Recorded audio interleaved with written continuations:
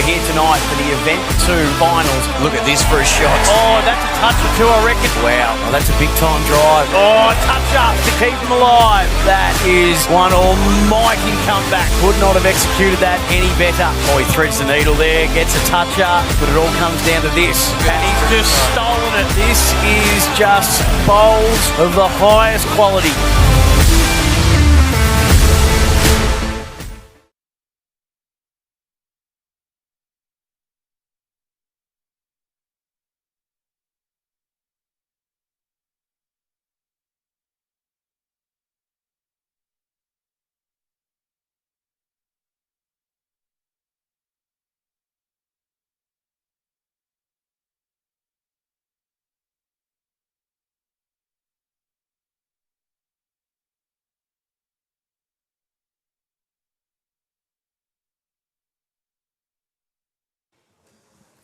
And here we go, UBC 25, an ultimate week hosted by the magnificent Moama Bowling Club. It's day 3, it's the start of Event 2. The Western Wolves saluted in Event 1, but we all start from scratch again today. I'm Chris Green, joined by Benny Jones. Benny, in for another big event, I'm guessing?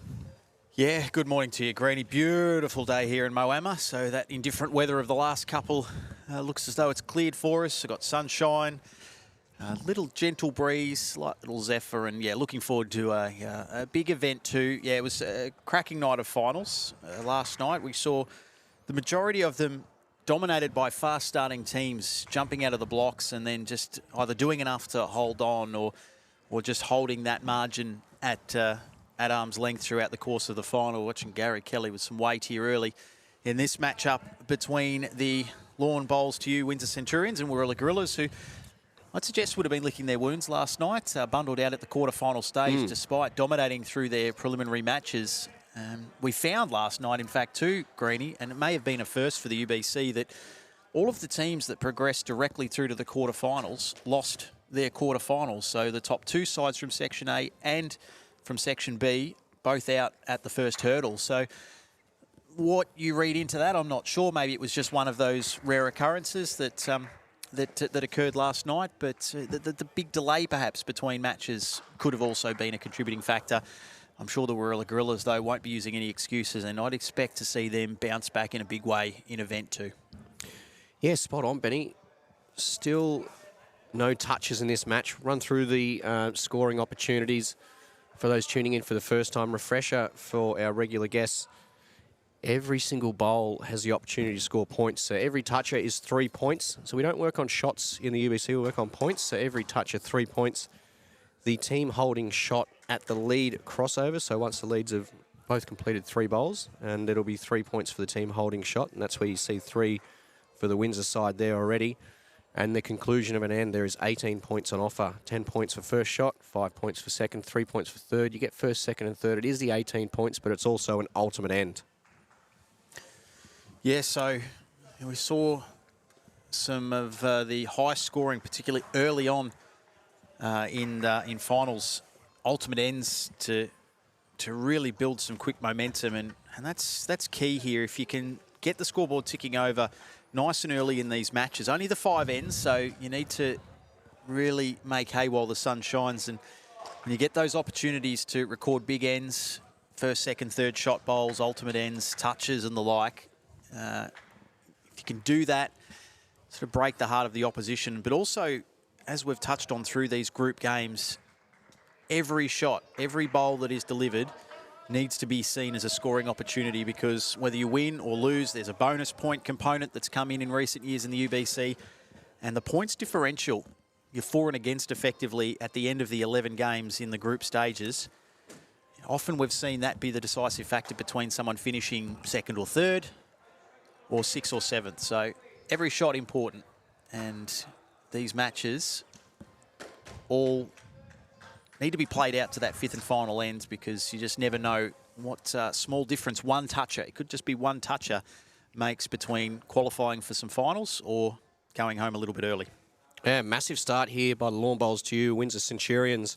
Almost case in point right here, Greeny, exactly. Spot on. Leading up for the Centurions, we have Jason Heath, and the skipper for today's match is Christian Crocker. The third player of the Lawn Bowls due Windsor Centurions is Brendan Egan, and lining up for the Warilla Gorillas is Gary Kelly leading up, world singles runner-up, and his skipper, the world fours champion, Corey Wedlock. And not bad player to have on the sideline there, Aaron Tees. Yeah, it was Corey and Aaron who did the majority of the heavy lifting yesterday, and obviously played in that quarter-final, which, as we touched on off the top, didn't fall the way of the Warilla Gorillas, team we're so accustomed to seeing at worst in a semi-final or a final, but they were swept aside. So, as I said, keen to bounce back. Gary gets his opportunity this morning leading off, and Corey, who generally plays that role for the Gorillas, he gets the role of skipper for this contest against the Centurions, who themselves had a really strong start to event one and just faded away yesterday in the last few group games and missed the top six, which they would have been bitterly disappointed with. So they too, we talk about the Gorillas wanting to bounce back from their disappointing event one. Well, likewise for the Lawn Bowls to Windsor Centurions, expecting a big day ahead for them. Benny, it's one of those interesting things too. We see the combinations with the UBC franchises, and quite often you see a clear-cut skip. You just touched on Corey leading majority of the games yesterday, and sometimes can almost be too good having three players who can play all the positions. Although it comes in very handy if you want to chop and change and give someone a rest. Sometimes it's a luxury that could maybe create a little bit of confusion. Yeah, I guess the dynamic of these three-player teams, you're kind of relying on, and particularly when you've got bowlers at this level who've obviously done some incredible things through their career, have played in some really high-pressure, hot cooker environments, that there's an honesty there where you can say, I'm really feeling it today. Put me in as lead. I feel like the bowls are coming out well, or, gee, I'm on, so I feel like I can close these out. I'll stand up as skip. Conversely, it's not happening for me today, so I'll either play a different role or not play at all. So that's where you'll find the teams that have the ultimate success here at the UBC have that ability to communicate openly and not let ego get in the way. Because let's be honest, these are all some of the best bowlers in the world. They want to be playing. They don't want to be sitting on the sidelines. But with minimum game requirements, you have to play the six through the group stages. So, you can't just go with the same two over and over and over again. Even if it's a winning formula, you need to be a little bit creative and have a little bit of a strategy to make sure that you don't get to the last couple of group games and all of a sudden you might be struggling to meet those minimum game requirements. An interesting one there. So the measure can be used during a UBC match, but only at one stage until the conclusion of end, and that is at the league crossover, because as we know, it's the all-important 3 points for the team holding shot. So they need to make sure who that team is, and as we just saw, the measure came out, and the Windsor Centurions added a further 3 to their score. Yeah, they're off to the perfect start. Literally the perfect start in this match. And the challenge already being thrown out nice and early here to the Warilla Gorillas. And Corey Wedlock skipping what is a seemingly unfamiliar role for him in this format. But he's a quality bowler, and he'll certainly be trying everything he can to get something out of this second end. At the moment, the Centurions, though, playing some fantastic lawn bowls. There's another 3. Yeah, Crocker there with the toucher. And the scoreboard now out to 27 zip, and Windsor, perfect start to their event 2 day 1 morning. Wait from Wedlock. He's missed. And he's a sort of a frustrated man, the sort of same face I saw on him through that quarter-final last night. At that game, he was, of course, leading off as opposed to skipping, and just seemed to be not really at ease with the playing surface here, maybe the speed, having to readjust. It was similar situations, just missing, just missing by an inch or two. Yep. And always being in the right area. But I think it was just those fine misses. Some weight here as well from Crocker. He's looking to clear those 2 orange bowls. He's going to get one of them. So now the last bowl of this second end, and suffice to say, I think Corey needs to come up with something really good here. This scoreboard, this looks better. Wow. Oh, no. Incredible result. It was near perfect. Hit exactly what he was aiming for, and fortunately he's just peeled the orange out, and then he's another home. ultimate end. Wow, I did not see this coming, Greeny. And it's quite incredible. I don't believe I'm about to say this, but after 2 completed ends, Warilla have not troubled the scoreboard. No touches, no lead shots, no shot bowls. And Windsor, well, they're in dreamland, 45-0 as we kickstart this third end.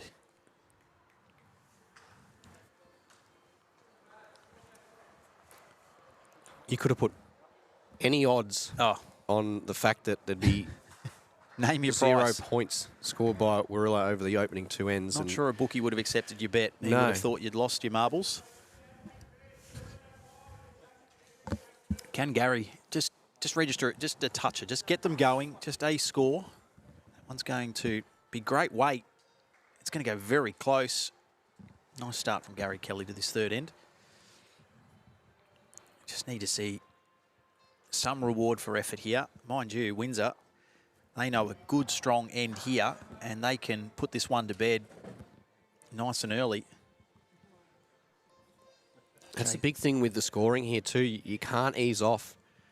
Even 45-0 in front after 2 ends, it's unheard of.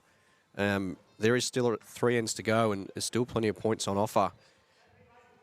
Yeah, absolutely. And well, this one's holding out a little high for Gary, his second bowl. As much as Windsor can put it to bed in this third end, Warilla, I guess the key is not to panic, not to try and, you can obviously only eat into the deficit so much. So don't start to think too far ahead, and just try and chip away over the next couple of ends and give yourself a live chance coming into the final end. And this could be 3 more to the Windsor Centurions. It is. And gee, Jason Heath seeing them well early. What a correction from his first 2. Just as it looked like Warilla might just be gaining a little bit of momentum with Gaz's first 2 bowls. Heath provides the goods there. It's not going to get past the front one, is it? No. So it'll be another 3 to Windsor as well for the lead shot. So they've cracked the half ton, and still Warilla are yet to open their account at the halfway point of this match. To see a 0 next to Warilla, that is something else. Surely they'll get something out of this back half of the third end. But now let's have a look at Christian Crocker.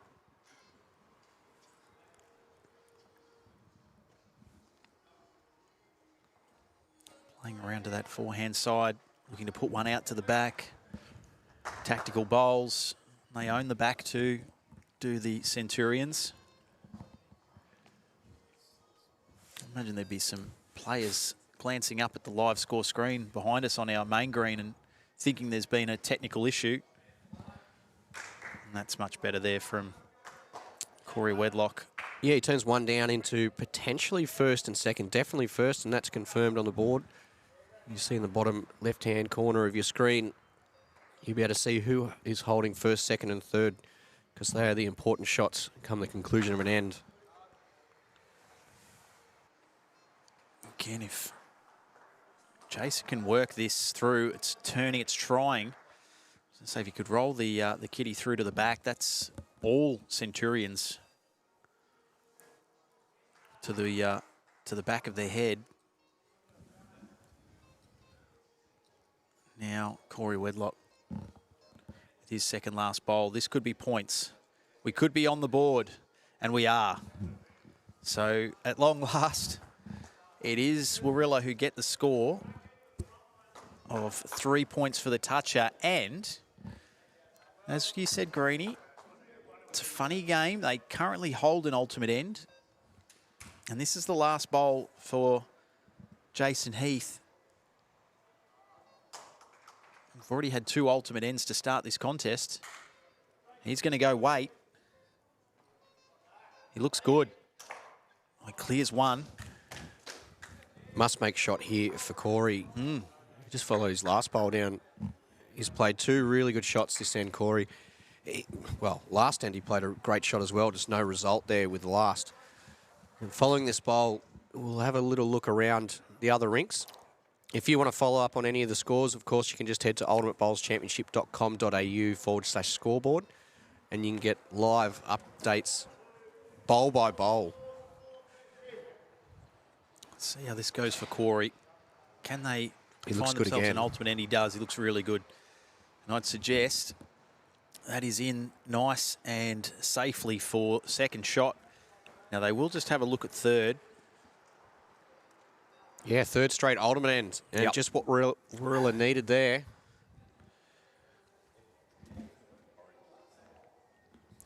Once again, our marker today, Cooper Sutton, working on the tablet down the green. The beauty with our markers, there's no scorecards, sorry. It's all tablet work, and every bowl is updated with who's holding first, second, and third. If there's been a toucher, and that automatically changes the scoreboard. Great start there from Gary Kelly. Line was perfect. Weight, not far behind. 21.51, as I said, you really just need to try and stay in the moment here and not worry too much about the deficit. Sure, you're not going to make it up in one end, but if they could get this back to something closer to 12 or 15 heading into the final end, it just gives themselves a sniff, which when you're 51 down at the halfway point would be a pretty good result.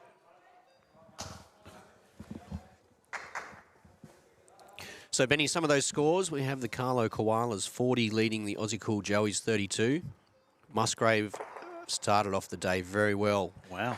After 4 ends, they lead 72-36 against Moama Green. Who didn't have a great event one, did they? So we thought they'd be one of the teams, certainly one of the home teams here would bounce back. But yeah, great start from Musgrave. Dandenong 60 lead the Raptors 21. Port Sorell 42 lead Broadbeach 33. And Deer Park Club Gold 37 trail the Melbourne Falcons 38. Some early scores from Section 1. Another good grouping of bowls here from Gary Kelly. So, see with that improved third end for Warilla, their confidence has just lifted a touch. Needed to.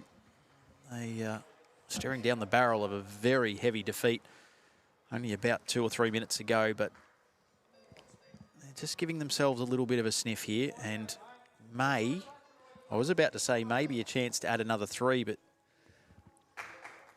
yeah, they've done so. they have, yeah. I couldn't quite see the tracking there of Jason's third and final bowl, but it has just come up a little bit short. So again, just chipping away. That's all that Warilla can do. 51-24.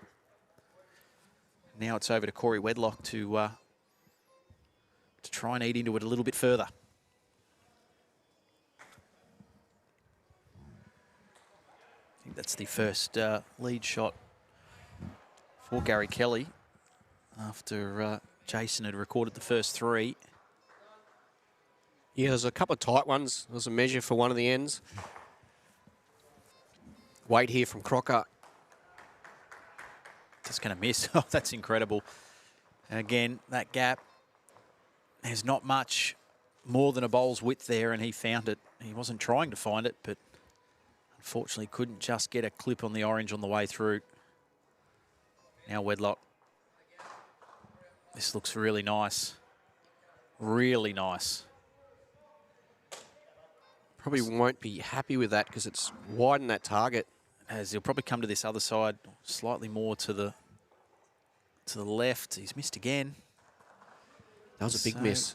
So with one bowl to come for each of the skips, Warilla are holding another ultimate end. And again, Greenie, we've seen a lot of firsts, it feels like, here at Moama for this UBC 2025 event. And this could make it 4 consecutive ultimate ends. I don't know if we've ever had a game where there's been 5 ultimate ends across the 2 teams. No, well, even yesterday afternoon, remember we got to the stage where every single match on the main green. Yeah, that was incredible, wasn't it? The 5 other sectional games that were getting played, they all finished with ultimate ends. They did, yeah. And we were just waiting for the TV rink, which couldn't unfortunately keep up that trend and create a little bit of history. So it's third time lucky here for the Windsor Centurions. Staring down an ultimate end, this should tighten things up immensely unless Christian can cause some carnage here. He's happier with that.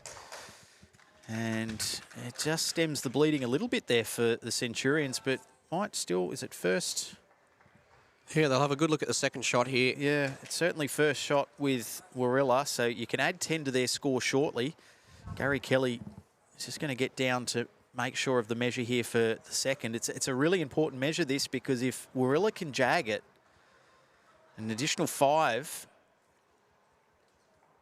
puts them really close, or close enough that certainly if you're a fan of the Windsor Centurions, you'd be just a touch nervous. Yeah, they'll be back within 15.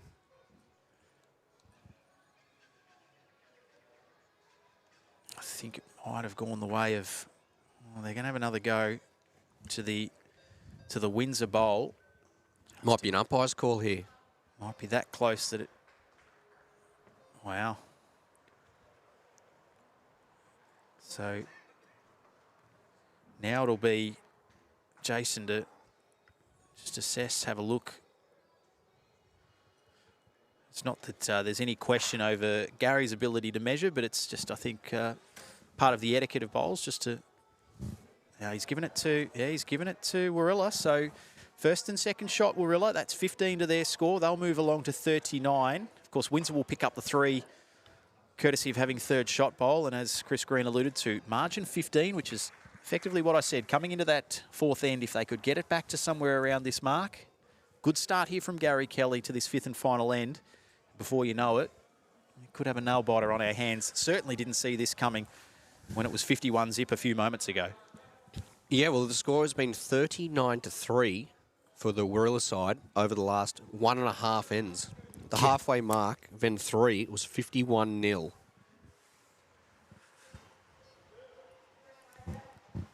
So again, from Gary, the line is nigh on spot on, just the weight. So Jason Heath would love nothing more than just to knock in a couple of touches here and extend that margin out. Just give them a little bit of breathing space. It's been a great fight back from Warilla, but to be fair to the Centurions, they haven't done a whole lot wrong. Has he got a toucher on the way through, just missing to that high side?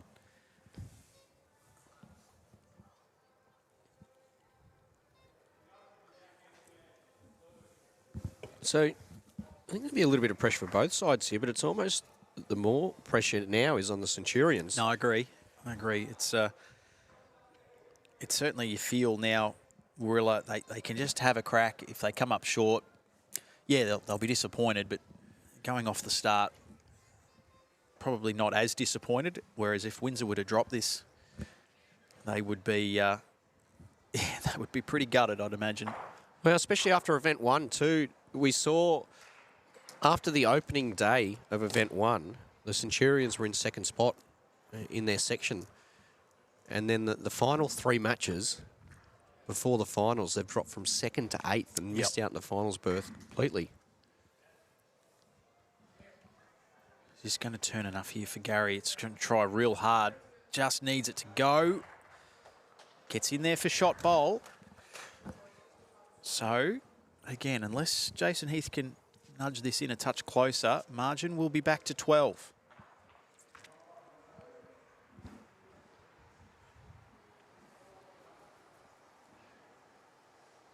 If it's got the legs, it's got the line, just doesn't have quite the muscle.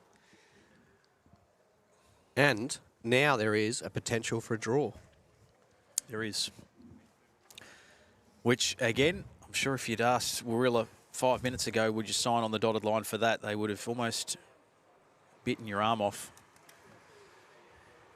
54-42. Warilla hold first and third. And it's Windsor who lead it by 12 and will get the final say in this match. But first to Corey Wedlock. I mean, it looks pretty good here. Can he get a land on the blue? He does. I wonder whether we'll see a little bit of weight up through these orange bowls, try and clear a couple out. Yeah. I was just thinking the angle in either side, forehand, backhand, really, there's not a lot there for Christian to aim at. So he's backing himself on the draw. He's going to try. If he can work this through, run the jack through, he's got the blues to the back, and on that left-hand side, another one added to the mix there. And remarkably, Warilla are actually holding match, Benny. They are. Yeah, yep. With 2 bowls for both of the skips to come. It's quite amazing to think that we're in this position now where the pressure is well and truly on Windsor. And just from Corey's perspective, just some smart bowls here. He can make it really tough for him. This one's not going to get past his lead bowl at the front of the head. Yeah, he's happy with that falling over because what it's done, it's changed the angle there. Yeah. If that had stayed up, it would have been a cannon onto the shot bowl, which onto the jack as well.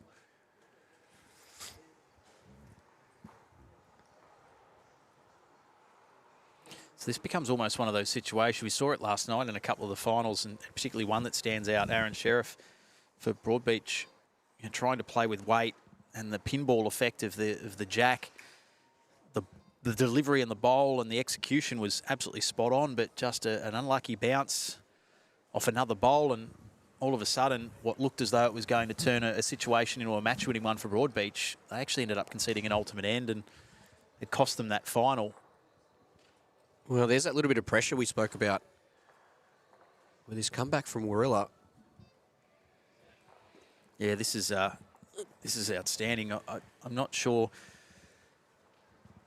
in my time being here at the UBC whether I've seen a deficit overcome quite like this. A game literally of 2 halves this has been. And now Wedlock with his final bowl of this match. There is still one to come, of course, for the Centurions, but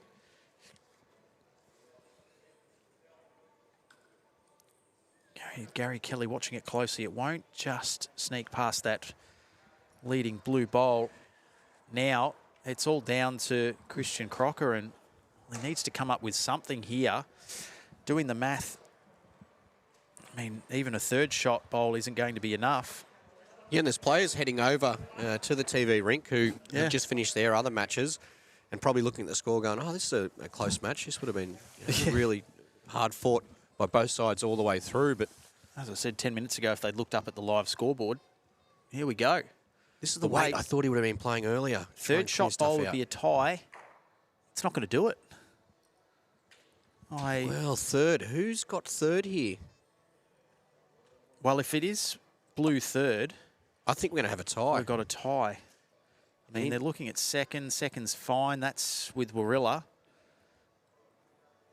No, I reckon they've shaken hands on it. I think it's an ultimate end to Warilla. We'll wait for confirmation here. No, I think it's going to be a tie. It is 2. There you go. So, as you said, a game of 2 halves. Incredibly, at the halfway mark end of N3, it was 51-0 to the Centurions. And the star power of Gary Kelly and Corey Wedlock have found a way back into the match. Yeah. And it's finished with a 57-point draw. Yeah, if that's a sign of what's ahead of us today, Greenie, we're in for some entertainment. That's baffling. Great effort by, first and foremost, Warilla Gorillas to be that far behind and to stay in the game and stay focused enough to snatch a draw. I'd say snatch a draw that almost, in the end, they're almost unlucky not to have won. Whereas for the Centurions, I mean, I don't know how they leave this TV rink feeling about that. Looked like they had 3 points in the bag, a nice first up win, and a springboard into their event too. But it's just all gone a bit pear-shaped, and in the end, possibly a touch lucky to escape with a draw. So, yeah, great start here on the TV rink, and I'm sure for our viewers on Facebook and YouTube, they would have been pretty happy watching that from afar. Yeah, at the end there, Warilla will probably feel a little bit unlucky they didn't actually get the win, and Windsor are probably happy they got a draw out of it. which is just truly remarkable. But 51 points, it just goes to show you're never out of it with the UBC. We see the current standings after one match. Musgrave Pelicans are on top. They're a team who I think in Event 2 and Event 3 will feature in the finals. Really strong lineup. Yeah, and we're about to see the Carlo Koalas up against the Broadbeach Bulls. And Carlo Koalas off to a winning start in Event 2, whereas Broadbeach, who we spoke about a little bit earlier, one of the teams that made a deep finals run in Event 1, they went down in a close match first up, losing to the Port Sorell Sharks. So having a look there at the table, very early stages, of course, but yeah, another flat start for Moama Green, which was one of the teams that we thought would certainly be bouncing back in Event 2. But we pick it up here with Shawningham. Broadbeach Bulls leading off. Yeah, so Nug Shawningham will be leading up, and there is no doubt about who their skipper will be. That is the one and only Aaron Sheriff for the Carlo Koalas. Nathan Malloy leading up for Darren Morrison, the third player for each side for the Carlo Koalas, Lee Trithowen and Mitch Mears for the Broadbeach Bulls.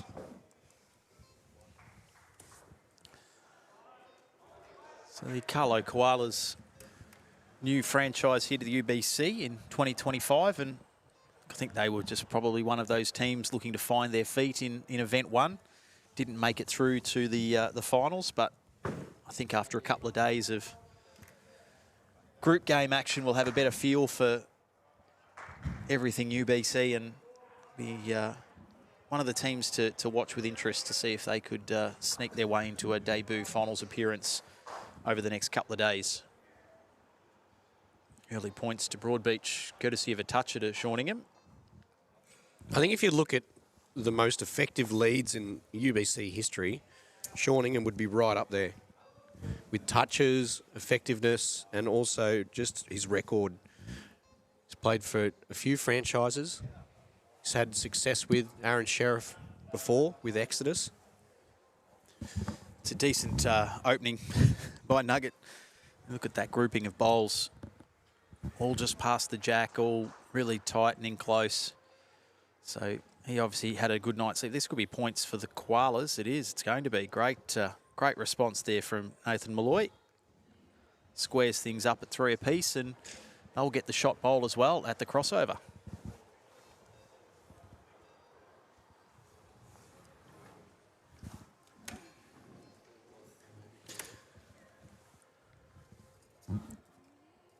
Yeah, that's been confirmed. The lead shot there. Still lots of room here. So we all know Aaron Sheriff, world champion. Darren Morrison, former New South Wales champ pairs winner. Just about on the money first up there, Aaron Sheriff. Now to Darren, who can get his day underway here on the TV rink. He's going to pop that one out to the back.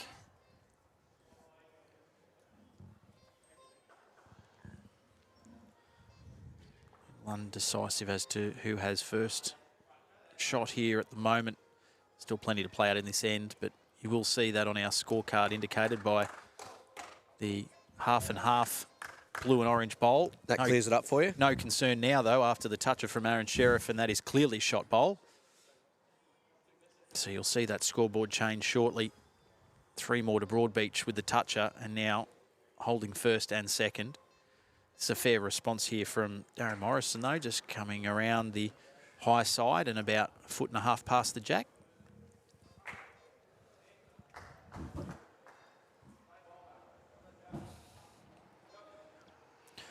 He's zoned in again here. Yeah. Aaron.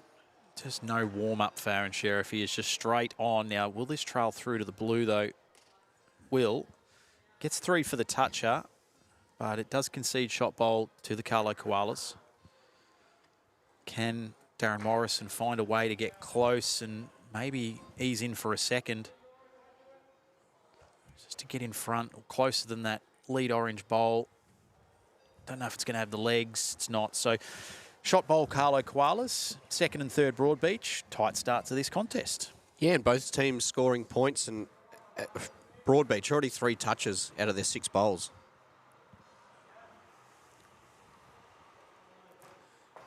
Of course, just a reminder to those joining us for the first time, well, it is very much a team-focused event here at the UBC. There is an individual focus for the Golden Touch Award, and we saw that in event 1, it was the heart and soul of Golden State, Dan the Man, Dan Lemez, who took out the Golden Touch Award with 26 from memory, just holding out Cohen Litfin from the Flem Colts, who had 25, and Shawnee Ingham. It's touch essential at the moment. Yeah, quite remarkable too, because Golden State actually finished in 10th. I think it was 10th place. So in their section. Yeah, and I think Dan was pleasantly surprised. He was here watching the finals unfold last night, and I don't know if, I'm pretty sure he hadn't been given a little bit of a heads up, but yeah, upon announcing his name, he leapt from his seat and was very happy. He's obviously just a huge part of the UBC. He's been a massive fan, and he's invested a lot of time and a lot of his effort and money into being a part of it with the Golden State team. And while I'm sure he'd love nothing more than some team success and a chance to have a deep run into the finals, to pick up a Golden Touch Award is a nice little addition to his CV. We were asking the viewers yesterday, Benny, to give us their insights into who they would select. So, say they've got a free run. We've given them an ownership. Yep. They've got 3 players to select. Who would they select? And we had some great feedback yesterday. So we'd love to hear from you today. Maybe even add some of the players from last night's winning team into your selections. But who would be your 3 selections? Let us know via the Facebook and YouTube channels. Nice third bowl there from Sean Ingham to just promote his front bowl forward to pick up the lead shot and extend Broadbeach's lead. Well, you did ask me, Greeny. I don't think I flicked it back to you. Who would you have? You know these guys and girls really well. Obviously, you've played with and against a lot of them and have seen them over the journey of the UBC. So I said, we touched on you, say, I think you gave me 4. You said I could pick 4. Let's just say you need the 4th in case of an unforeseen injury or illness. Who are the 4 you're going in with? Yeah, I'm going to sit right on the fence, and I'm going to change the question. Okay. What I would love to see is Ali Forsyth playing with Aaron Sheriff in a match. Purely based on the fact that... Aaron Sheriff. Purely based on the fact that Ali sees the game in a remarkable way, and some of the angles that he sees they're unseen by others. And then you throw in the skill level of Sheriff, and I think it could be absolute dynamite.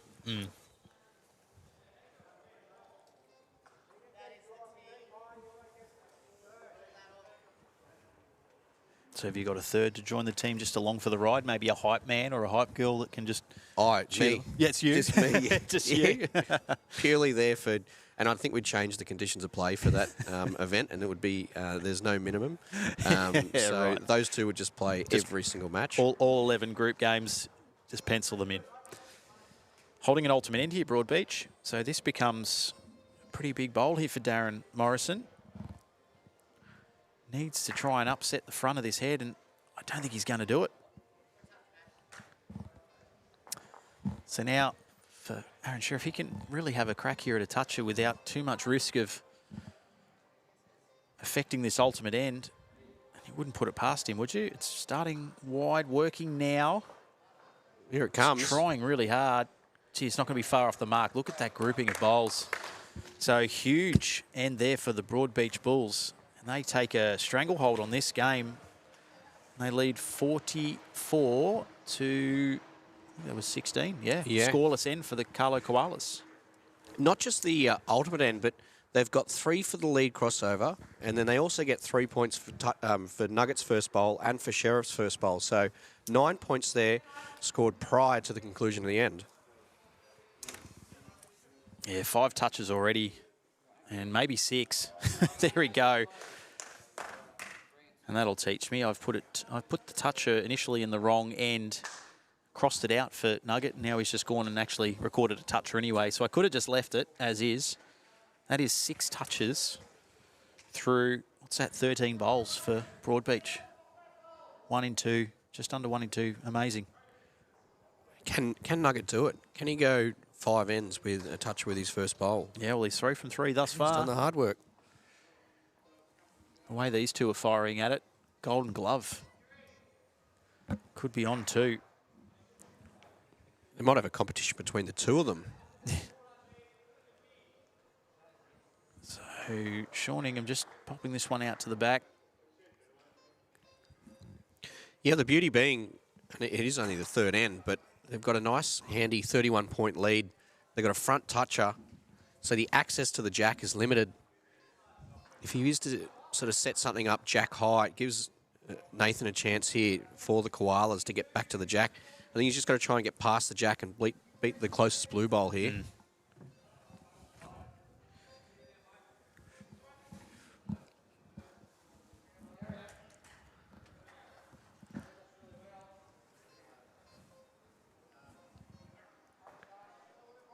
Yeah, good areas.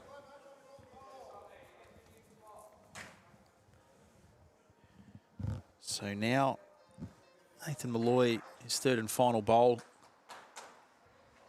leading off on this third end. And it's going to be an additional 3. Is it going to hold in? No, that's heading into the ditch. So an additional 3 points to the Broadbeach Bulls. They crack the half-ton and have a very healthy lead in this contest, holding first and third shot as well. And the legendary Aaron Sheriff now heading to the mat. It's danger time here for the Carlo Koalas. They can't really afford to cough up too many more points in this third end.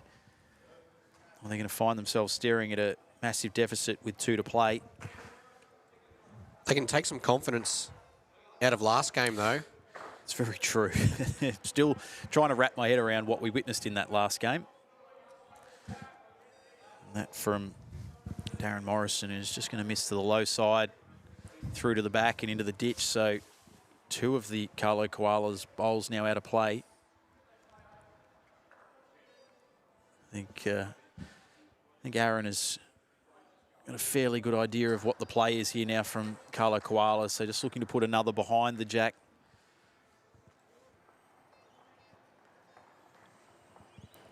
Yeah, well, as long as they hold onto that shot bowl, they're going to extend their lead. Whether it's small or big, just extending the lead is always a good sign, especially when you're well in front. This is a good roll here from Darren. Geez, he's done very well. It's about as good as you could do, as you said, with that jack guarded. But now, watch Aaron Sheriff just try, I'd say he'll just try and roll through that blue bolt, clear it out, and use it as basically a blocker to halt the momentum of his bowl. It's going to go very close. Oh, if in the end he's actually knocked the blue bowl closer to promote Carlo now to lead shot.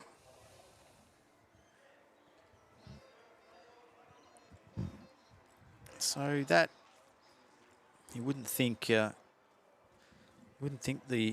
Koalas could get in here for second, but they'll pick up 13 additional points off the back of that, and Broadbeach will pick up 5. So 29-55. The margin is still significant, but it could have been a hell of a lot worse for the Carlo Koalas. Yeah, they've just done enough there to keep themselves in the game. A little bit of a sniff. A big end coming up here in number 4. And it starts off with this man, Nathan Malloy.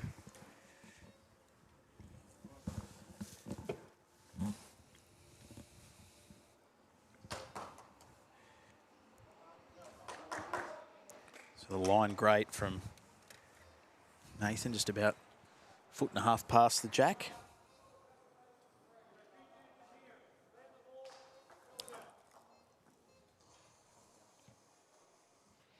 Sean Ingham's been all over it in this match, and unfortunately the streak of touches for the first shot of an end has come to a shuddering halt for you, Greenie. So we didn't quite get the little bit of history there, but He gave himself a good chance reaching up, didn't he? He did. He would have had it at the back of his mind, I reckon. Couple of quick scores, Benny. We've got Port Sorell 20 lead the Windsor Centurions 13.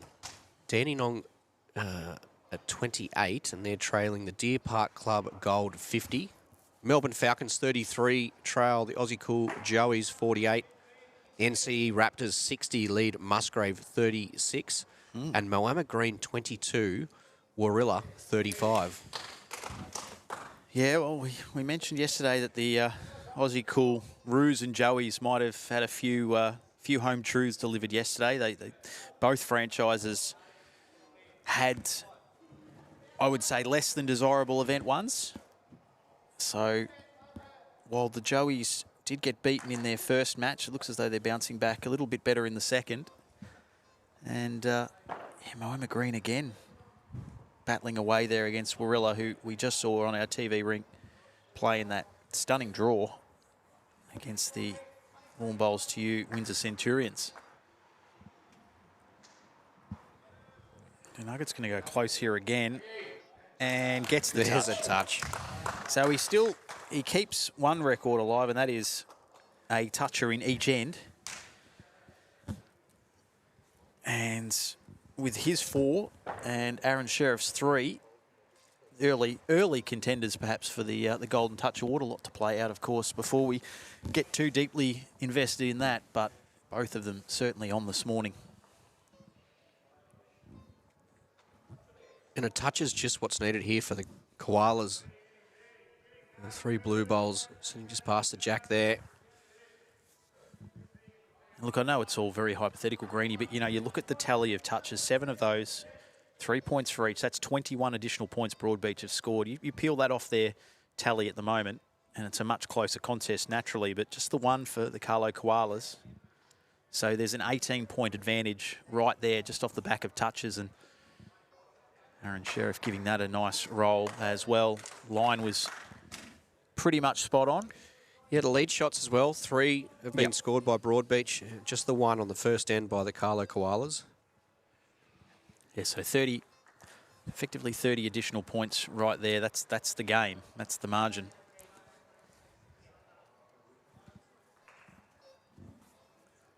And with it sitting currently at 32, Broadbeach holding an ultimate end, they can actually put this out of reach of the Koalas heading into the 5th and final end. This looks good from Sheriff. Can he get a touch of his own? I mean, they all look good. Oh, he went very, very close. Just missed. You can see the reaction there of Shawnee Ingham. That's just for show. He's deep down, he's thinking, well, I've already got 4 touches, and Omar, you've got 3, so. Yeah. Well, the game rests on this, to be honest. He's got it. Wow, And what a big shot. Toucher and holding first, second, and third. How quickly things can turn around. He has flipped the ultimate end on its head there. Now Sheriff will have to play with weight. It's missed, has it? Oh, he cleared out 2. Won't make a difference, though. Ultimate end, wow. That has changed the complexion of the scoreboard big time. 50 plays, 61. So we went from game potentially over to game very much alive. We're getting plenty of entertainment on the TV rink this morning, Greenie. Yeah, it took just one bowl. Yeah.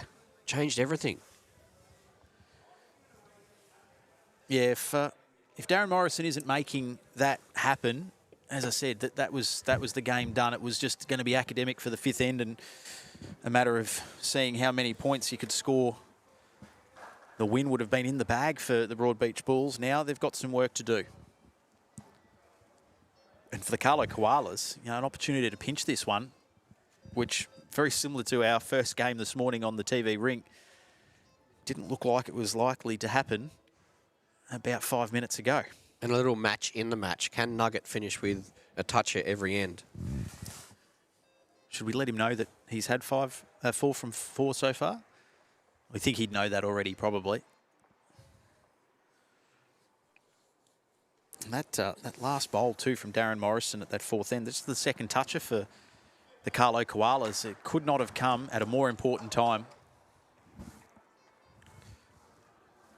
Here's the one. I reckon this is the one, Benny. This is the toucher here. See if he can do it to make it a perfect 5 from 5 ends. Tell you what, Greeny, it's just going to turn inside, I think, and miss, but whew, it's a great run. Oh, that's the rangefinder. Yeah. So he'll have one more opportunity. But focus on the actual game itself here. It is a very close contest, and well, now Nathan Malloy, can he try and sneak in for shot bowl? I think he's just going to go past, and not quite what the Koalas were after. They would have loved an additional 3 there. But now Nugget will try and get this one in nice and close, and possibly that toucher to complete 5 ends with at least one toucher. How's he looking? Not quite enough of turn on it. So he just falls short, but still 3 points to Broadbeach at the crossover. And they extend the lead out to 14 with half an end to play. I think a little bit of a team bowl there, trying to get past the jack and beat the 2 Blues. Took the focus away from drawing the toucher. Had there been prize money involved for having a toucher in each end, do you think the team bowl would have still come into the equation? Or? Oh, absolutely not.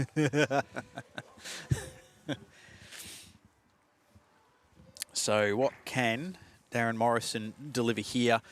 Came up huge with his final bowl on the 4th end.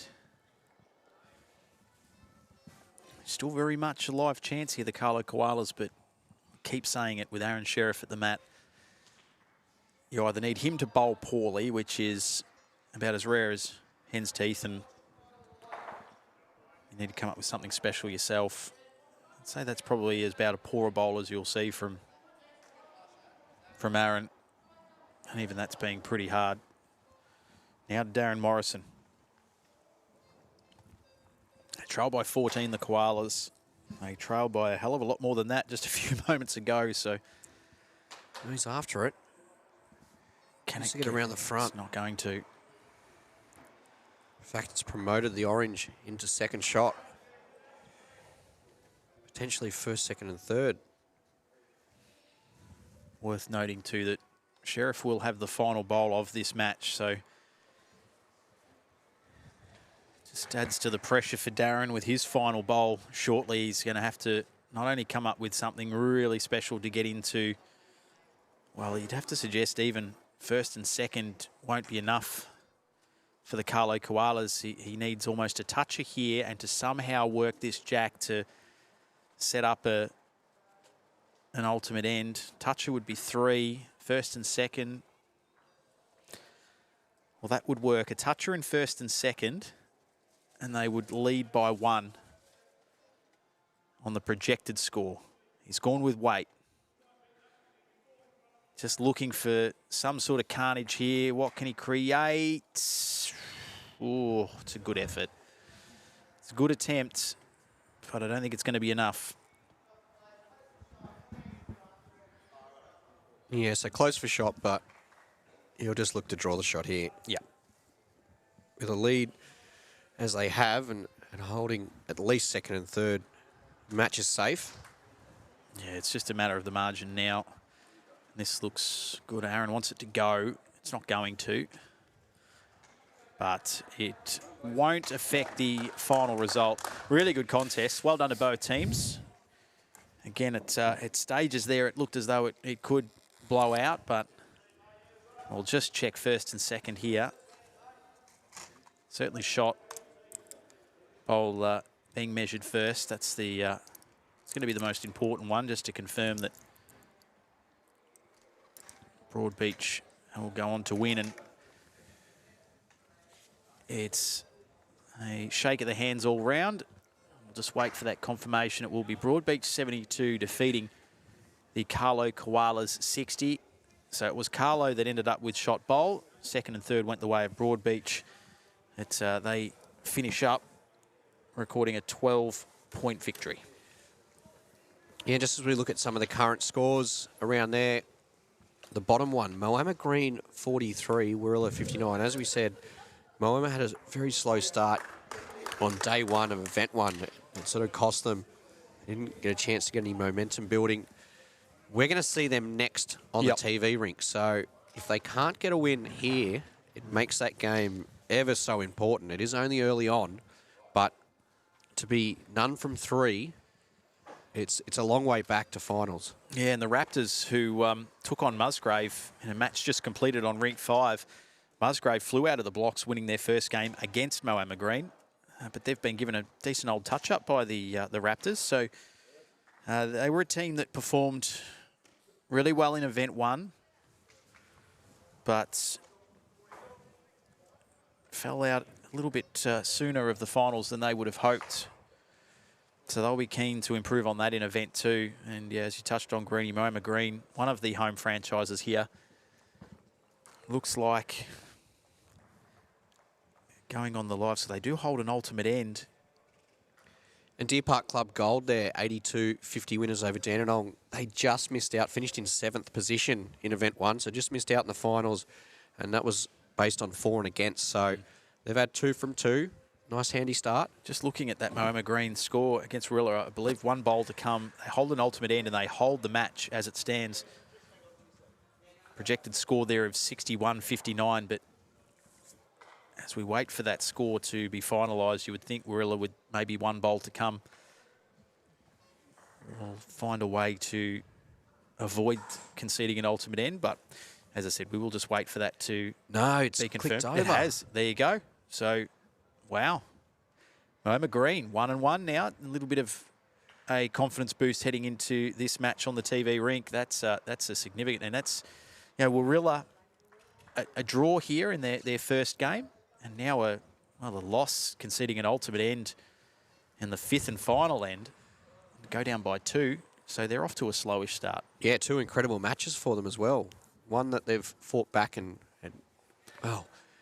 probably wrestled a draw out of it, but they probably should have won it in the end. And that match there where they were leading and leading in a very handy way, and it came down to an ultimate and against, and they dropped the match.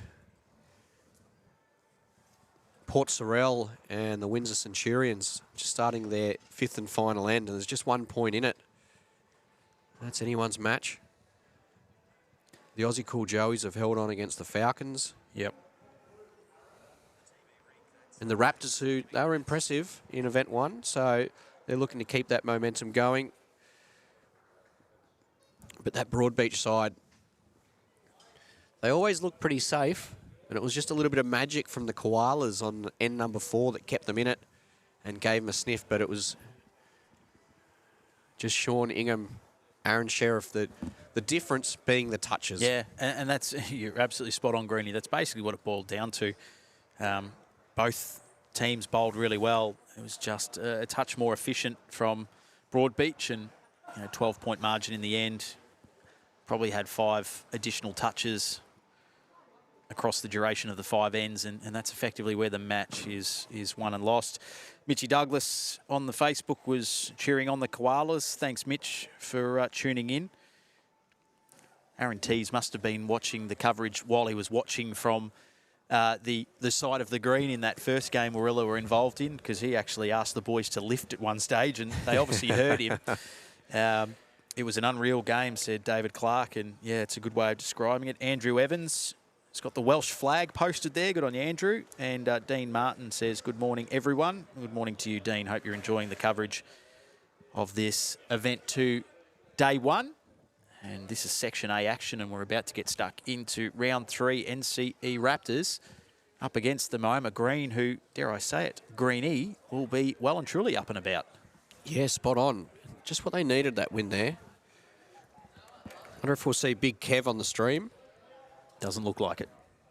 He's just actually saddled up alongside us here, and it looks as though it will be Cam Keenan and Ryan Burnett to get it done here for Moama Green this morning. Up against the NCE Raptors, who, as I said, were pretty strong performers in Event 1. Unfortunately, couldn't get through that preliminary final stage.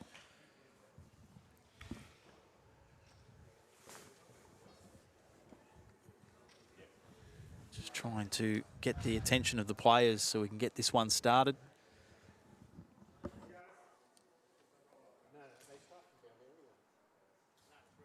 And just having a look at the Section A standings while we've got a little bit of a hold up here at the TV rink. Just confirming with the players as to which end they're going to start from. We've got Deer Park Club Gold out on top, the only undefeated side in the section. And after 2 completed rounds, that's in itself a little bit unusual. But they're 2 from 2. The Musgrave Pelicans had a great start, but back to earth a little bit in their second round match. The Broadbeach Bulls, who we just saw here on our TV rink, 1-1. A host of sides with 1 win and 1 loss. Of course, Port Sorell Sharks and Lawn Bowls to Windsor Centurions still completing their match, so that's yet to be updated. The Dandenong Club, NCE Raptors, Aussie Cool Joeys, and Moama Green, all with 1 win and 1 loss to start their Event 2 campaigns. No teams yet to register a bonus point. The bonus point awarded to teams who score 63 or more in a match, but don't win. So if it's a loss or a draw and they score 63, they receive a bonus point. Yeah, and we've seen those bonus points come in very, very handy since its introduction to the UBC. Can be crucial when it comes to fighting out for some of those places, particularly in the bottom end of the top 6 come finals time. So the lineups here for the NCE Raptors: Ben Cotter leading up for Brodie Harker, the third member of that side, Christopher Carswell, and for Moama Green, Ryan Burnett leads for Cameron Keenan, the third member of that side, Kevy Anderson.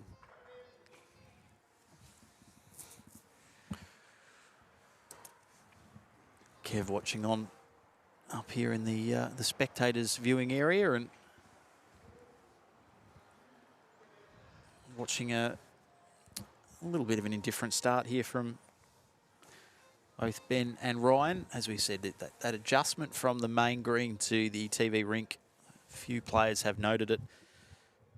Conditions and speeds will probably change again today with some slightly warmer weather about. Less of a breeze to contend with. Certainly no rain. It's been a beautiful start to the day here in Moama. So as we've sort of encouraged people over the last few days of action, if you're anywhere in the vicinity, even if you're based in the city down Melbourne way, it's a beautiful drive. Pack the car, book yourself a night's accommodation, come down and get involved here. Event 2 finals tomorrow from 2 o'clock.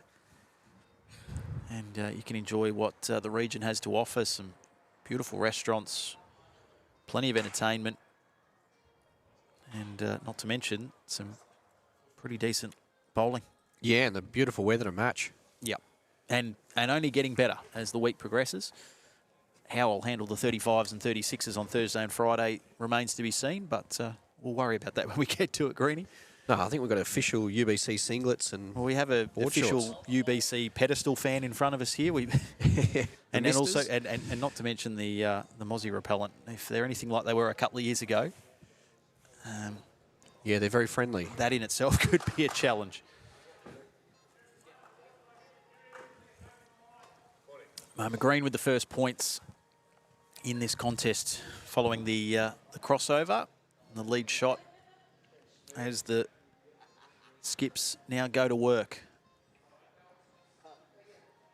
Cameron Keenan quite working in there for shot bowl. Now it'll be over to Brodie Harker. Who's clearly a fan of this new trend of haircuts where you just remove any sign of sideburns or hair to the side of one's face and just let the rest grow as per.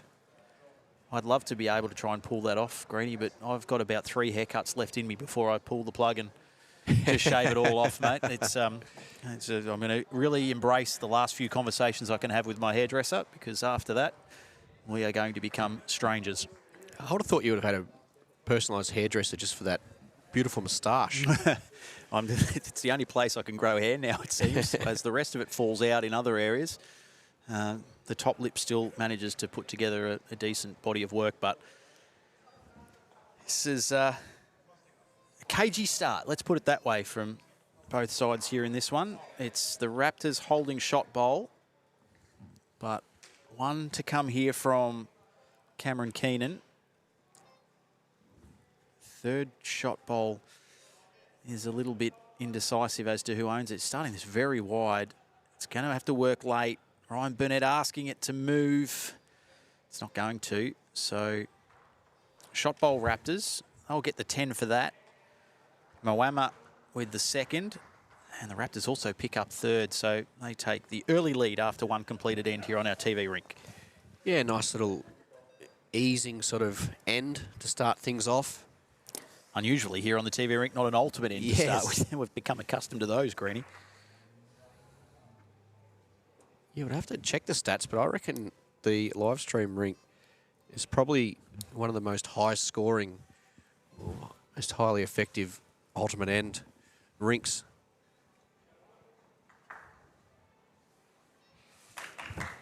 So plenty of room here for Burnett. We've seen time and time again in the UBC, once he jumps on top early, he just continues that throughout the match.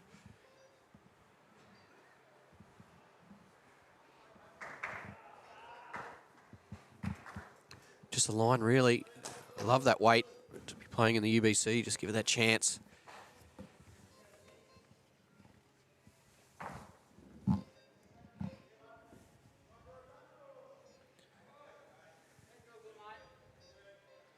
So once again, just seeing our leads just battle a little bit with their weight.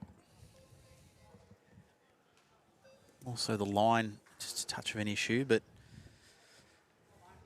usually doesn't take them too long to figure that out. And you can see here, right on cue, Ryan Burnett, very close to a toucher. That's more like it.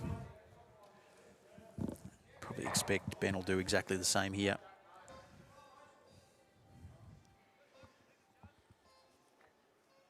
Needs to just get past his first there. She'll get a little wick if that's brilliant. That is quite the result. Toucher and not quite in for shot bowl, but yeah. Yeah, quite the fortunate result there. Burnett in the area again here. And that was our first toucher. Look at that weight control. Brilliant weight control there. So that cancels out the toucher of Ben Cotter. Lead shot going the way of Moama Green. So keeps that margin at 5, as it was when we started this second end.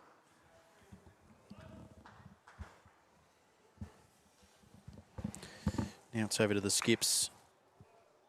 Starting off with Brody Harker. And this looks almost, I just thought there for a moment as it promotes the Moama Green bowl of... It's still a handy setup. You can still get to that orange shot bowl now. So Ryan Burnett's probably now, worked in for that lead shot. This might take a touch and get the toucher as well. So that's really creative and inventive there from Cam Keenan. Another 3 to Moama Green. So they'll move to 14. Yeah, really solid shot there. He had plenty of opportunities and he played the perfect weight. You get to his own off that blue as we just saw to get to the jack. We see those 2 blue bowls at the front of the screen.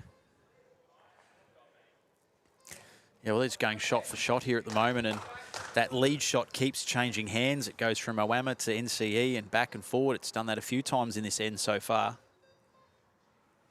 Yeah, it is an advantage here to Moama because they've got all their bowls either jack high or past and up and movement there. There's only really that one blue bowl in the area there. Yeah. So the two really short ones and then the two just short of the orange pack. And quite interestingly too, there, Greeny, prior to that last bowl we saw from Cameron Keenan, there was not one bowl behind the jack. Very, very rare Yeah. in the UBC. And even now, there is just the one Moama green bowl that is residing behind the jack. Brody Harker now for the NCE Raptors. It's not going to be far away. It's not going to be far away. It's a great roll. And he gets in for shot as well. A similar sort of shot for Cam. He's just got to follow that bowl down. Just got to clear that front little pack of 4 bowls there. A good weight. He gets back to the blue. Could even get back to the jack.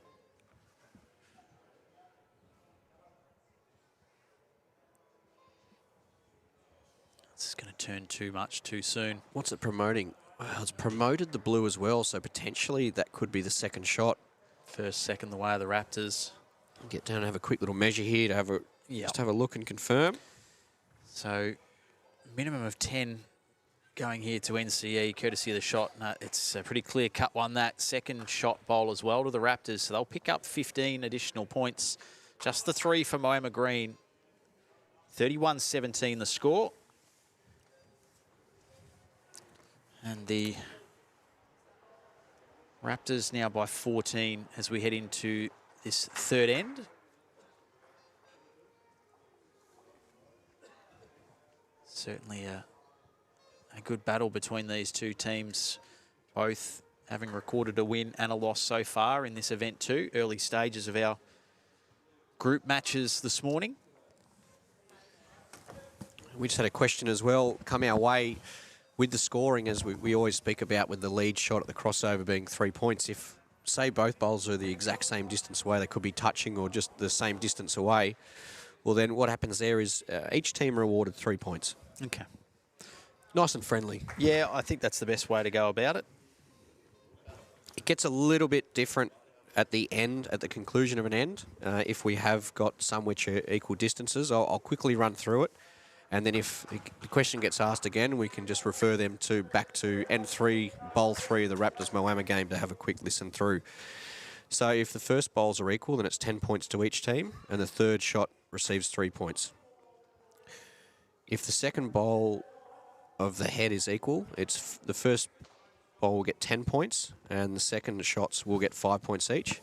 And then if it's the third shot is equal, its first still remains 10, second remains 5, and then it is 3 points to each of the teams which have the equal third bowl.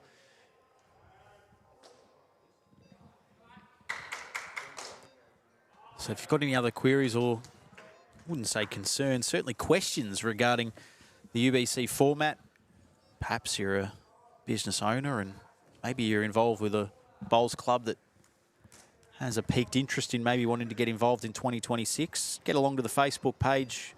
If that's how you're watching the stream at the moment, make a comment.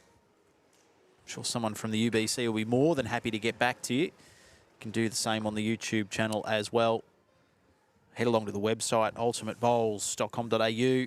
All the details are there. You can see the history of past winners, past events, where they've been held all over Australia.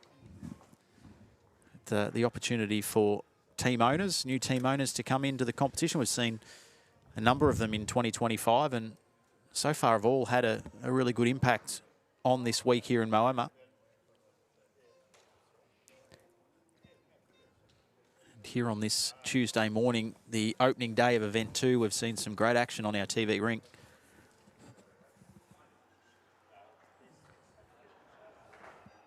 So just back in this direction again. Cam Keenan, once again, just a touch high. His weight's been very good. He's just finishing just outside the line. Comes sprinting after this one, Brody Harker. I think he was pretty happy with it. And that's probably why. I think maybe just rolling past shot bowl. Certainly in there for second. No, they've given it to the Raptors, so what can Cam Keenan come up with in response? Clears one of his own out. Yeah, it peels through. So currently first the way of the Raptors, second for Moama Green, and third shot, as seen on screen there, is a measure between both sides. Too close to call. So I'll check that at the conclusion of this send. One bowl each to come from the skips.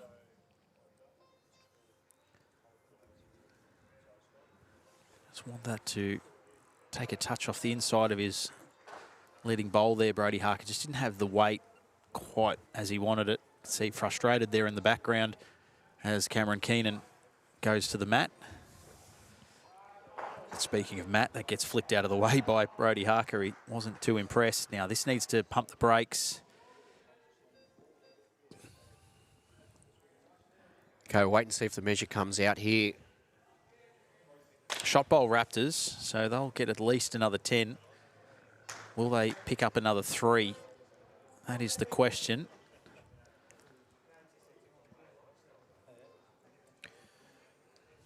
Ben Cotter in charge of the measuring, and it's going to end up going to Moama Green, I think, from what I could see there. Yeah, 41-28. It is the Raptors. They just maintain that lead. It was 14 going into that end. It's now 13.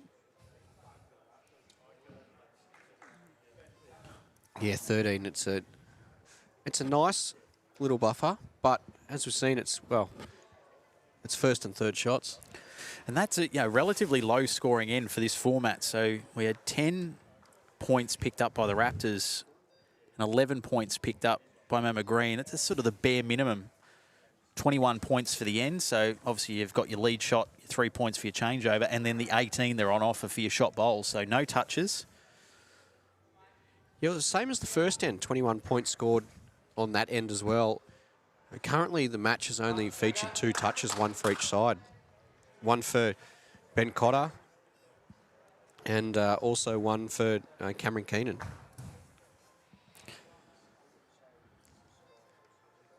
Went from a previous match where the Broadbeach Bulls, featuring Aaron Sheriff and Sean Ingham, were all over the jack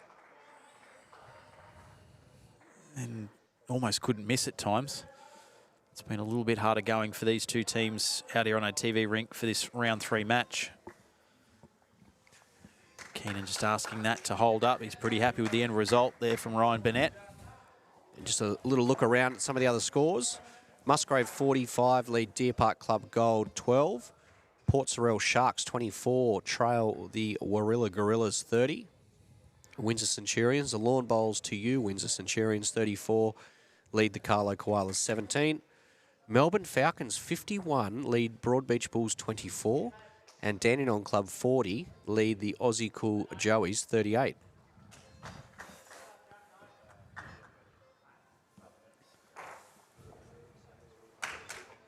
So, lead shot Moama Green. They pick up 3, margin back to 10. This has been a good contest. Too close to call at the moment. Raptors will be happy to be in front, but they are staring down an ultimate end with the skips to come in this 4th.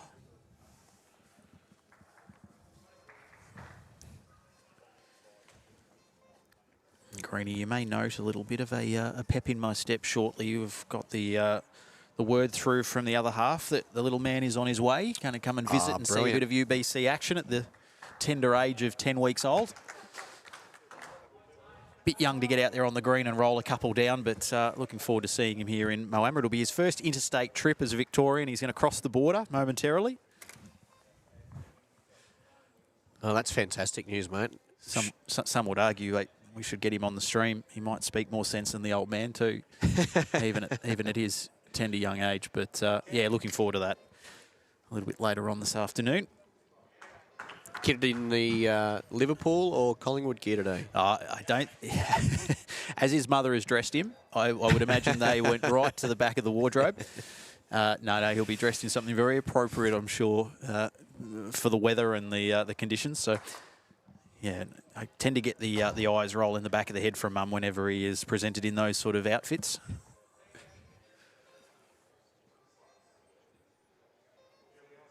Yeah, great bowling. Brody Harker there. Just working his way in the backhand. Cam Keenan to follow it down. Nearing the conclusion of N4. Just one end remains after this.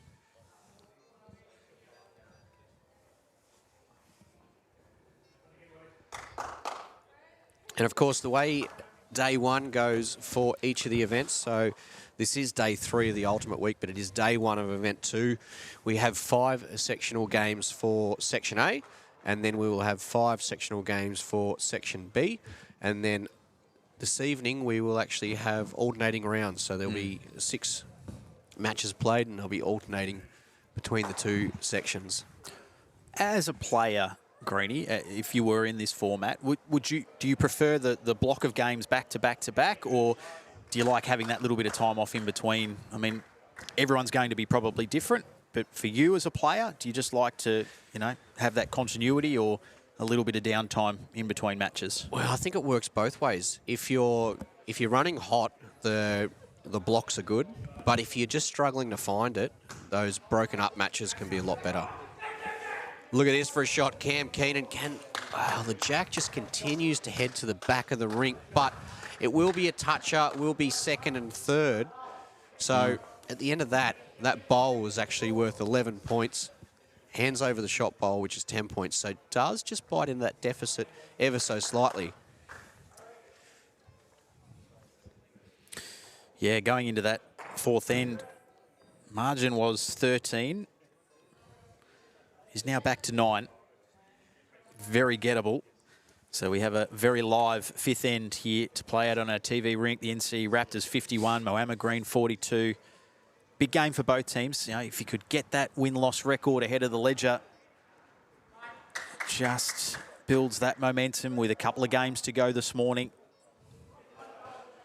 We know particularly for Moama Green, who would have been bitterly disappointed with their showing in Event 1, being one of the home franchise teams, you want to perform strongly in front of your home crowd. That looks good from Burnett.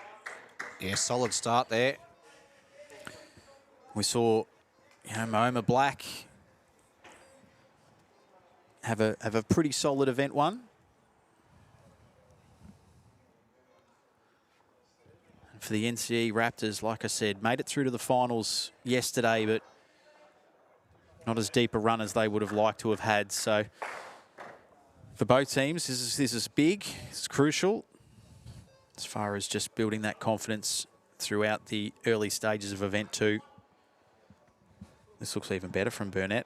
Just to stay with it. And he does too. Big bowl there, Ryan Burnett. Moama Green. Further 3 points. And holding the shot too.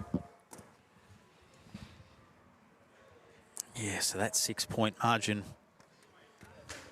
could very soon become 3. And just looking at the reaction there from Ben Cotter, yeah, he wasn't happy with that. So it's a minimum of 3 additional points coming the way of the green. Can Burnett find a way maybe to even add another 3, or will he just try and pop this one out the back? Yeah, draws a toucher here, and it's not going to be far away, is it? It's turning. He's got some sharp turn on these bowls late. Oh, very what close. An effort.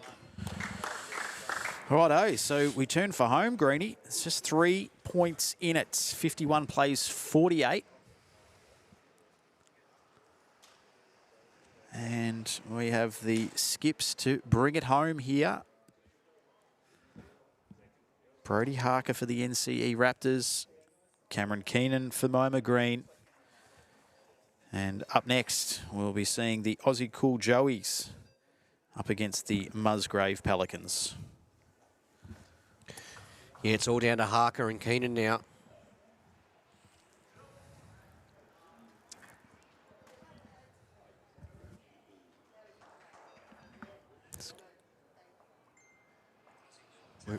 We might get a little message to some of the players for the remaining matches, just to remember where the cameras are. I know it's a little bit hard when you're playing. Makes our job just a little bit harder when we can only stare at the back of our bowlers, not quite get a visual on where the bowl is resting in the head.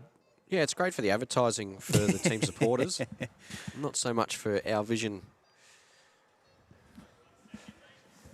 All right, so both of the skips have had their cider now.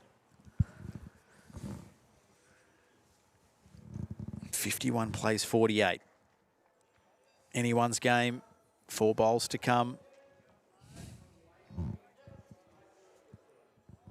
Sort of look at these type of matches, and as I said, the importance for both teams.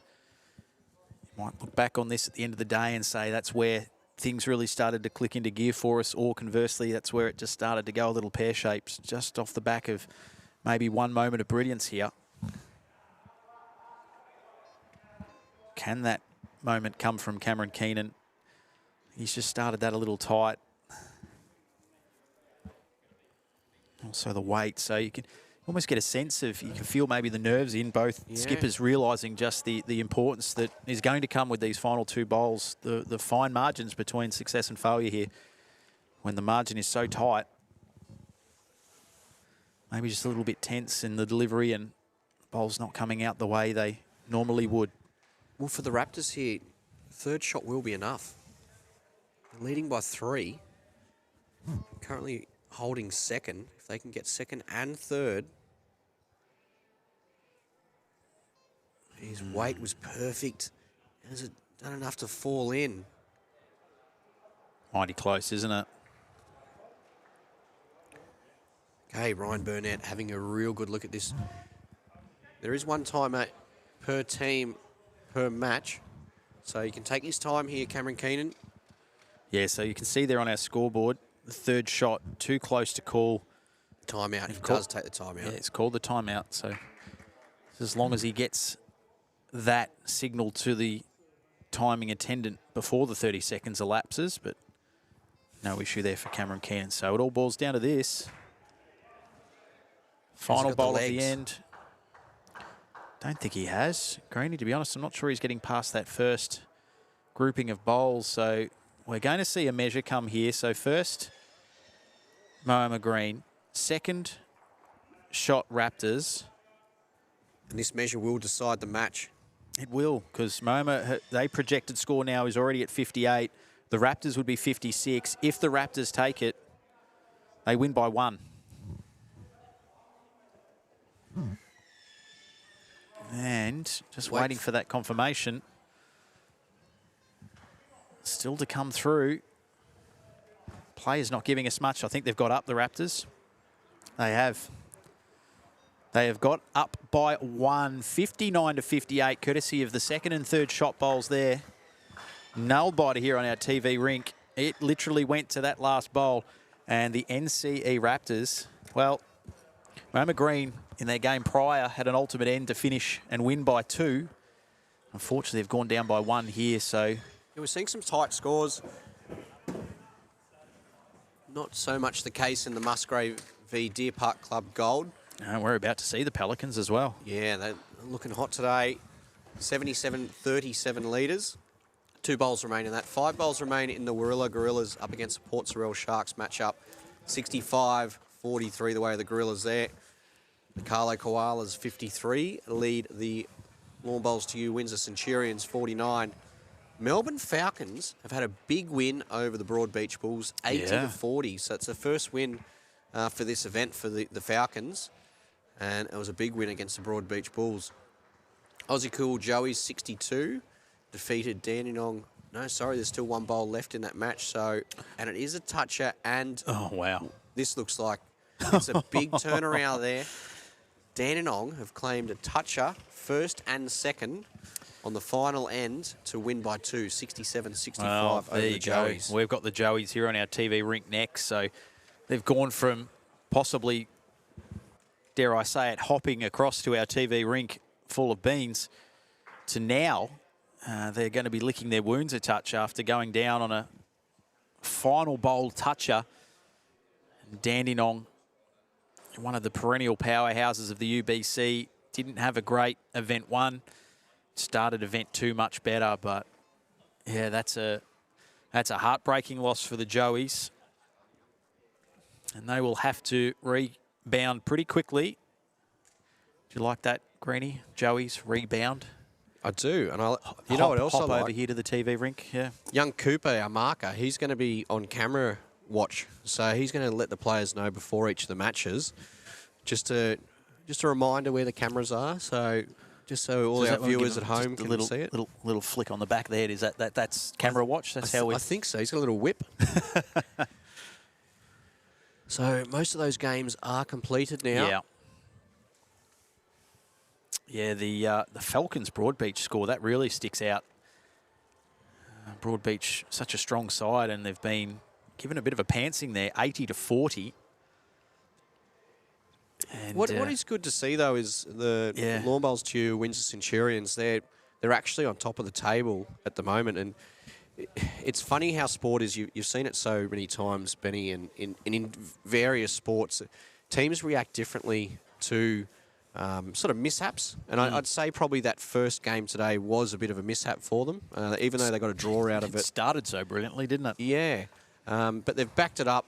With that draw, with 2 wins to follow that. So they've done well to hold their nerve there. Yeah, I mean, 2-1, and when I say 2-1, 2 and a draw, that you take that start and look, arguably, yeah, sure, they should be 3-0, but yeah, it's how you respond to maybe a little bit of adversity or a result that doesn't quite go your way, and I think they've done that really well. Musgrave, another big win for them, so Deer Park Club Gold, they've given them a decent old touch-up, and they're one of the sides that have also got 2 wins to their name. So a great start for Musgrave, which we'll obviously get to enjoy some of their finest work here shortly as we see Penny Twist from the Aussie Cool Joeys out onto our TV rink. So we'll get things underway there shortly. Ryan Bester making his way over as well. And this will be a round 4 Section A match, featuring the Aussie Cool Joeys and the Musgrave Pelicans. Looks as though we'll have Ryan Bester, and I think it'll be Bolivia Millerick. And Ben Twist for the Aussie Cool Joeys. For the Musgrave Pelicans, looks like we've got Ryan Bester. I'm just trying to see who his teammate is, as Mark Casey joins us here at the Moama Bowling Club, ready for another big day of bowls action with his Deer Park Club Blue team, getting underway in the afternoon session. They'll all be pretty keen to have another strong showing in this event too, after they were bundled out in the quarterfinal stages of Event 1. Again, another one of those teams that finished as a high qualifier, but couldn't get past the first hurdle. So, see Gary Lawson there as well for the Musgrave Pelicans. So he'll be teaming up with Ryan Bester. He's a legend of the sport too, Gaz. New Zealand world champion, been around for decades. He's probably one of the bowlers who is right up there in the top echelon of competitors, but the effort he puts in, I don't actually see anyone here earlier than him, and that's been going on for all of the UBCs we've had. Yeah, and that's a really good point you make, Greeny. Just, you understand that you get to the top of your game and you can let those little 1%ers slip by the wayside, think you've got pretty much a good handle on things, but it's that discipline to get out, keep working on your craft, keep perfecting the things that you're already doing pretty well. I think the day that you sort of think you've got the game clocked or that there's no more room for improvement, generally that's the time when players say, well, I probably should bow out now. I've probably had enough. And the fact that, as you said, Gary's still doing that suggests he's got a deep love for the game. B, he just wants to continue to get better. And that's what separates the really good players from the blokes like me who just don't really have much ability at all. And then you've got Ryan Bester, and you're almost guaranteed one big drive a match. Well, that's worth waiting for. That's all I've come to see this week. I think I missed it a little bit last year in Dandenong. I want to see the Ryan Bester drive at least once or twice here on our TV rink, because we think of the drive, the heavily weighted shot. That's one way of describing it. When Ryan Bester delivers a drive, I'd suggest that there are ankle surgeons all around the country who lick their lips, because if you're in the vicinity and you get in the way of a Ryan Bester drive, goodbye ankle. He has got some power, some raw power, the man. As Bolivia Millerick gets us underway here on our TV rink. We'll just have those pictures up for you shortly as the match between the Aussie Cool Joeys and the Musgrave Pelicans gets underway. Gary Lawson leading off for the Pelicans. Yeah, we spoke of Gaz, New Zealand world champion. The skipper Ryan Bester, of course, the current world singles champion, up against the Aussie Cool Joeys. And you've got Bolivia Millerick leading up, Queensland representative. Benny Twist, the 2022 Com Games silver medalist in the triples. He's skipping that side. The third player for each of these sides for Musgrave Pelicans, Sean Baker, and the Aussie Cool Joeys, Aaron Hewson. Yeah, the man with the best haircut here in Moama this week, Aaron Hewson. It's a shame we won't get to show you it on the TV rink cameras this morning, but I'm sure we'll see Aaron at some point over the next day or two, and everyone can judge for themselves just how good a haircut that is. And I'm certainly not saying it tongue-in-cheek because I wish I could grow hair like that. That looks a brilliant bowl from Gary Lawson. Look at that. First touch-up. That's what I mean. He gets here early each day. He practices on most of the rinks too, so no matter what round it's going to be later in the day, he just has that little bit more of a feeling about it. And going back to Aaron Hewson, potentially you could sign him up as your donor. Yeah, look, it's the wrong shade. I do hear blondes have more fun. I've never been able to experience that from my own personal perspective, having pretty boring old dark brown hair. That's gone through to the back there from Bolivia Millerick. I reckon you'd look good with Blonde blonde hair and your brown mo. Look, I had some moments growing up. Probably, I thought I was a little bit braver than I should have been bleaching my own hair, and it did not end well for me, Greeny. What I thought would be a nice platinum blonde ended up becoming some sort of a hideous gold type orangey situation. And yeah, fair to say with the ribbing I copped from my mates for that, I don't think I'll head down that pathway. If I ever did, it would be professionally done. And if I did it now, I'd end up looking like Eminem, and no one wants to see that. So, well, it's actually one of those things in Australian bowls history with the Com Games, especially gold medal matches.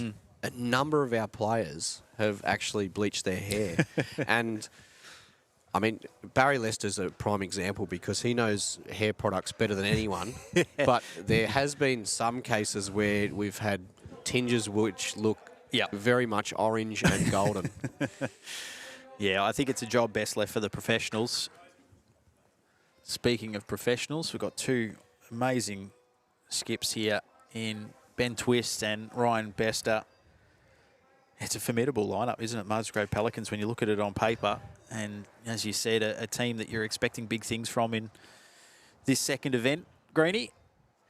Yeah, I was a little bit surprised, event one, where they finished. But as I said, event two and event three, there's opportunities there for the teams who might have just been formulating plans, and sometimes things just don't work out. With the short format, you can get on an unlucky streak and it just continues, and that's sometimes what you see with the sectional matches where they're played in blocks.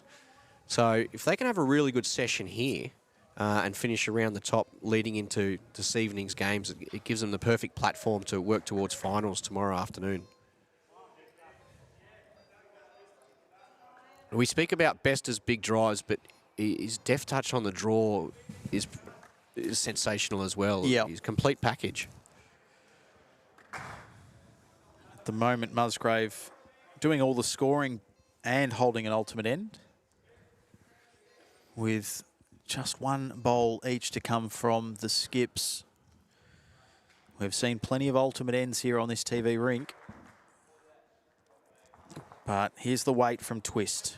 Big weight. What's the connection? Oh, he peels off his own. So, I mean, suggest there's not much to be gained here for Ryan Bester. Probably unlikely. I mean, probably get a touch on the forehand. Could try the touch on the forehand. Yeah, I was just thinking there's not a lot of that jack. Certainly as he stands on the mat, he wouldn't be able to see it, but he's probably trying to work off the wing one here, if anything. And there's not really much danger around as far as the Joey's bowls, so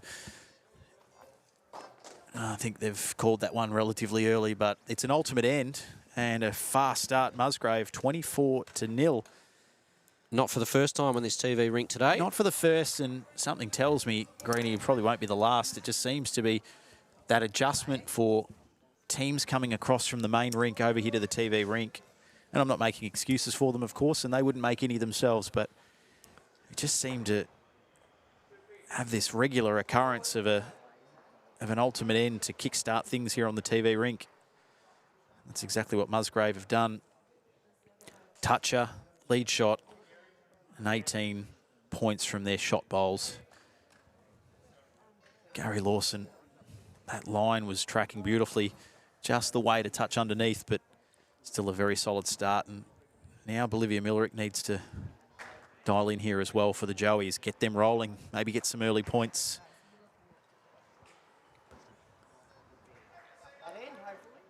Yeah, it can be one of those tough things as well. You said changing rinks and changing greens. But the first end for Bolivia with her third bowl, she actually played weight to try and change the head up. So straight away she's off her draw weight and just changing things up. So look, these top players don't take long to get back into the rhythm, but sometimes it does take a bowl or two. Yeah, Bolivia's first there, as you can see, just sitting off to the left of the tee, or the right as you look at it on your TV screens. So if you are to miss, at least place that bowl in a position where it may come into play later on in the end. We heard that last night too, speaking to Desi Khan from the Western Wolves after they triumphed in Event 1 and talking about the importance of the work done by Chris Rosenz as his lead. Des saying generally that's his role. He was generally a lead bowler and he would have someone else skip, so it was a little foreign territory for him, but he was quick to praise Chris, saying that, you know, even when he was missing in the right places, which seems a strange concept to people like myself that aren't familiar with the sport, but as long as you're not wasting bowls and they can't be utilised later on in the end, that's the role of the lead. Well, you did well there too, because at one stage I didn't think you were going to get anything out of Desi. Well, he told me twice he was lost for words. He was literally speechless. And I thought, well, this is not going to go well.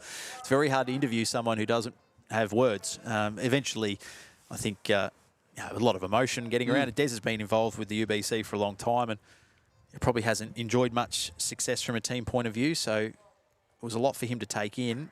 Does Bolivia get in here for shot? Not sure, I don't think so. So further points there, the lead shot to the Pelicans. There'll be further 3 points. They move along to 27. The Joeys still on 0. But yeah, just wrapping up on that, yeah, Des eventually, once he collected himself, he spoke very well. And obviously, as we said last night, it was just nice to see a new name up on the honour board and in the bright lights as UBC event winners. The Flem Colts, previous winners in Dandenong 12 months ago in Event 3. So they've had a really strong couple of back-to-back events, even though they have spread out over the duration of a year. And they'll be in action, of course, a little bit later on today as part of Section B of this second event. There's probably something else that for our viewers on our YouTube and Facebook streams, just clarify that with each event, there are different schedules, different draws. We don't just roll out the same 12 in each section for the 3 events. So you'll see different teams come up against different opponents that you wouldn't have seen in the opening 2 days. It's just a way of just keeping a little bit of variety about the 6 days of bowls and allowing these players to challenge themselves against different teams, different opponents. Yeah, they'll change sections as well. So sometimes they'll have an earlier start or a later start. There's a lot of changes throughout the draw throughout the 6 days. So Musgrave again in a really strong position with just a few bowls to play out in this second end. Ben Twist needs to really focus in here and try and get one in close, because at the moment they are down first and second. Don't know if that's turning enough. Bolivia wanting it to hold up, but yeah, I just reckon now first and second with Musgrave. There's a measure likely for third. That last bowl of Ben Twist is probably part of that measure now as well. 27-0 the score.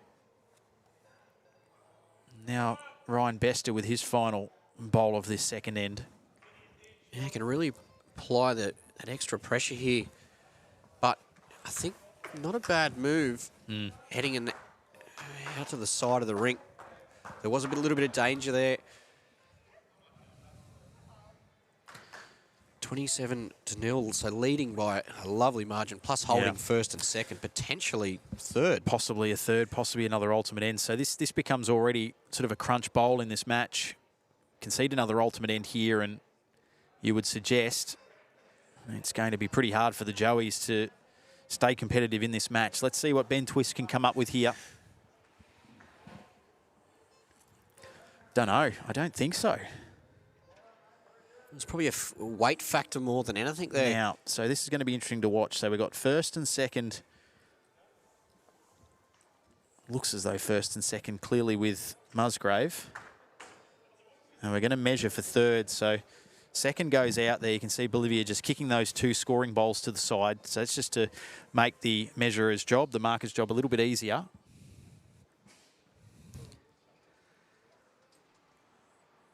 So a minimum of 15 additional points going the way of Musgrave. And possibly 18. We'll just wait to see now as Bolivia works over to the Joey's bowl. And it looks like it will be. If they're going to look at the bowl to the front of the head as well, but no, I think they're saying that's another ultimate end. So you would suggest that, well, what an amazing start. We've seen this already this morning, 45-0 after two completed ends, which I reckon was pretty similar to the scoreline we had in our opening game this morning when the Centurions took on the Gorillas. In fact, I reckon it was 45-0. Confirm that for us. Spot on. Greeny, there you go, 45-0. And all to do now for the Joeys. Yeah, it's just been clinical by the Pelicans so far.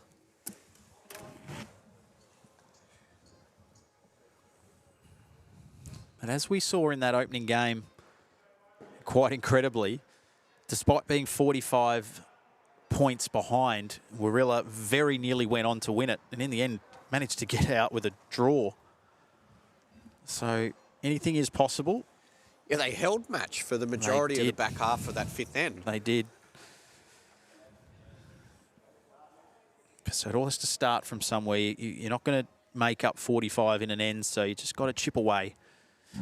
And if you can get within sort of that 10 to 15 with an end to play, then who knows? But the way that Gary and Ryan are bowling, it's going to be really tough, regardless of how well the Joeys go about it.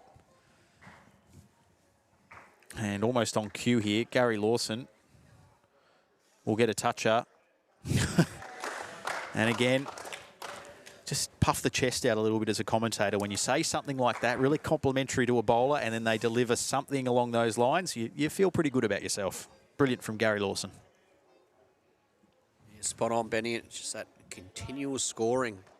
These teams, the successful teams in the UBC, it's always looking to score.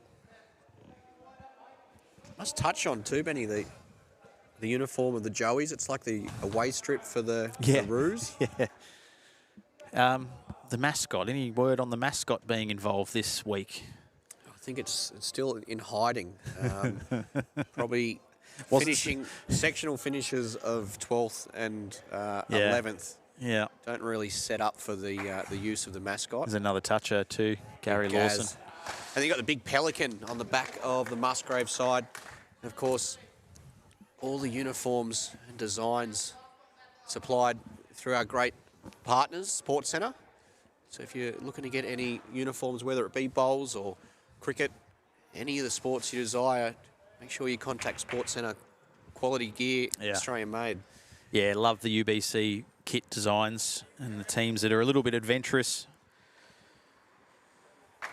with their club colours, their franchise colours, and particularly the mascots. I think the more of them, the better. As I said, we've had the Aussie Cool Roos kangaroo mascot appear at recent UBC events. I feel like there should be more of it. I'd like to see a pelican, perhaps. No reason why someone can't get tarred and feathered up and come as a falcon. The Gorillas speaks for itself. But, yeah, it's We could have a mascot playoff. Now they have the Yeah. mascot. Yeah, they have the races sometimes, yeah. don't they? Yeah, have a bowl off between the mascots. Here's Ryan Bester. Well, there's a Great question bowl for you. first up. The pelican, would it hold the bowl in its beak? It could. Probably would, I reckon. Could. I mean, the wings aren't, wouldn't suggest are great for gripping a lawn bowl. Haven't given it a great deal of thought, Greeny, to be honest, but I think you're right. In fact, the pelican would be in a kind of a position where they could actually hold all three of their bowls in the beak. And just shoot them out. Just shoot them out. So still yet to score here, the Aussie Cool Joeys. 54-0 the score, which again, I think from memory, it got out to 54-0 when the Gorillas played against the Centurions. And that's about when the comeback started. So shot bowl back to Musgrave. Second, too close to call. This looks better from Ben Twist. Just needing it to turn and to stop and roll and drop and fall. It won't do that, but it does work in very nicely there for shot bowl. Yeah, no real danger here for the Pelicans. Just keep loading them in the head. When you lead by 54, it's just all it is now is just minimising any of those ultimate ends, and you'll sail straight through to a win. So I can confirm at the very least that the Joeys will score in this end. So that duck egg is about to be removed from the scorecard. They have now put a measure up there for the shot bowl, so it's a little too close to call. So they're sitting in either first or second at the moment. Can Ben Twist with his final bowl of this third end just make sure of it, perhaps even work in for a first and second? No, he's not happy because it just doesn't have the weight required. So now we'll take a look here at shot bowl. The visual measurement first up.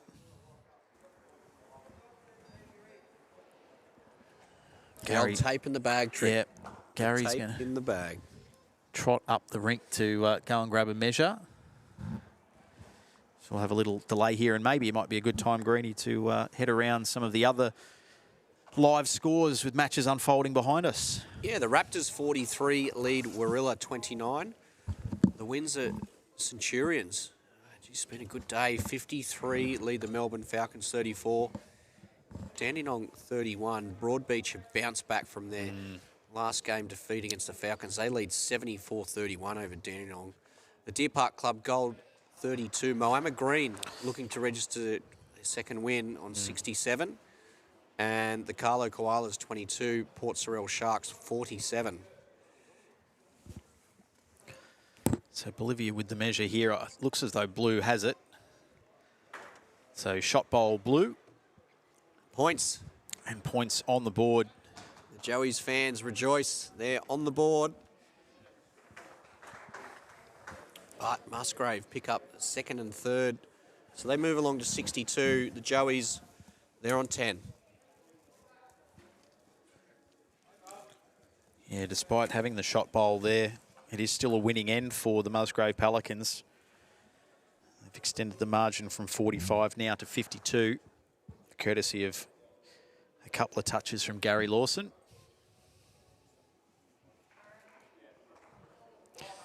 Bolivia's just battled a little bit with her weight in this match. Just not able to take a little off. Yeah, when you look at the points scored from the leaders, so Gary Lawson's picked up all three lead shots, and he's got 3 touches. So you've got 18 points there straight away. Yeah, and with the only 3 touches of the match, the other 3 players yet to register one. It just further emphasises how well Gary Lawson's been bowling.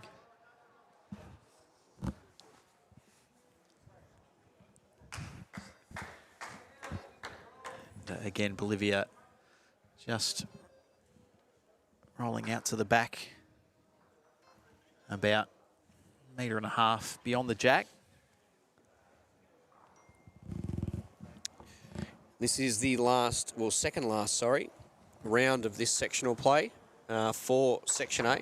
And Section B will be in action from 1:30. So it's about 2 hours from now. So we'll have this final two ends of this match followed by another match which will be between the Deer Park Club Gold and the Port Sorell Sharks. Then we'll have a short break.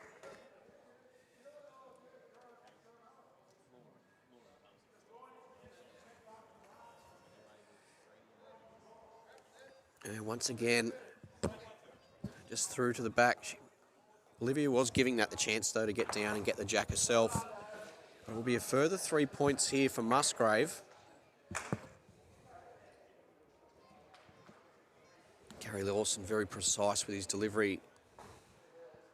Hasn't changed over all the years of playing top-level bowls. It's a pretty good effort, this again. Brilliant. So lead shot, as you said there, Greenie, another 3, 65-10 the score. It baffles the mind to wonder over the journey how many bowls Gary Lawson has delivered, both in competition, in practice. You'd be good at counting if you could count them all. Yeah. If you had $1 for each, you'd have a very, very healthy bank account.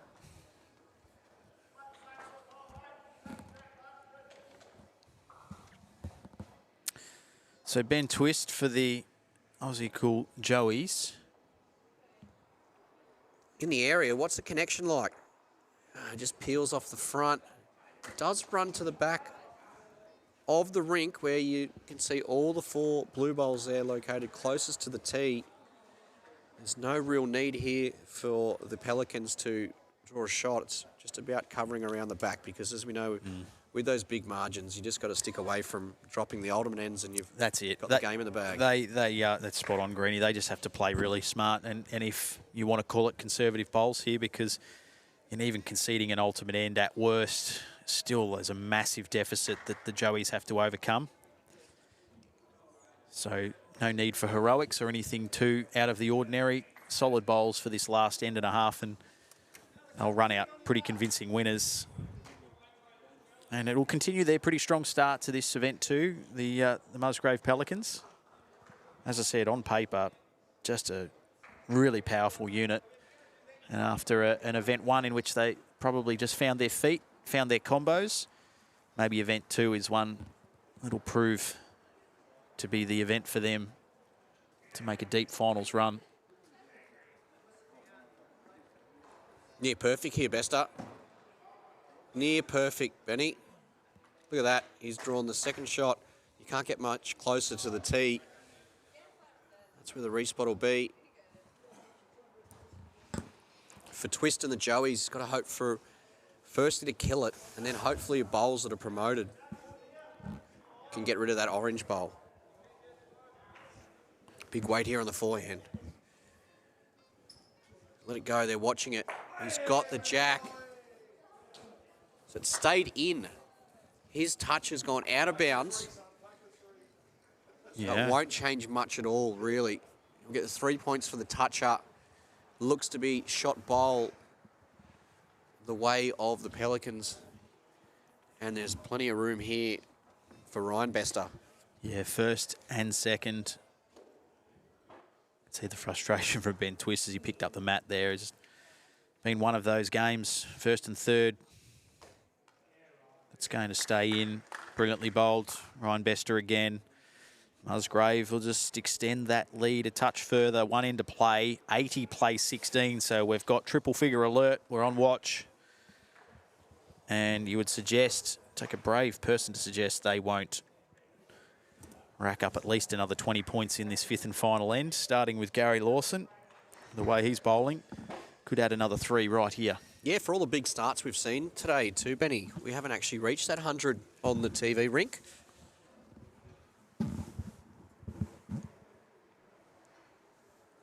If this one's got the legs from Gary, the line was pretty A-OK, but about 1.5 meters short.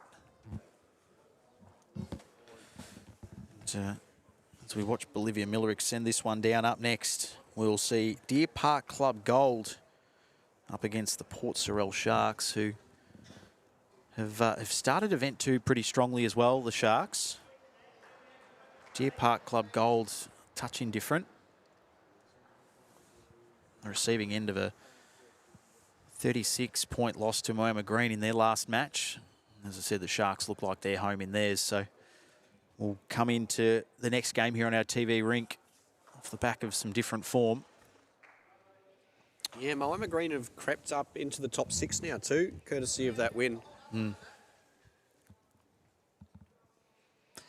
Yeah, and the Warm Bowls wins the Centurions.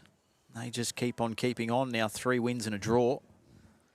So they are the only team left in this section that are undefeated.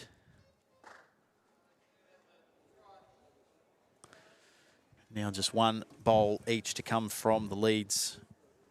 A little bit of fun here, I reckon, Benny.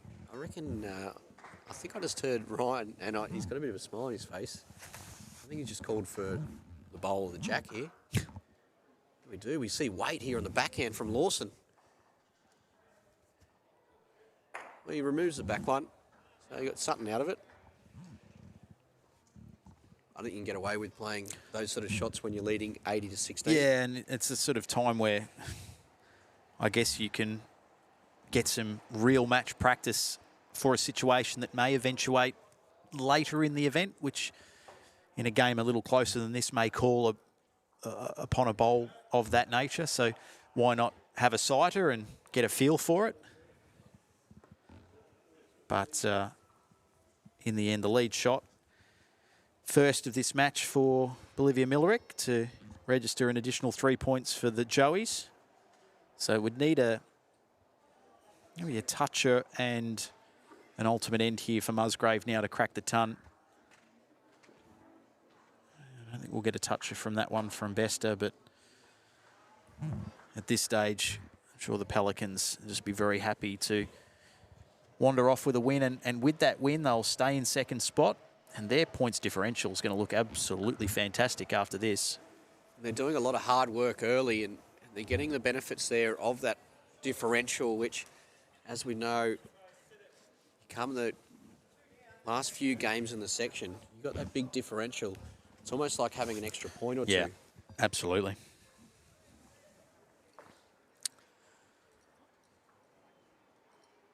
So Bester now needs to just get past that Pelicans bowl towards the front of the head. Can't do it, but it does promote a bowl of theirs a little closer.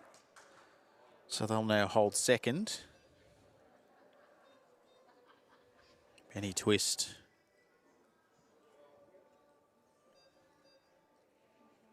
He's going to have the same issue here, I think.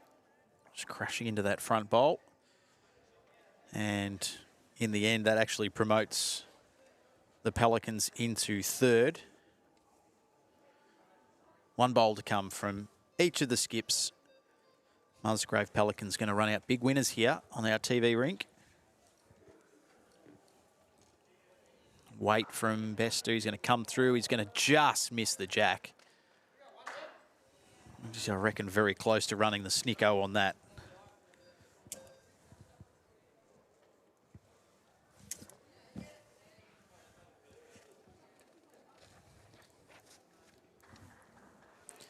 Final save this contest. With Ben Twist, big win for the Pelicans. Little blue there, Benny, and I'll take that. The Deer Park Club Gold are actually playing the NC Raptors next match. Right.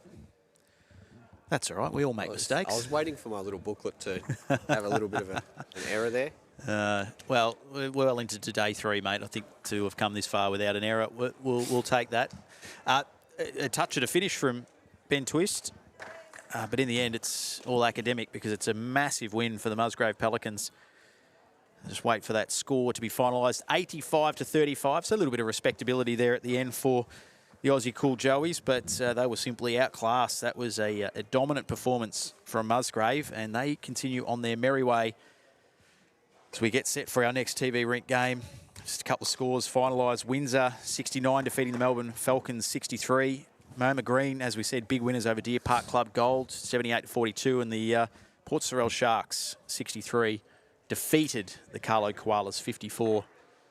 And we'll have a look at maybe have a look at those standings again shortly too, Greenie, for Section A, because we're about to head into our 5th and final round for this morning for this particular section before a break, and then it'll be all eyes on Section B. Yeah, well, the Windsor Centurions, they're currently the only undefeated side in Section A. After just 4 matches, they remain the only team undefeated.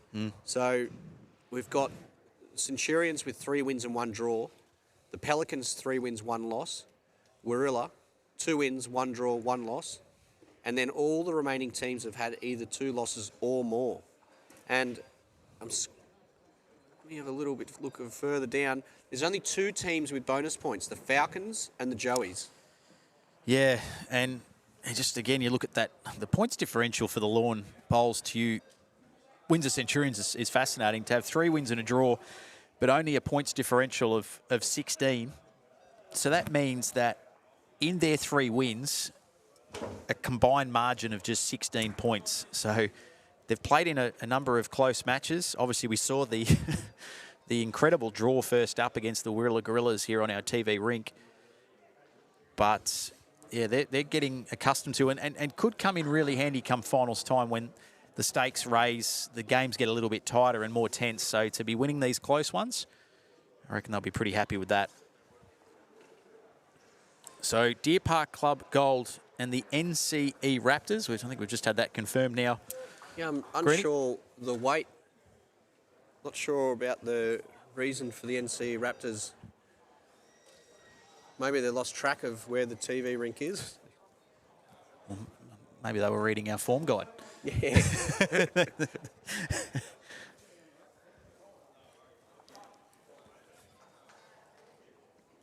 But this becomes a pretty significant game for both. I'm not going to suggest one more than the other, but Deer Park and NCE both with 2 wins, 2 losses. But the glaring thing for me for Deer Park Club Gold is they have the 2nd worst points differential in this section, minus 51. So they need to bounce back. Yeah, that's it. Our man Ray Pearce just listening in, just making sure he's across it all. But yeah, minus 51. But if they could record a big win here, they can balance that out pretty quickly. The NCE Raptors 2-2, but minus 26, currently sitting in 6th spot. But early stages of this section, a win here for either side could either propel them into the 6 or consolidate their spot within it. And lineups here, it looks like for Deer Park Club Gold, Tourney Trewarn will lead up for the stylish Ray Pearce. The NC Raptors still unsure as they can't even make their way to the rink yet. Well, I can see a couple. I can see a couple of the boys, but they're in no hurry. Must be getting close to. I think it's getting close to lunchtime for a few of these players. They're getting a little bit distracted, maybe smelling the beautiful cuisine and fine fare that's coming from the barbecue area here at the Moama Bowling Club. But we are underway. I can confirm we are underway. And it is Todd Trewarn sending down the first bowl of this match. For the Raptors will be Christopher Carswell leading away, and it looks to me as if Brodie Harker will be the skipper. Of course, Ben Cotter, the 3rd player of that lineup, and the 3rd player for Deer Park Club Gold is J-By Norris.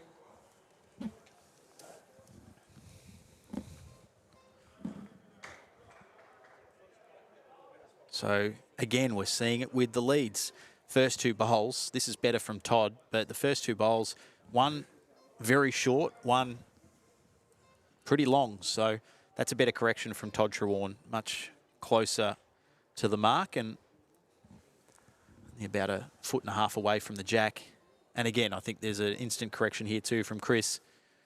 He'll just sneak inside the second bowl there of Todd Trewarn. So while it's taken some other leads an entire end to get their range in. It looks as though these two, in both Todd and Chris, have only taken the one bowl. This again looks good from Todd. Can he get down to the jack? It's going to go mighty close, isn't it? Fall in. Just as close as you possibly can get without touching the jack. Yeah, just needs a slight earth tremor, and that's falling in. Certainly a good position to be in for the lead shot. Here's the response from Chris. Brilliant. Clears that, gets the lead shot at the crossover, and gets the first 3 points of this contest going the way of the NCE Raptors. Well, each player there just had a little bit of a loosener with their first and then really zoned in on the jack. As you said, though, first points there for the Raptors. What will we see here, Benny? Do you think we're going to see one of these high-scoring, one-sided matches, a low-scoring sort of nice little battle? I don't think we'll see an ultimate end to start. I think it'll be a little closer than that. Now, I think we'll get a mid-range scoring close battle between these two teams. We've already had a look at the NCE Raptors out here this morning. This is our first look at Deer Park Club Gold. And again, you look at names on paper. Their trio is about as good as it gets in this competition. Obviously with J-By just sitting this one out. But, yeah, Ray Pearce. As you said, the always stylish Ray Pearce, one of the great characters of bowls, and in particular the UBC.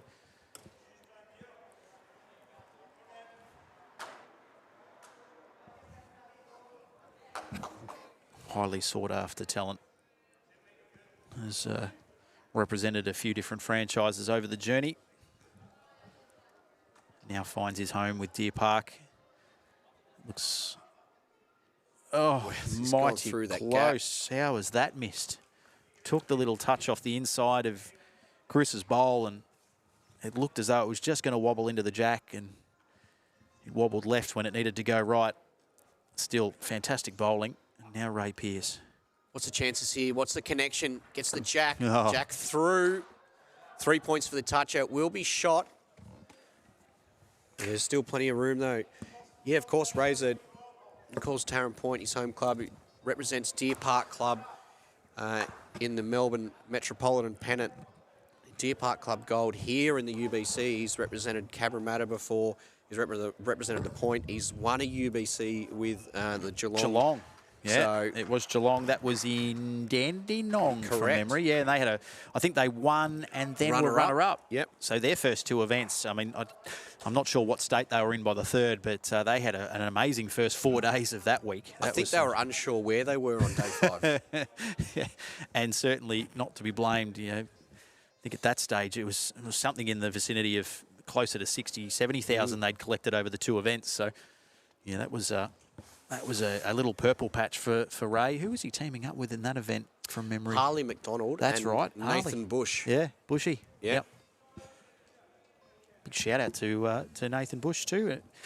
It's unusual to be here at the UBC and not have his presence. But, absolutely. One of the great men, and obviously a huge part of the Deer Park Bowls Club. That is for sure. This is much better, as I said. The leads having that first sider, and since then it has been really good to watch from both Todd Trewarn and Chris Carswell.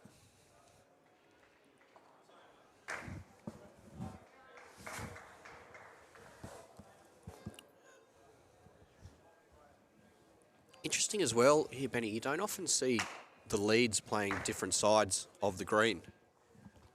But in this case, they both are.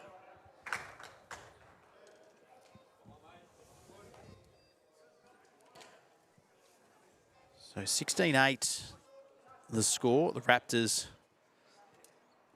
with a nice start to this contest, but it's really nothing between the two sides. I think they're really well matched up, both leads and skips.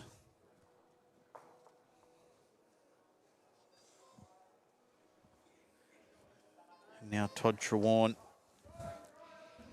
his third and final bowl for this second end. Currently shot bowl with the Raptors, and I don't think that's going to change. So another 3 the way of NCE, which will take them to a 19-8 lead. Yeah, handy little buffer halfway through this end number 2. Event 1 runners up, the Flem Colts are in the building, Greenie. And they're looking fresh too. They do look fresh. Thumbs up from Matty Lucas. Obviously a really good run for them in Event 1. Just falling short at the final hurdle, but yeah, they were fantastic through their quarter-final, the preliminary final. Obviously, they had to win that to get through to the quarters in the first place, and they were certainly in the mix in that final right up until the end. Just the Western Wolves a little too strong. Backhand weight here from Pearce. What's the connection? Oh, he peels the orange onto their closest. So what it does, it opens it up, but there's no real Deer Park Club Gold bowls in the area at the moment. No, 2 of them are now out of action. So just 2 live bowls in play. Brody Harker trotting after this. Just doesn't quite have the legs on it. But at the moment, they hold first and second, the Raptors. Razor with a couple to come.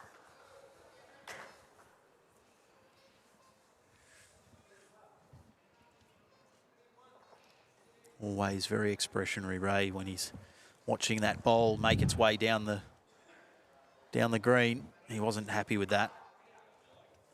Straight out of the hand, you could tell he was just wanting it to hold up, pump the brakes.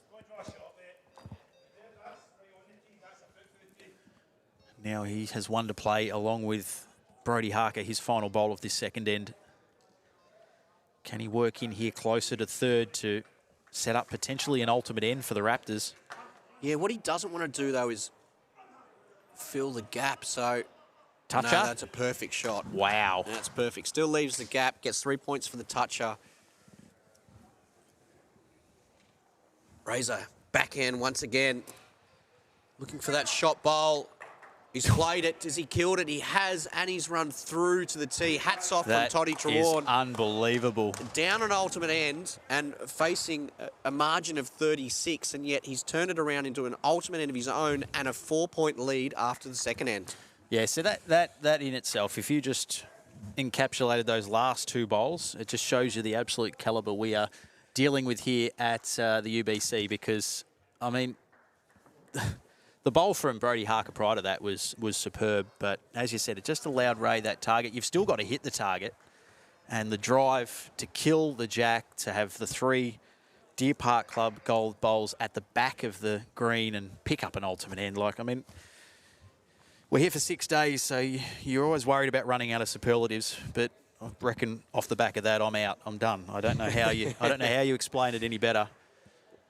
Just brilliant from Ray Pearce. The big thing there too is not only did he have to hit the target, but if he misses, it's an ultimate end. You know, there's no ifs or buts, or it doesn't matter if you miss it because you got second and third shots. It's a 36-point swing. You're either further 18 down, or you pick up 18 of your own and now find yourself in front. So just again, yeah, huge clutch bowling. And we know that when it comes to clutch moments, if anyone's capable, it's Ray Pearce.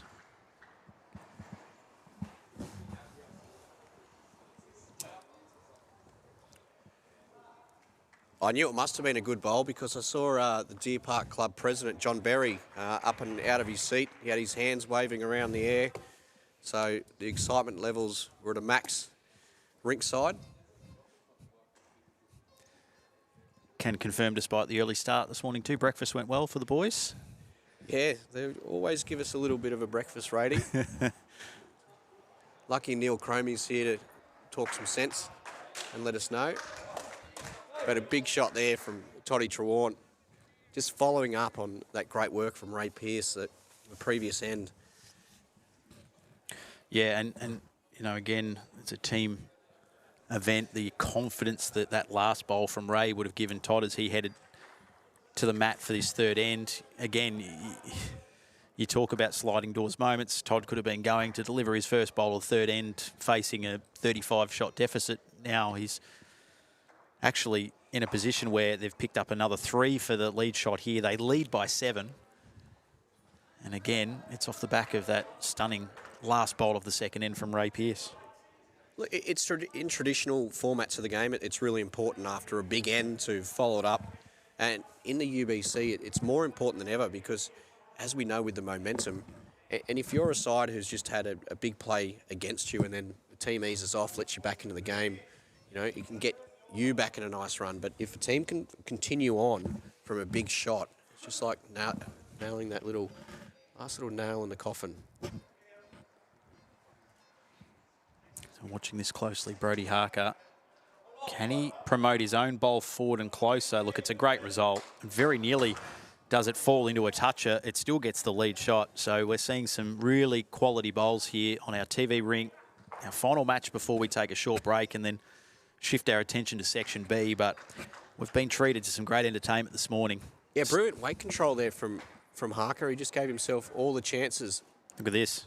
As did Ray Pearce. Oh, again, very nearly fell in for another toucher. He is up and about Ray Pearce. And 7 the margin. 2 ends to play following this third end, which is still, from a scoring point of view, very much up in the air and undecided. Raptors hold first and third.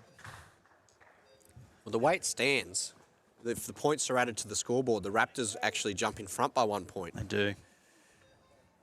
Fair effort here too. He works off his own. Another bowl in the area. Yeah, so they stay at first and third. Important to note that it will be NCE who get the final say of the end. So this again is another big bowl for Ray Pearce. Can he perhaps clear out that lead shot? It's not all far down away. To the weight. Can he get the turn? Oh, he just slides past the jack. The jack there would have been 3 points, and it more than likely would have been the shot. He's just peeled past it. Got his own bowl. Might see, we'll see a change of hands here. Forehand for Brody Harker. Yeah, so as you touched on there, Greeny, first and third with the Raptors. That's an additional 13, and you're right, it would, if it stays as is, mean we've got a 1 point ball game. 3 ends completed of the 5 here on the TV rink. All 4 players having their own impact on this. Tell you what, though. Brody Harker, 3 big bowls there. 2 conversions, and his second was right in the area. Ultimate end. So All of a sudden. not only will they lead, instead of leading by 1, just wait for that scoreboard to update. So I haven't got the brain capacity at the moment to do super quick maths. It should be an 11-point lead. I think you're right, yeah. 40 to 29. There's a toucher in there as well, wasn't there? 43 to 29. So the toucher with the final bowl. Yeah. So the margin is 14. Great response. Great response from the NCE Raptors. 2 ends remain, 14 the margin. So easy after the brilliant finish by Deer Park at the second end for NCE to drop the shoulders a little bit. Who hadn't done much wrong in that end, obviously were just beaten by a moment of Ray Pearce brilliance, but they've responded in kind there, and that was just as good from Brody Harker, his final bowl, to turn what looked like it was going to be just a 1 point lead into what now is a much more comfortable 14-point advantage. Well, actually, it's amazing too, and you talk about the big shots and some big weight shots, some deft draw, but just that brilliance there from Harker to miss his own. The thing is, if he gets his own on the jack, he actually drops the shot. Yeah. He's just slid past that and landed the ball perfect and falling on the jack. Icing. Absolute icing. Well, you asked me pre-game, Greeny, how I thought this one might unfold, and that was my gut feel that we'd have a little bit of up and down for both teams and chopping and changing lead. So far, it's pretty much lived up to that billing. Deer Park desperately love, well, I was going to say a toucher, but they will get at least, as a minimum, the 3 for the lead shot at the changeover. So just eats into that deficit ever so slightly. We're back to an 11-point game. And a little bit of safety as well, because the jack, if it is replaced on the tee, Toddy Trewarn's last bowl is right on there. And as we know, in this direction last time, Razor played that weight and did kill the end. Question without notice there, Chris Green. If that was to occur, and with that Deer Park Club gold ball partially covering the tee. Yep. So let's say hypothetically it's actually rolled over a touch more and it is bang on the tee. Where does the jack get replaced to? So it goes back up the line as close as possible to the dot without touching a bowl. Without touching. Yep. Yeah. So there would still have to be a gap, a margin between the two. Well, there you go. I've learnt something new today, and it's not even midday. Big effort there from Razor, but once again, Harker delivering the goods.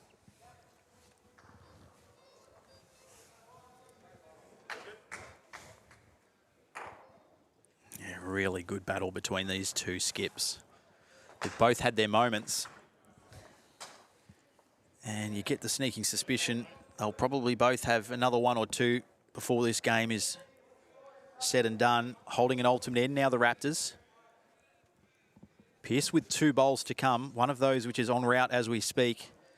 And if it turns here, can take a touch off that orange bowl and roll in. It's a pretty good effort by Ray Pearce.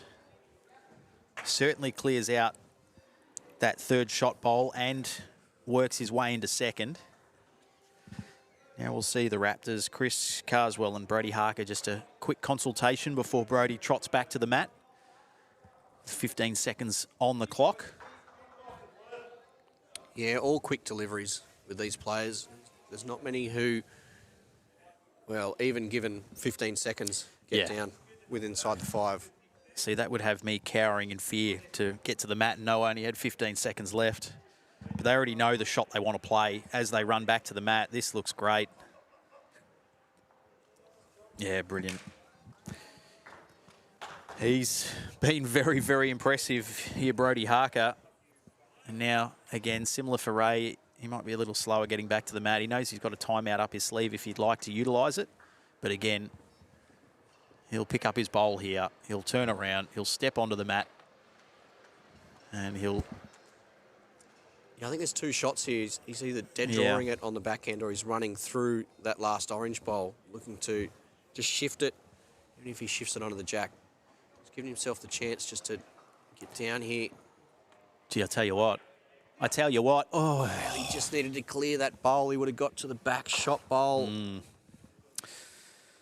So 1st, 2nd, the Raptors. 3rd going the way of Deer Park, but it's going to make for a pretty tough challenge now for the gold team from Deer Park because they're going to trail by 23.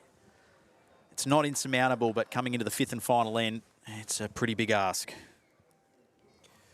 Yeah, what it does mean, Benny, is non-negotiables here are the lead shot, and there's got to be at least one toucher in the lead position, and it gets even harder when the opponents are scoring points of their own, like Christopher Carswell just touches the jack. Yep. Last 2 ends, it has been the Raptors 36 points to 9, and that's effectively where the game is probably going to have been won and lost. Can't say that Deer Park Club Gold have done too much wrong. But I'd say if we look back on this game, when it's said and done, Brody Harker's ability as skip to come up with some clutch bowls in this 3rd and 4th end will probably end up being the difference. Yeah, there's no doubting that'll be the tail of the tape. Brody Harker and his consistency. And when he was missing in good areas too, so they were effective bowls. So 26 the margin now. It's a good starter there from Todd. Yeah. His first one, the rear of the rink, will come in handy as well, potentially. They must hold the lead shot here, Deer Park Club Gold. And pretty much, I reckon Todd needs to get a touch-up. But in saying that, look at Christopher Carswell here. Oh, it's just worked its way through the gap. Past. Yeah, well, we know that the magic number coming into the skips component of an end, and the 5th end is 27.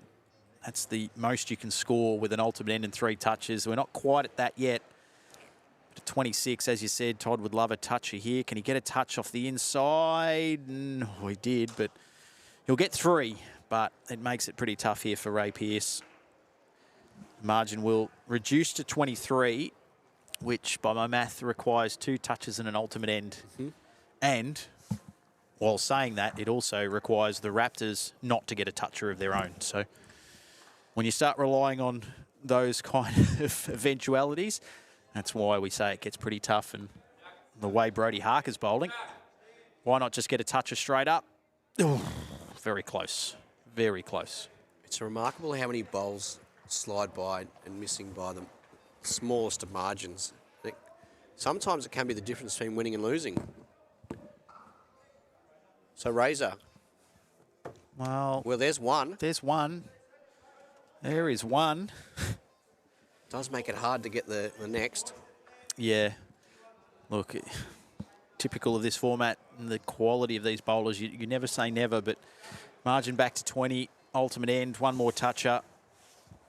He's got 2 bowls to come. It's not without a chance, but would take something pretty special. And again, as I've alluded to a few moments ago, if Brody Harker can squeeze through here and get a toucher of his own, then it all becomes pretty academic.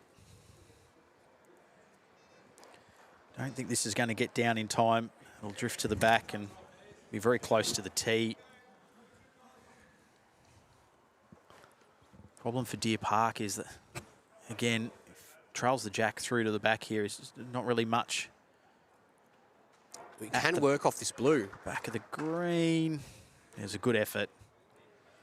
So they've got plenty around the jack if you start to think about an ultimate end, but clearing out the Raptors bowls it's going to be the issue without disturbing any of his own, Ray, in his final bowl. Yeah, well, the perfect shot is that little toucher, and you've got the 2 light blue bowls, just a little toucher there. The hard part is playing the precise shot around that front blue. Yeah.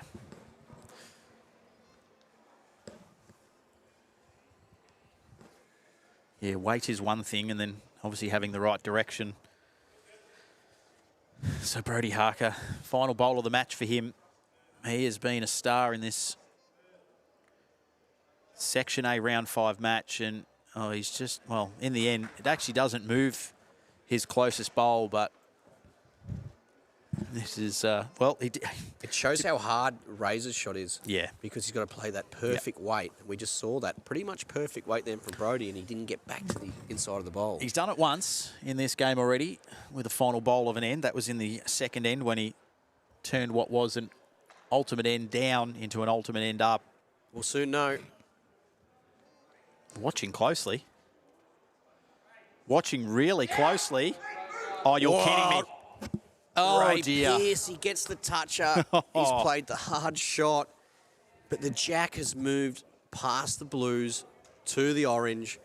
So yeah, that's just incredible, isn't it? It's another one of those results we see where it's pretty much the perfect bowl, but the result doesn't match. So in the end, 52-71 the score. That's just brilliant. You know, I know, as you said there, Creedy doesn't get the result the Deer Park Club Gold were after, but, you know, to bowl that brilliantly, both sides, it must be said throughout, that was a game that went right down to the wire, and the margin looks comfortable for the TCE Raptors, but the NCE Raptors, I should say, but it was anything but. Great game to finish up this morning's session of Section A games. Yeah, the other scores to wrap things up, Dandenong 81, Windsor 42. Aussie Cool Joey's 72, Moama Green 45. The Falcons 67 over the Port Sorell Sharks 56. Warilla Gorillas 78 over the Carlo Koalas 54. Ring 6. Broadbeach 33, Musgrave 93. Yep. So there are our current scores, our final scores for our final sectional matches in Section A. We will have a short break. We'll be back about 1:30, so it's about an hour and 25 minutes away, and that'll be with 5 Section B matches. Then we have another short break and we'll have some alternate matches tonight. Still plenty more UBC action to come today, so make sure you stay tuning in. And like I said, an hour and 25 minutes, we'll be back with you. Thanks for tuning in this morning. You can always check out ultimatebowlschampionship.com.au/scoreboard for all the results this morning and the sectional standings. We're here tonight for the Event 2 finals. Look at this for a shot. Oh, that's a touch or two, I reckon. Wow, well, that's a big-time drive. Oh, touch up to keep them alive. That is one almighty comeback. Could not have executed that any better. Oh, he threads the needle there, gets a touch up, but it all comes down to this. And he's just stolen it. This is just bowls of the highest quality.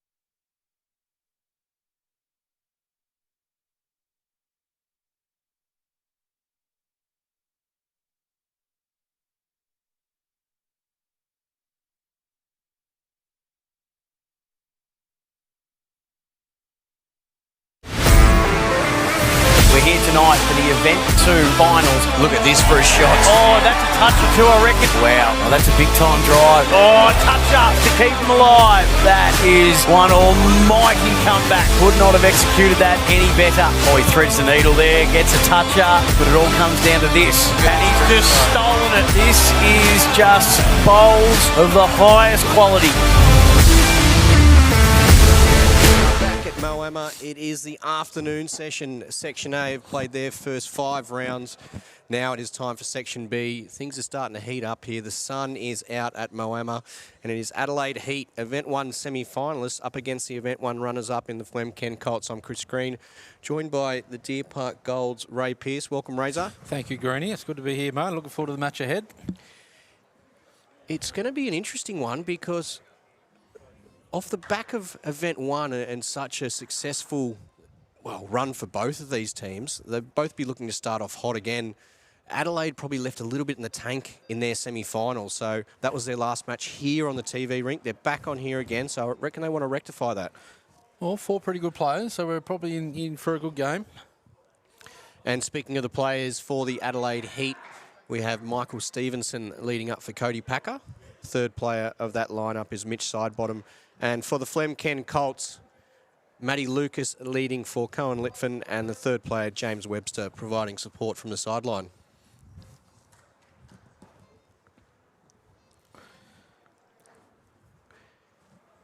How'd you find the going today, Razor? You just opened up the account with 2 wins and then just sort of fell behind the 8 ball. Yeah, we come off. Yeah, we come out with all guns blazing the first couple, and we just comprehensively beaten by Musgrave, and we just a little bit stiff with our last TV match to not go 3-5, but that's just the way it goes, mate. So we're looking for a better second half. Still a couple of wins though, so that's what it's about. Probably the pass mark is generally 3 out of that first 5, but 2's right on the borderline. As you said, the final match there, a little bit unlucky not to go your way. But look, you've got the 3 matches to be played tonight before heading back and then starting all over again tomorrow. Yeah, look, we're probably looking for 5 out of 6 out of the 6 rounds. But fresh start tonight. Those tuning in for the first time, points on offer with every single bowl. Every toucher is 3 points. There's also 3 points awarded at the lead crossover, and conclusion of end, 18 points on offer, 10 for first, 5 for second, and 3 for third. Get first, second, and third shots, and it's 18 points the ultimate end. Shot by Cohen.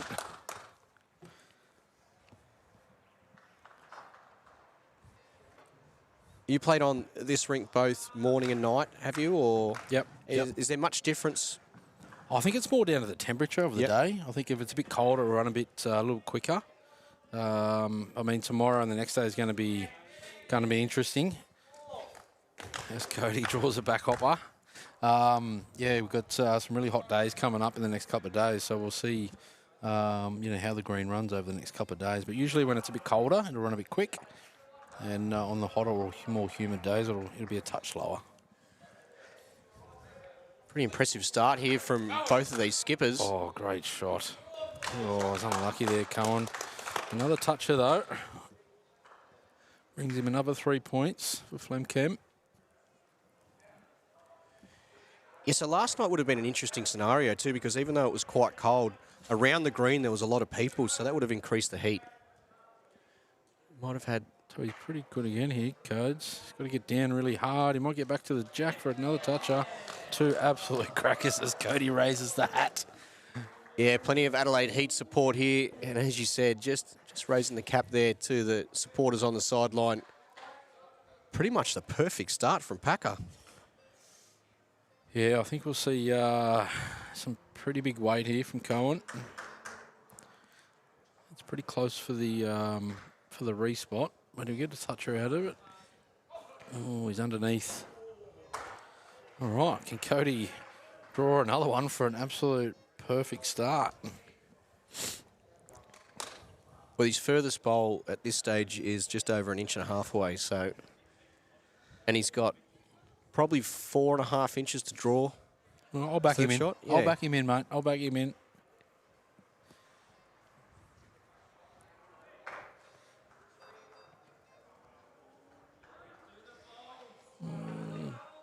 Body language is pretty good. He's in a good area. Yeah, Stevenson's watching it. How's his speed? Oh, yeah. 3 pretty good ones from Code, though, to kick off the first end. Yeah, pretty handy start for this afternoon session. Just after lunch here at Moama. We had Cooper Sutton first session marking the matches. Ayla Ramanan marking the second session. It's great to see these young junior bowlers involved in the UBC in this sort of way. 100%, yeah. Well, they can witness a lot of bowls and the best bowlers in the world. Learn a couple of things along the way, and no, it's always good to have not just juniors but volunteers in general. You know, helping out the game. They're the foundation of this sport that we play. You're spot on, Razor. The volunteers have been amazing and continue to be amazing for the UBC. How close they can get to the game, and also you can almost highlight as well the wild card. Even though they're not volunteers, it's some bowlers who might not get picked up every year in the draft, but they're in there and they've got the chance to be selected, well, to win the chance to be a wild card captain and then select their own 2 players. Yeah, well, it's a great initiative from the UBC for that. But yeah, like I said, if we don't have those volunteers, man, it's really hard to run the sport. Michael Stevenson just backing up that work of Cody Packer on the first end. Applying the pressure early days against the Event 1 runners-up, the Flem Colts.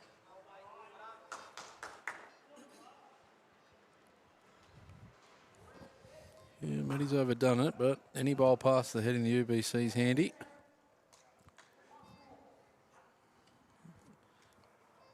Mike would really like to get a toucher here or just tighten this head up just a little bit more. He's played 3 pretty good bowls though, Michael. What would be the most frustrating bowl result of a bowl in the UBC that hasn't reached the head? A foot on the perfect line to the jack? I think anything that's on the track to the jack is a frustrating bowl, yes, because you nearly... Oh, what a shot. Big weight and what a shot from Matty Lucas. You get the 3 points for the toucher, also the respot, and have a look at his blue bowls there. Maybe it was a little setup, raise a little bit of cat and mouse. A little cat and mouse game plan. Yeah, well, like I said, any bowl past the head is very good. You know, and players like Matty Lucas can turn that around very quickly. Still a bit of room, though, for Cody. Yeah, that's a 9-shot turnaround there from Matty.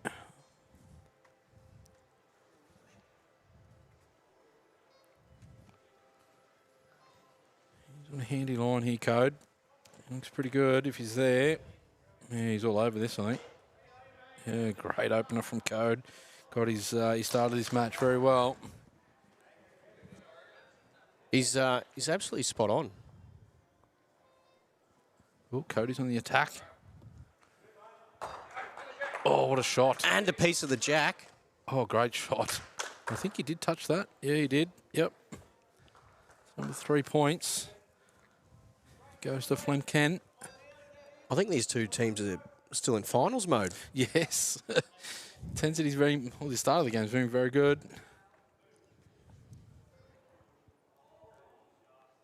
Yeah, his speed looks great again here. Oh, yeah, he's drawn the shot again. Well played, Code. Still a couple of feet of room there, though, for Cohen.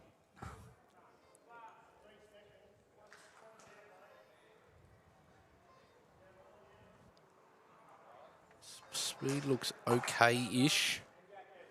Just needs to hold on. Yeah, he's played a great one. Well played, Cohen. They're on here, all 4 players. Yeah, well, that'll give Flem Ken, what's that, first and third.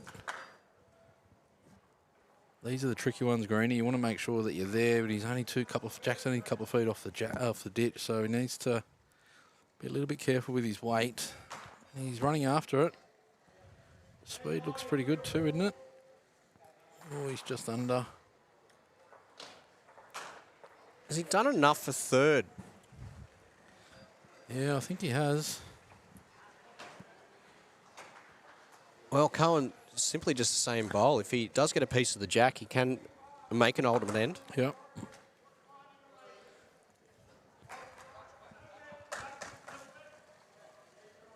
Yeah, I think you should try and draw a shot, and if he touches it for the extra 3 is a bonus. He's going a touch, so he needs to run into something, which he has. Oh, he's definitely got third out of it anyway. This is going to be a big end for Flem Kent. What a battle. What a battle we have on our hands here. As we said, a semi-finalist from Event 1 in the heat, and the Colts runners-up from Event 1. And you can see exactly why with just the first 2 ends we've seen here.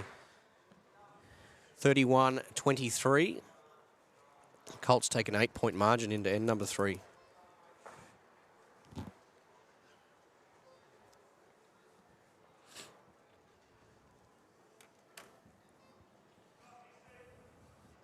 Yeah, it's important for Adelaide here to either get a touch or definitely the crossover, just to keep that margin to single digits while the skippers play their bowls.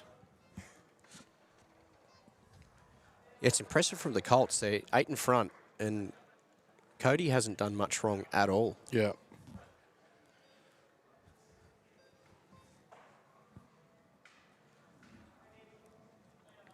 We'd be disappointed with that, Michael. They're really killers, these short bowls in this format, mate. We're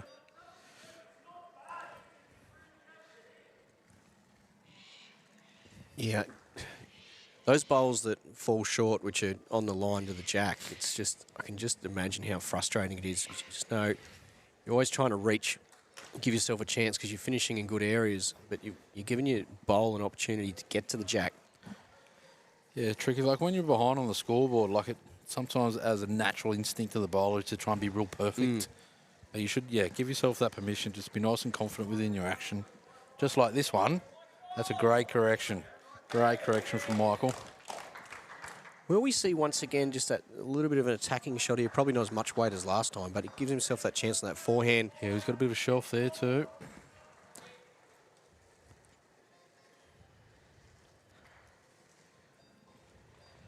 This is what we like to watch on TV, though. He's very close. He's got the shelf. Great shot from Matty. It's a good shot.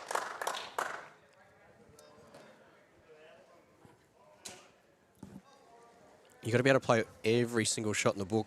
And no matter the position that you're playing. That's right. Exactly right. There's a bit of room here, though, for Michael. So we'll keep the deficit down to 5. He's pretty good in it. It's very good. Yeah, that's a quality shot. That's a great shot from Michael.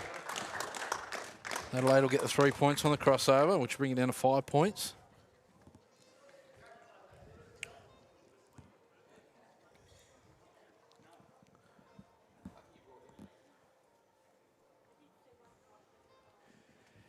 And the thing is there too, with so much room and the jack so close to the ditch, you can be apprehensive, as you said, and try and just come up short, and you'd actually miss getting shot there. So that's where that was so impressive from Stevenson.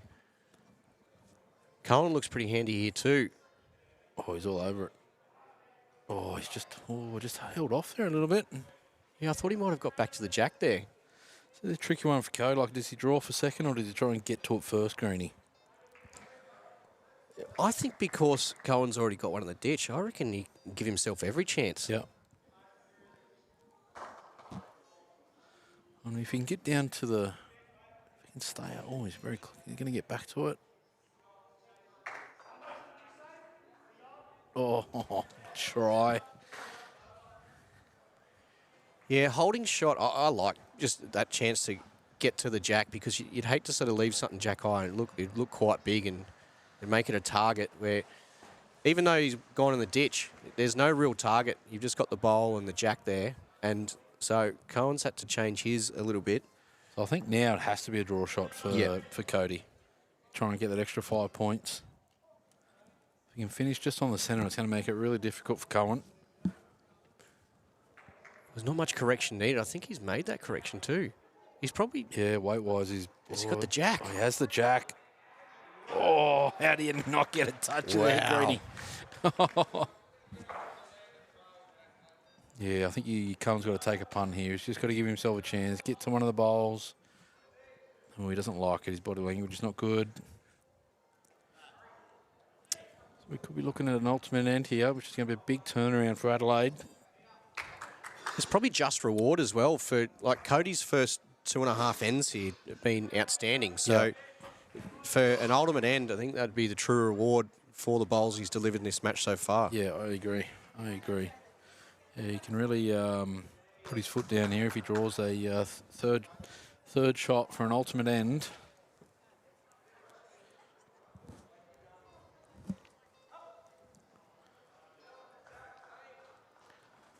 He can be nice and confident to this.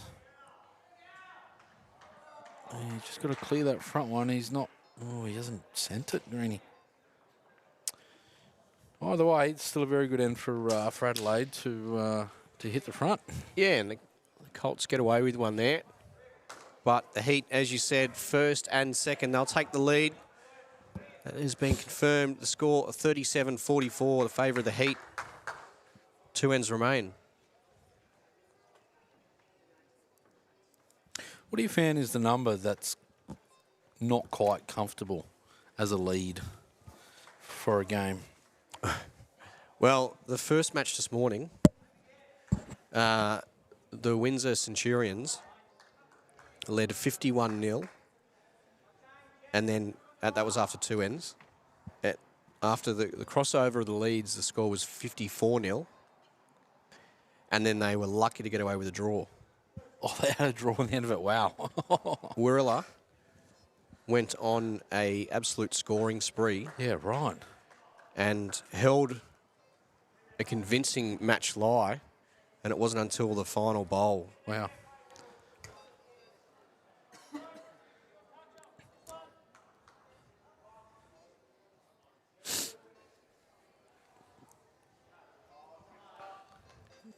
Handy bowls, just a couple of bowls short of the jack.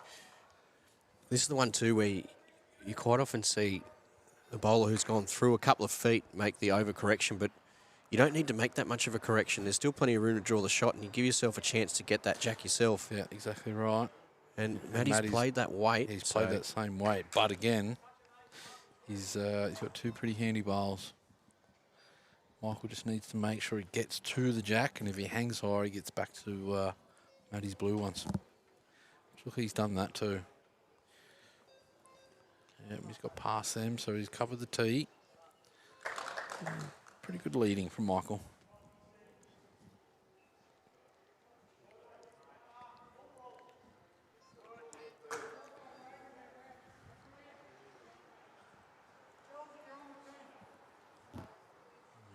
Just hanging high, I think. Just overplayed it, but again, 3 handy ones from Matty. Adelaide increase their lead. Yeah, it's only the 3 points going the way of the Heat there.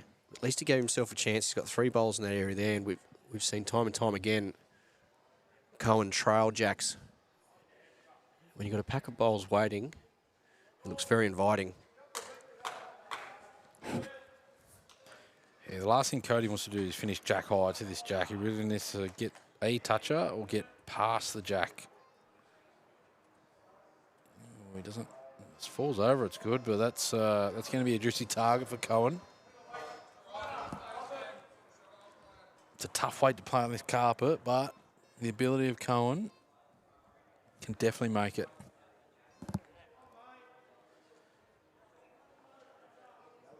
Just looks on the touch on the high side. Great Another one in speed. that area. Yeah. Code really needs to change this up, get to his own, just drift past to the blue ones with a couple of feet of weight.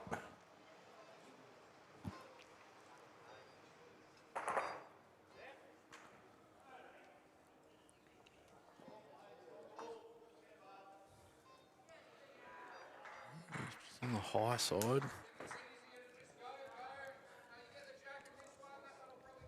Yeah, I don't mind this call. You're down an ultimate, and it'll be good, especially with your second bowl.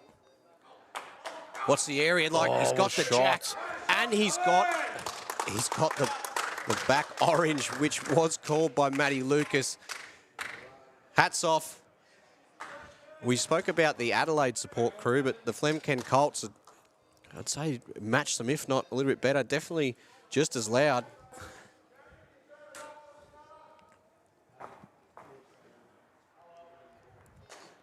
An ultimate end through an ultimate end there, Greenie. He's got about 6 feet to draw a shot. He's been drawing one a 5-cent piece as well. His speed's good. He's got to try and hide it behind that pack. I wonder if he can see. Yeah, Cohen's just got to go for the bowl, I think, doesn't he?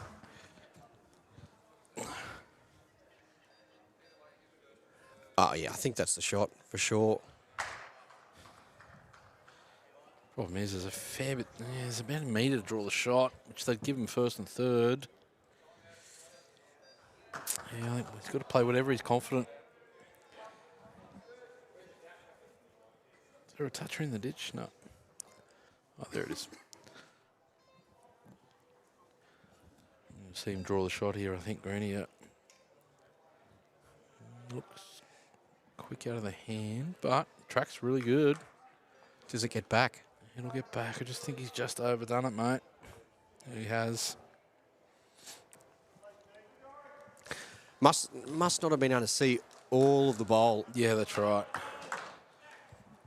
He's just coming off a runner as well. The score, though, 45-60. We've got one end remaining.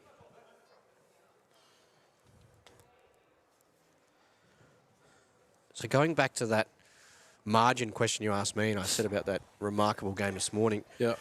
You guys as players, what sort of numbers are you looking at where you think it's achievable, not too I think 10 to 15, like 0 to 15 or 1 to 15 is kind of safe. But obviously the important one is that crossover or at least a toucher. Yep. Just to nullify the oppositions or the crossover. So, yeah, so like obviously 1 to 15-ish, but no more than 15 makes it pretty hard. Yeah, so Flemchem are going to have to get the shot or a toucher or both. He started pretty well. If he gets down, yep, that'll be enough for shot.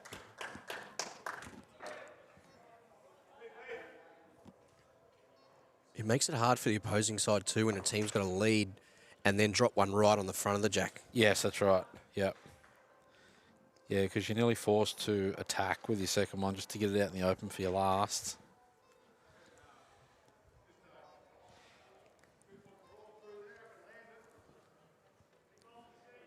All right, mate, he's just got to repeat the dose or just drift past.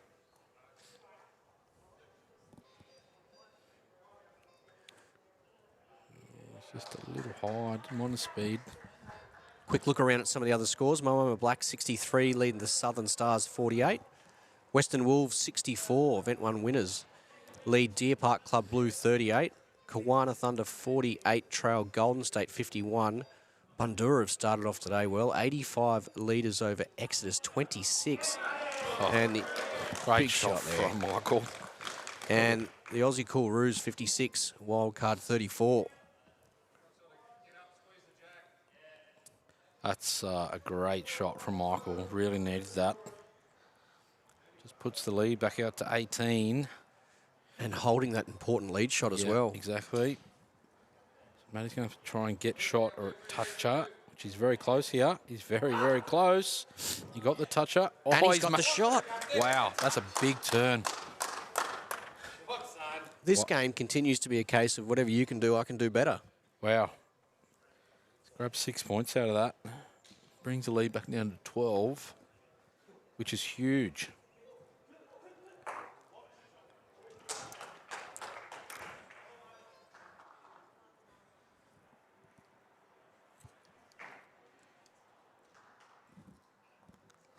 All right, we'll see if we can get to Cody just to reach it and just get a touch, get to the bowl, turn the bowl out.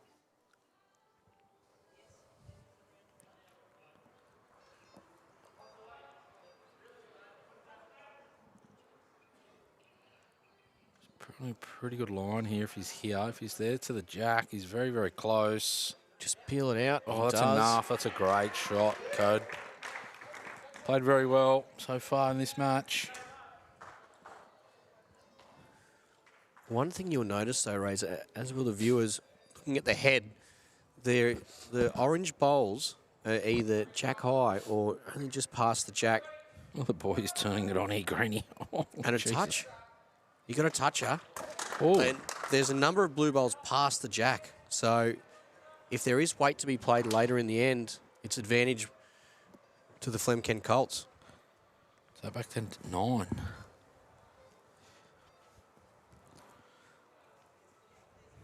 Tricky part here is Flemken still need a third shot. So he's covered the tee.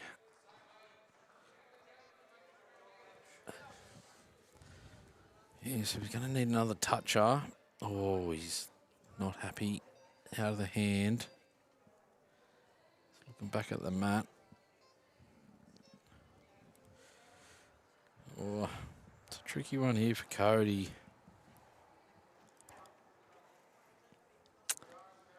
Well, at least he's given himself a bit of safety with his second bowl, Cody, there, getting right back to the tee. The margin is 9.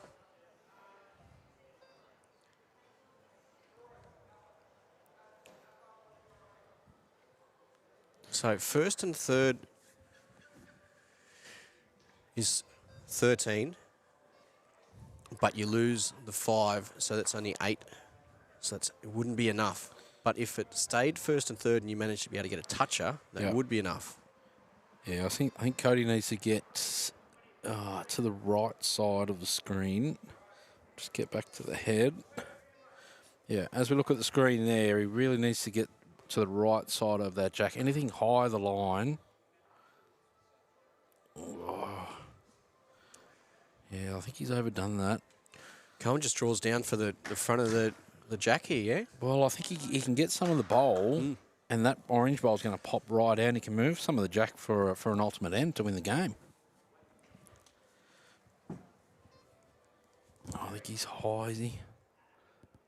Yeah, he's just a bit high. Yeah, he'd love to have those last two back, Yeah, but definitely. take nothing away from this match. It was a stellar match to start off our second session here of Event 2. The sectional play for Section B will be the Adelaide Heat holding on for victory. Wait to see who has third shot. Wait for the confirmation. They got the fingers out. Will they grab a tape? Don't think they will. I'll confirm that with our marker, Ayla. And then we'll see the updated score.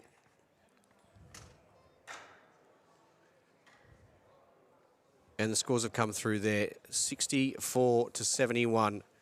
So a 7-point win to the Adelaide Heat to start things off. And they definitely bought the Heat. Cody Packer, he was outstanding. And Michael Stevenson, after that sort of first end, he really provided that platform for Cody to play the shots. We saw some really good attacking shots from the Colts, but it just wasn't enough. Yeah, Michael played a couple of big ones later in that match, and Cody was, the cream on the top there. Great game to watch, though, Greeny. Yeah, and we'll have a look at some of these other scores. So Moama Black have started off in fine form, 81 to 51 winners over the Southern Stars.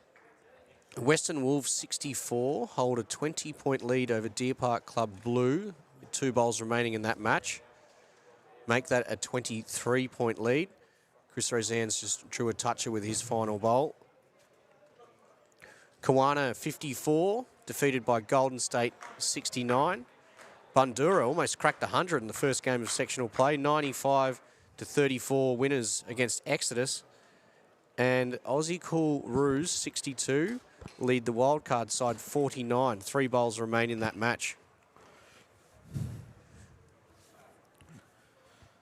Any surprises there for you, Razor? Oh, I think 95 to 34, Bundura over Exodus is nothing against Bundura, but that's a very big score against Exodus, who's got a very good history in the UBC. The wildcard team wasn't too far away, mate. Getting beat by 13 against the Roos. The Wolves, though, Event 1 winners, they've just continued marching on. Yeah. That's a big win against an Deer Park impressive side. Deer Park club. Well, Yeah, both of the 100%. franchises are impressive, as you well know. And that's been completed there, 82-47. Early doors, mate. Early doors Yeah. for Section B.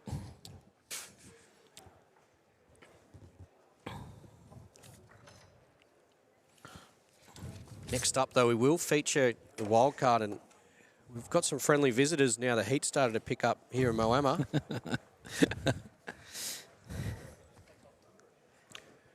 But we will have the wild card team up next and the Deer Park Club blue side. It'll be interesting to see the lineups for both. As we note, with each event here, the Ultimate Week, there is 3 of them. We have a different UBC wildcard team for each event. The first event, the team went ever so close. They were actually the final game of the live stream for sectional play, and we were waiting, we were watching and looking to see if they would get through. It came down to the final bowl. Matty O'Brien just missed, and they missed out on making the finals. So it'll be interesting to see how the UBC wildcard go in Event 2.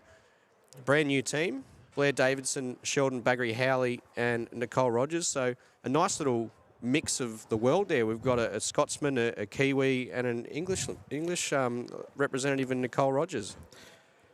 Yeah, who do you think's going to line up for Deer Park, mate? I hope it's Case. Yep. Because we love it when Case plays on live stream. Yep, that's true. That's true. And I'd say potentially Ali. I reckon Case might lead up for Ali, but you never know. Case had some extreme numbers too leading up in Event 1.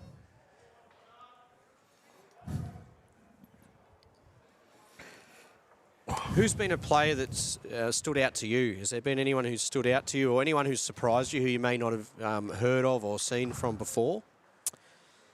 No, I think yesterday was really good to see the Western Wolves go and win the event. Yep. Desi Can, who's a good fella and underestimated, but look, it's hard to go past Aaron Sheriff as a standout for that first event. Broadbeach were very stiff not to get through, but that's the way it goes. But there's many good players in every side, and it looks like it will be Shannon, the Kiwi duo. He has risen. Shannon and Ali, by the looks of things. And then for the wildcard team, I think we can see Sheldon and Blair, but Nicole's coming over as well. Oh yeah, there she comes. It looks like, Blair and Sheldon will be taking green as, Blair gets his bowls out. Well, both teams have lost their opening encounter of sectional play, so they'll want to turn the screws here and make it an even ledger of 1-1. It starts getting hard. The further you go, and with less wins and losses, you start chasing your tail and you start trying to manufacture shots and results, and you get a long way away from your natural game. This should be an interesting battle, actually, Greeny. Got 3 New Zealand squad members. Yeah. On the green at the moment, so Ali looks fired up.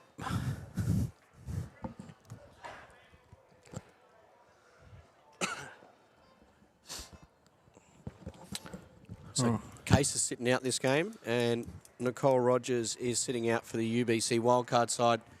Sheldon Baggery-Howley leading up against Shannon McElroy, the skippers. Ali Forsyth for Deer Park Club Blue, and the UBC wildcard skipper is Blair Davidson.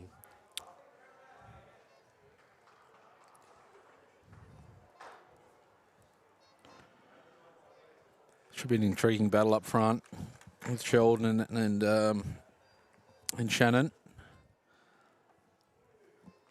So the boys have just come off the main rink here at Moama. Usually when we see this first end player, they're a little bit loose. It's a fraction quicker on this this small green compared to the main green out the front. And Razor, it's always surprised me. It's only It's only just been in the recent years that Shannon and Ali have been representing New Zealand pairs together. Yep. Over the decades that they've been involved in the New Zealand squad, very rarely have they actually played together. Yeah, which is real funny. But look, they're obviously good mates too, so it's a very good combination, and I think we're going to see more of these two in the future. And they suit each other's game style as well. Great mates along lines too, so... Well, it's a bit of contrast too. I mean, Shannon's an outstanding draw bowler, and we know what Ali Forsyth is like with his attacking and his runners as well. So it's a nice balance.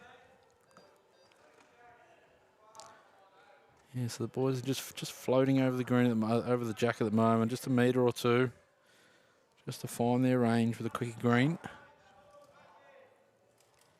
That's the thing during the sectional play. Along with finals as well, there's no real roll-ups. The only roll-ups or trial ends or any time to practice on the rinks is prior to a sectional play break. So whether that's right at the start of the day or it's in the break between the blocks, so Section A and Section B, or the evening session.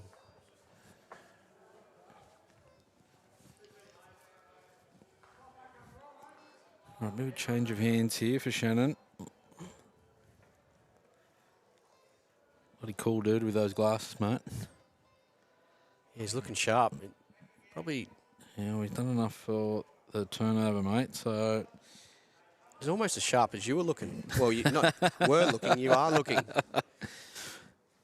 All right, Deer Park to get off on the board with 3 points. First points of the match. It was quite incredible too, early days, Razor, the first couple of games of the day. They literally were all one-sided for the first 3 ends, and then you'd see a team mount a fight back. The first game was just quite remarkable, 54-0, and ended up in a draw. All right, what's Blair done here? Speed was good. Blair's found the speed straight away, so he'll make a good adjustment with his next one. Yeah, good support around the greens here too for the Deer Park Club. A couple of Deer Park Club board members, but you've also got a couple of their club members in Toddy Trewarn, who's team with you, Ali. Great start there, and young Harry Coleman. But how good is Harry Coleman? Yeah. Oh, mate, he's such a weapon. Such a weapon. Such a great kid too. That's a fair start from Ali. Front nose up first up.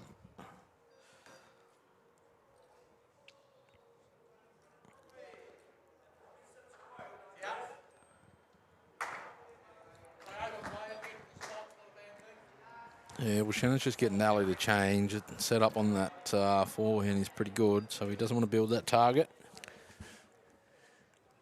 I've been fortunate enough to play and watch a lot of bowls featuring Ali Forsyth, and there's 2 very scary things. One is when his first bowl is a front toucher. The other is if he hits his first runner. Yep. Yep, that's that is Ali. Yeah, it's scary if he gets his eye in early. Yeah, that's why the wild card team really need to put the pressure on early. He's on a better road here, Blair. Just needs to get down. He has. Oh, he's nearly get a touch out of it. That's a great shot from Blair. Well, that just changed things. We had his weight from his first 2. There was that shelf there, and he's used it. Interesting, too, that Blair, formerly from Dandenong, is actually a club mate of Ali at Clayton now. Oh, right. Well, there you go. Yep. It was a pretty good setup here for Ali. He's just got to arrive to this, get the front bowl onto the jack and get the shot bowl clean. Shannon is interested. He's got something for sure. That's a great shot, Look Ali. at this, Ali Forsyth. He's got the fist pump and he's picked up 1, 2, 3. It's an Alderman end to start things off here. Wow, it was a fair end of bowls too. First end of the game. Ali Forsyth, very impressive first end. Just continues on from the shot making we saw in our first Section B match. That's a huge start for Deer Park Blue. 24 over the wild card 3.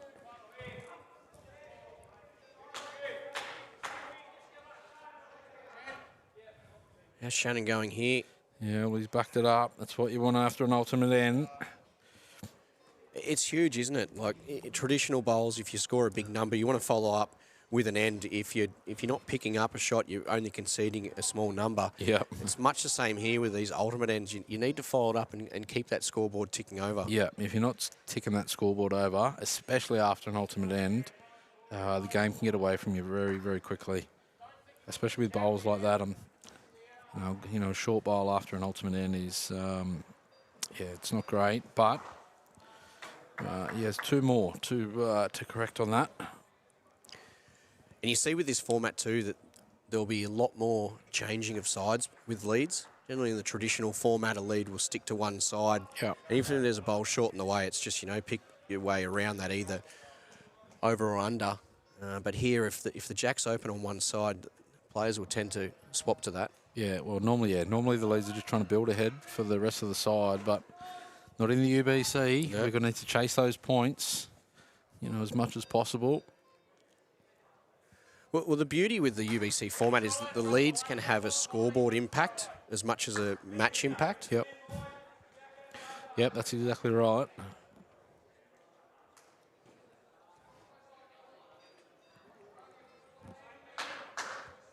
All right, Shannon's on the forehand, just trying to close this down, try and front toucher, which he's very close to doing.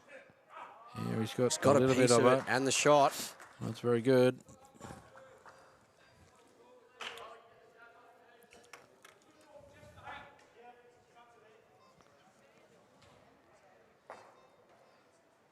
All right, 27-3 to Deer Park Blue.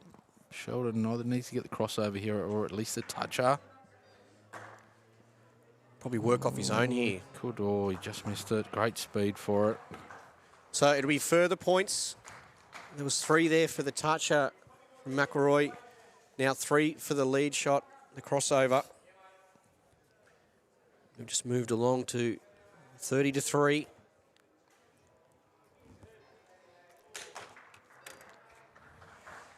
Let's have a quick look at some of the other scores.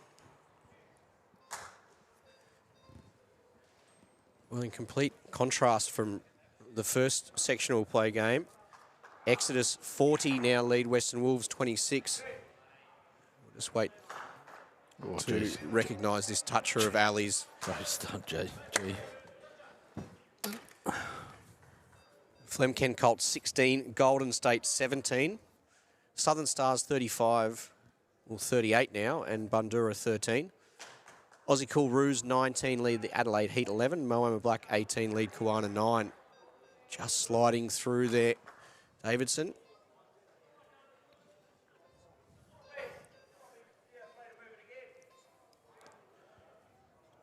So Shannon's just asked Ali just to try and change his head a bit.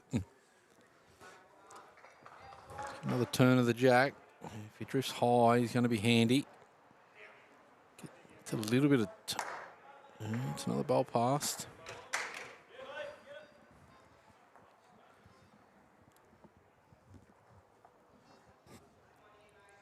Ali's one of those players too. You'd love to have a player cam and just watching his mannerisms on the green. He's always so fiercely intent on the shot bowl and chasing his bowl down.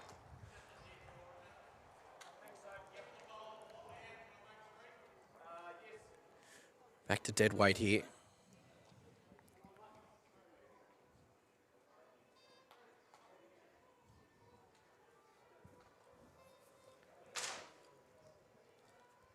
Speed looks very good. Oh, could he get a toucher as well? Oh, has he fattened it up? Oh, that's a pretty good shot from Ali. Well played. Yeah, looks like first and second. See some weight here, you think? Oh, look, Razor? he's got nothing to lose here. He can't afford to try and play these two perfects. He'll be at least 6 feet through this, trying to move the jack right back. Well, 66 feet through. He's missed the target. Peeled a couple of bowls out, but didn't change the result. And Deer Park Club Blue will continue on their merry way, 48-6 leaders after 2 ends. Yeah, this is a big lead. Need the wild card team to win this end. Couple of touches for N3.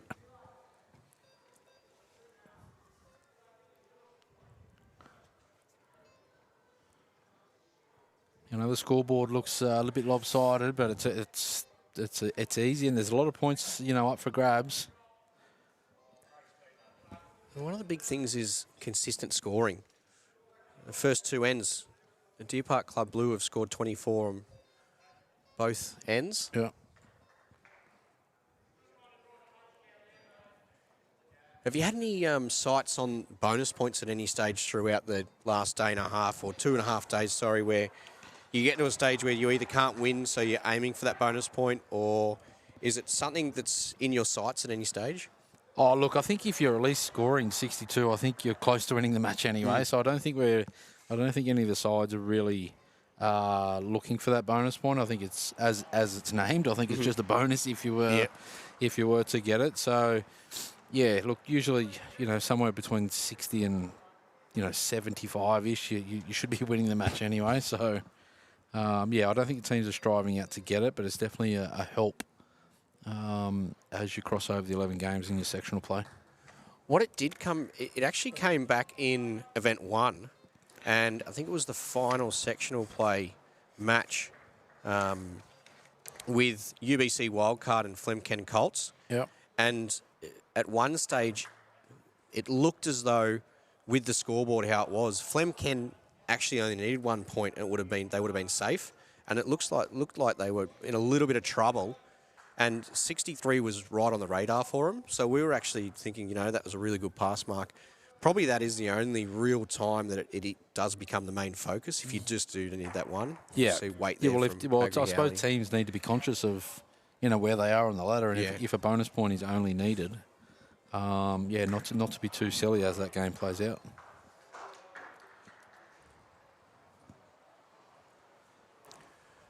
So another lead shot there for Shannon. Perfect record so far, 3 from 3.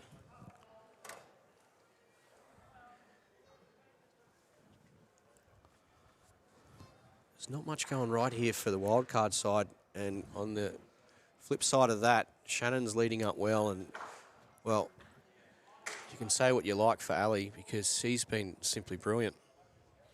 And continues to do so. Ooh, he won't like that one though. I know it looks really good on TV though. But yeah, it has set it up for Blair to trail this jack. You know, 6 feet, 10 feet for an ultimate end. Speed is absolutely perfect for it. So it's still there. It's a tricky one, like the.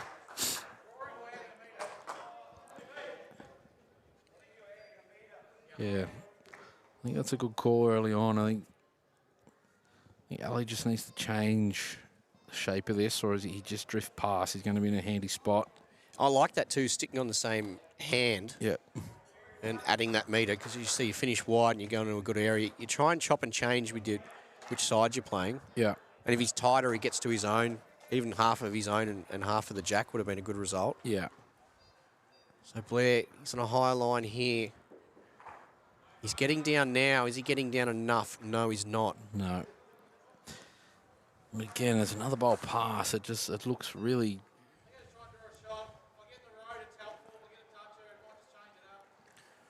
Well, the beauty for Deer Park Club Blue is one of Shannon's bowls is right at the back of the green, right near the ditch, and that's courtesy of a big runner from Sheldon Baggery Howley. Made contact with Shannon's. I reckon if the score was a fraction closer, I reckon he would have covered that. But they have a pretty good buffer, so Yeah. I think you know, the Deer Park have taken a bit of a gamble here, but you know, we'll see how he goes. He's closer. He's definitely close. He's got it. Well, he's quicker too. He's got it. Where's it going to go? It's gone the wrong way. It's really unlucky from Blair. It's a really good shot.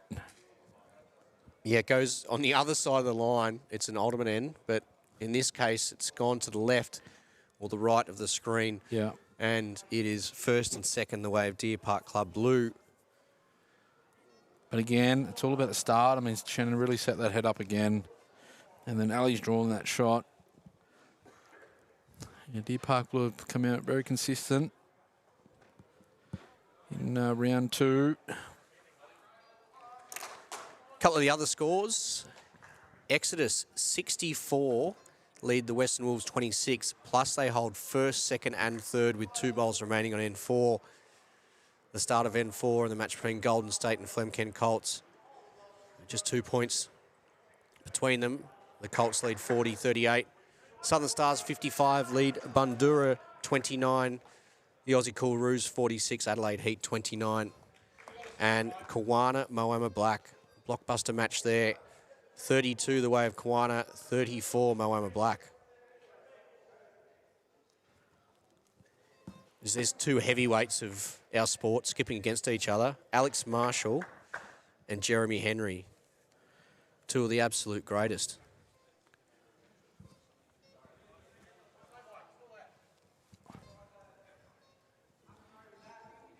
It's good to see Jeremy still playing well too, mate. He's such a legend of the sport. So he just moved up to Koalas. Be a year now, we're just over a year now. Yeah. A couple of years now.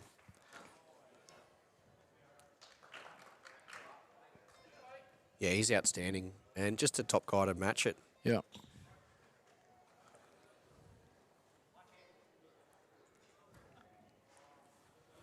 Still the only qualifiers to win the World Indoor Pairs as well.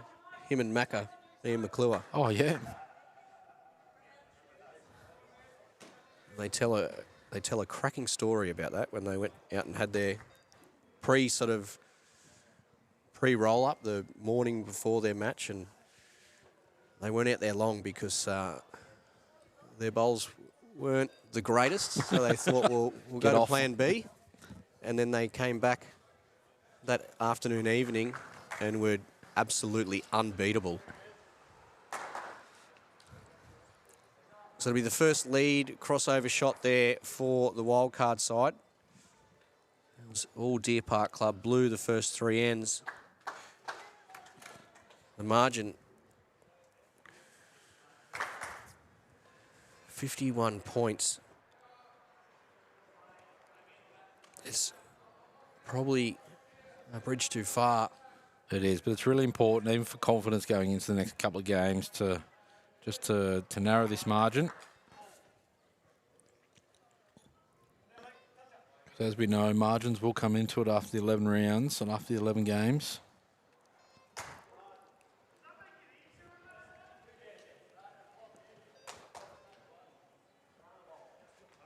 Just overdone up there. And have your team talked about plans for Thursday and Friday when the heat gets right up? You got ice packs for your shoes, or you got some ice cubes for your pockets? Yeah, it's funny thing about Moama, isn't it? It's it's either a crisp 15 degrees, or she's 35 to 40. But the next couple of days is going to be really tricky conditions for the players. We're just lucky we've got this amazing facility here where we're undercover. So we've had the rain for the last couple of days, and then when that heat comes, it'll still be warm, but we'll be protected from that direct sunlight. Yeah, it's a beautiful facility here at Moama. Yeah, no, we're very lucky to play on these greens. And they look after you here at Moama too. So thank you to everyone at Moama.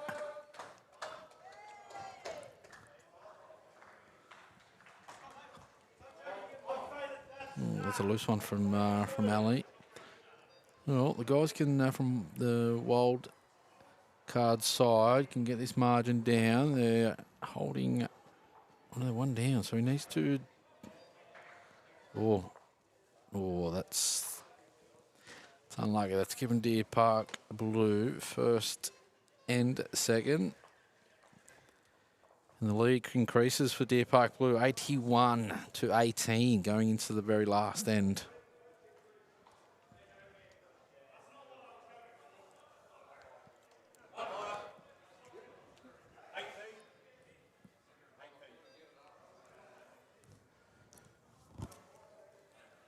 What's the highest score that you've been involved in so far, Razor? Surely you'd know that. Yep, 93. 93. I think it was a couple of years ago, yeah. But even this morning against Musgrave, they got to 87 against us. Yeah, not a good feeling. Not a good feeling. And how many UBC franchises have you represented? We were speaking about this earlier. 3. Tara Point, Geelong, now Deer Park.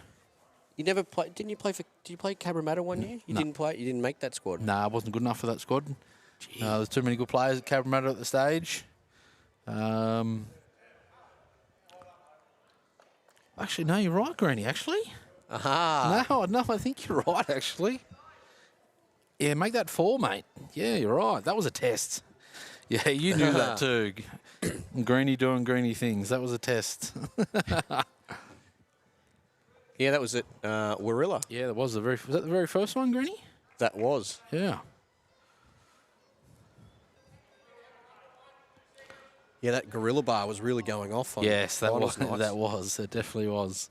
Put on a good show down there in the first event. All right. Well, see how Shannon's runners are. He clears that front one. He's very close. Oh my God. Long balls.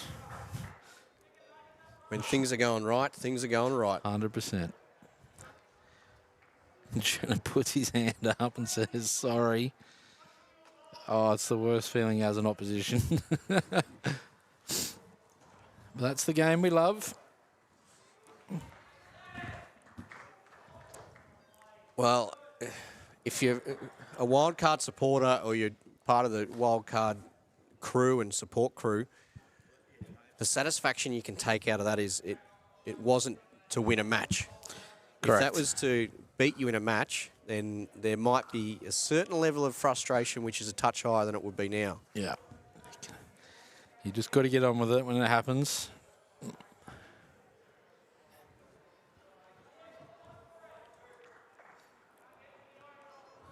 All right, well, the guys can really push to get the ton here.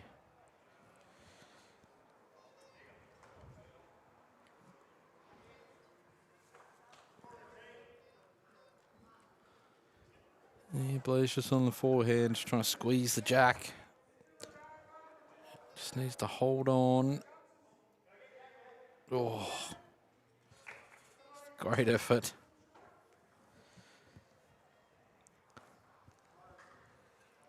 Well, can the Deer Park Club Blue side here crack the 100? Maybe odds on, surely. Yeah, it's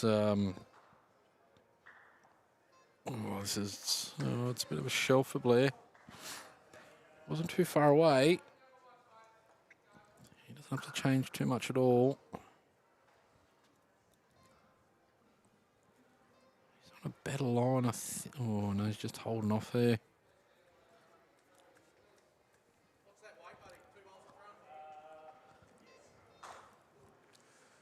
Ali will finish this match with a draw.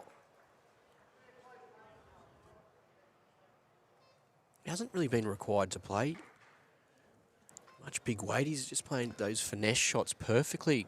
Yeah, well, Shannon set him up pretty well this match. So he's finished off the way he started, though, with a touch wow. up. But there is no gap there now, and we will see big weight. Just as big as last time. Didn't muck He's around. got the target. Oh, what a shot. He's got the jack almost through Shannon's ankle. What a shot. Oh, that'll stop the ton and narrow the margin just that little bit. Yeah, really good hit there from Blair Davidson, his final bowl. And the score finishes 39-93. And it was a masterclass, really. And a big win there for Deer Park Club Blues. We look at some of the other scores, and still a couple of matches with a couple of bowls remaining. Exodus, though, have had a big win, 88-53 over Event 1 champions. Currently 54 apiece between the Colts and Golden State, and just 2 bowls remain. Southern Stars, that's a big win for the Southern Stars, 91-41. It was just 15 minutes, 25 minutes ago, we were talking about Bundoora and their extreme score. Yeah. And the Aussie Cool Roos, 70. they'll get the job done there against Adelaide Heat. It's just a matter of what the final score will be. And Kawana, 54, are holding on at the moment over Moama Black. The difference 6 and 3 bowls remain.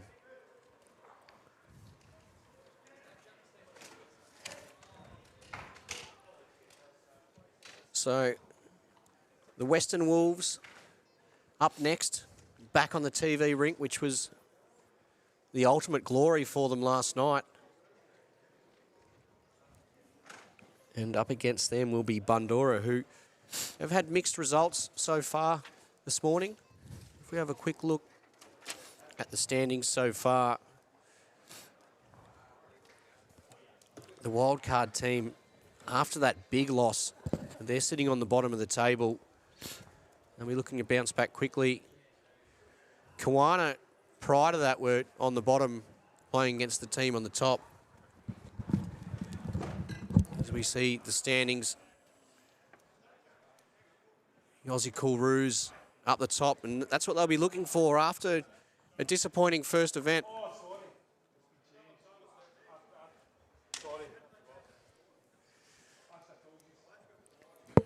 The Section A standings. Of course, Section A all completed 5 matches this morning. And that's what Section B will be in the process of doing now. They've played 2. Some of the games are still just finishing. But the Pelicans and Gorillas, great start of the morning for them. Warm bowls to you, Windsor Centurions, heading into that 5th round. They were undefeated. And the defeat there just took them down into 3rd place. We see a little bit of movement as those games come through. And so all the Section B round 2 matches have been complete. The Aussie Koalas and Flem Colts on top in 1st and 2nd. The Southern Stars in 3rd. Deer Park Club Blue 4th. Moama Black in 5th. And Bundoora in 6th. Golden State just outside, as are Kawana Thunder, followed by the Western Wolves. So the Wolves, 1 win, 1 loss. No bonus point, and the differential of 0. So it's a big game for them, but it's all free kicks now for the Western Wolves after winning event 1. Just gives you that little bit of freedom there in event 2 and event 3, where some of the teams who didn't perform to their best in event 1, the pressure starts to mount event 2 and event 3.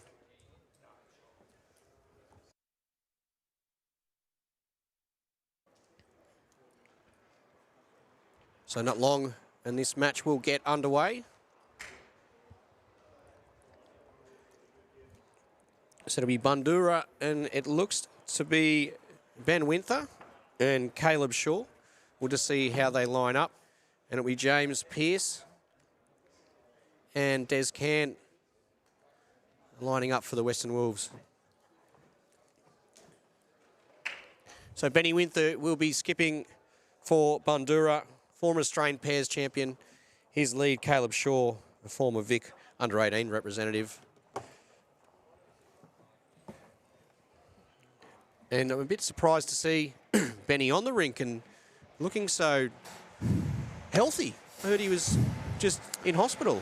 Yeah, he just literally just checked out of hospital. Not too sure what the background was there, but yeah, he's just checked him out as hospital, so he's keen as mustard to get back to the UBC. I couldn't believe it when I saw him pop up.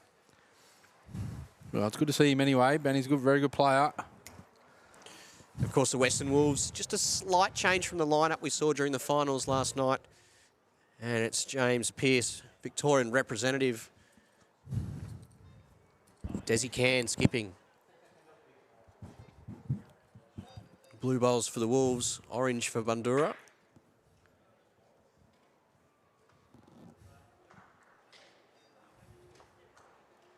Did you play any state games against Snorkel before becoming a teammate when you come down for Premier League at Deer Park? Yeah, I've had a couple of test series against James. Very good player, very, very good player. Just ultra consistent. It was actually Harry and James played each other in the Deer Park Club singles this year. Yep. And it was an outstanding match. Yeah, two quality players. Not surprised at all. He's just a very good human too. Very good human, Snorkel.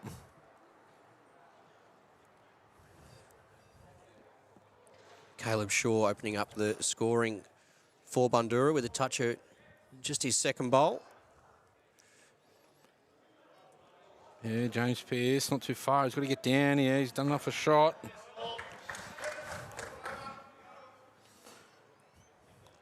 Yeah, great reply there from Pearce. With a C. Come down on his back end, Caleb, trying to turn that jack around the corner.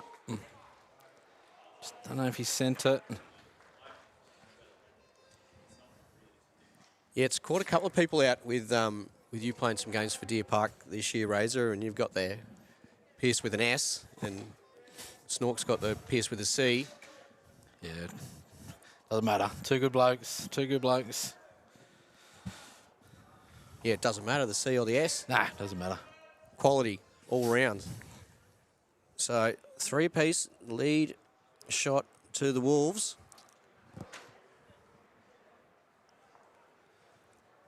All right, he's just trying to get in before Benny Winther. Just trying to get to that jack.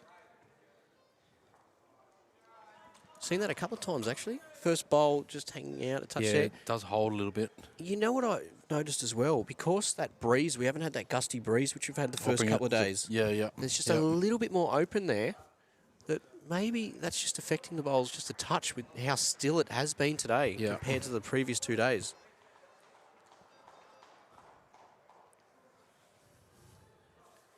Des just doing a bit of guarding there.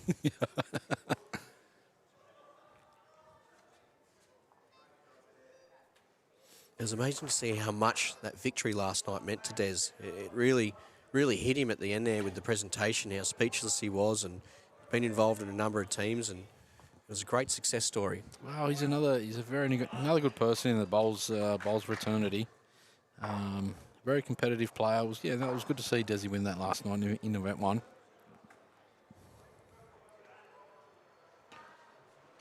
All right, Benny's on a better track. If he's there, he's very close here for a toucher around the corner. Stays with it, just. So, Snork, James Pearce will hold shot there for the Wolves, but as you said, Benny Winther there, great shot. Just stretching a little bit too. Been in a hospital bed for the morning. Well, he has changed the head complexity a lot. Oh, Desi's not happy. So he's actually set this up really well, Benny. You make an ultimate end here by setting that blue bowl out and staying. Yeah, well, he's got the next 3 as well, so. I can just get, okay, yep. And he's got the backest. So he can play pretty much any way he likes. He's controlled it down here on the backhand. He's close. Both boys are watching. He's got the bowl. Where's the jack going? Oh, great shot, Benny Winther. Just a matter of whether he's made. Yeah, he has. He's made an ultimate end there. There you go. Bundura have just said to the Event 1 champions, we're here to play. Cop that. Straight out of the hospital bed to play a couple of howlers for an ultimate end to start off the match for Bundura.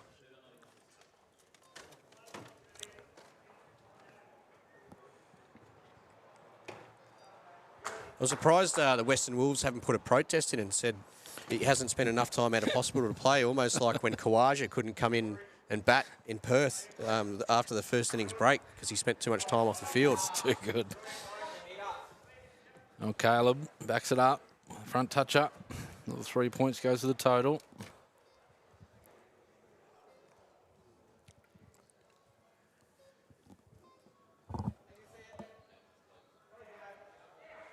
James Pearce not far away here. It's a very good reply from James Pearce.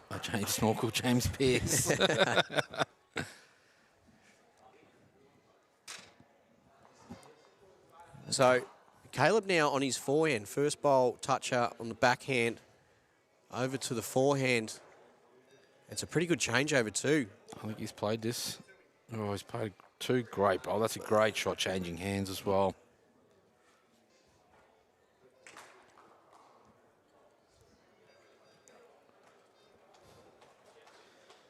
It's the perfect start after such a successful first end. Yeah.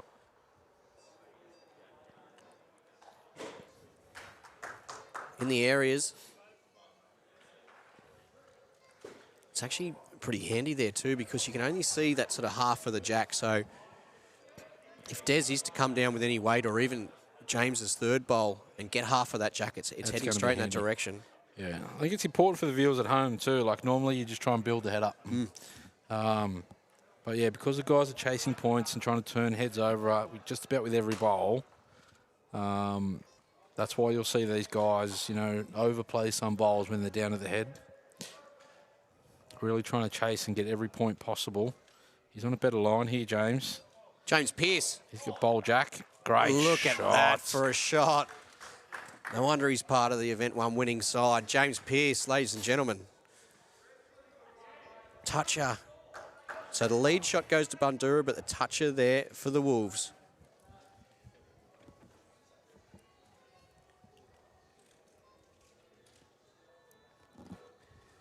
I think it's great to see as well. Like, quite often you'll see in an event, there might be a combination for a team who favour themselves on the TV rink. So you might just see all of that throughout an ultimate week, and even though there is 3 events. But it's great to see someone like James, who he's part of the Wolves and a big part of their success.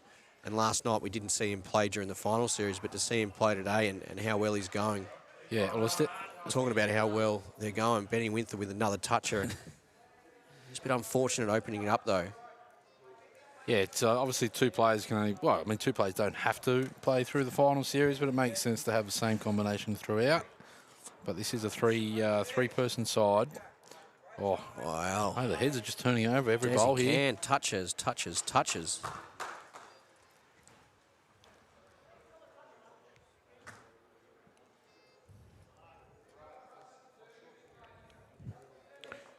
All right, so we need to a fair bit of room there. About a metre of room. Yeah, he's done well. He's done really well. Benny Winther's come out to play in this one. What he's done too is he's just put it far enough away where it's not a real big target. Yep, So left a couple of holes there. I don't think Desi's done well himself. Oh, he has. Yeah, he's got the shot. Well played, Desi.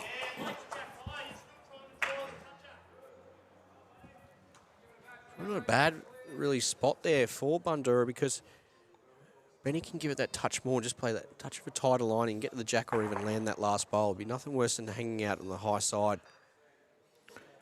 He's played it well. Just has he got the weight to turn the bowl? Not quite, but he's got third shot out of it.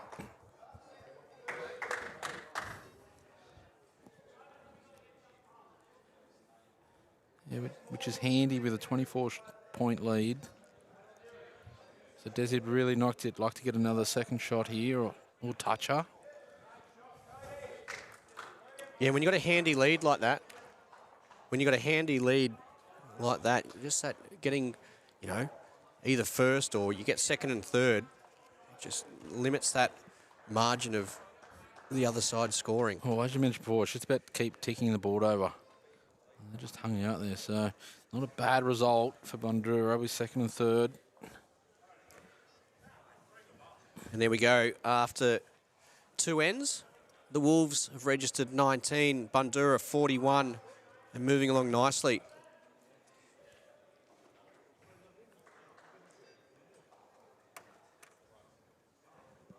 Give us a tip, apart from the Deer Park Club, because Deer Park Club haven't actually won an event yet. So close. Last Ultimate Week, both the gold and the blue were event finalists. So apart from Deer Park Club franchises, who do you see as a possible first-time event champion over the next couple of days? Without knowing too much of the winners, Well, has Musgrave Hill won it? No, they haven't. And one of the reasons being is This is their first this time, is isn't their it? first event. Well, there you go. Well, I think I liked the outfit of Musgrave Hill Pelicans. Yeah, it's hard to beat, you know, Sean Baker, Ryan Bester, Gary Lawson as a combination. So if Deer Park Gold are not to win either of the next 2 events, I can definitely see the Musgrave Pelicans winning an event. And these bowlers have just continued with brilliance. First 3 bowls this end. Yeah, good call, Razor. Littered with world championships and national championships amongst the 3 of those players. Oh, Shaw with another toucher. 4th of the match. And we're only in the 3rd end.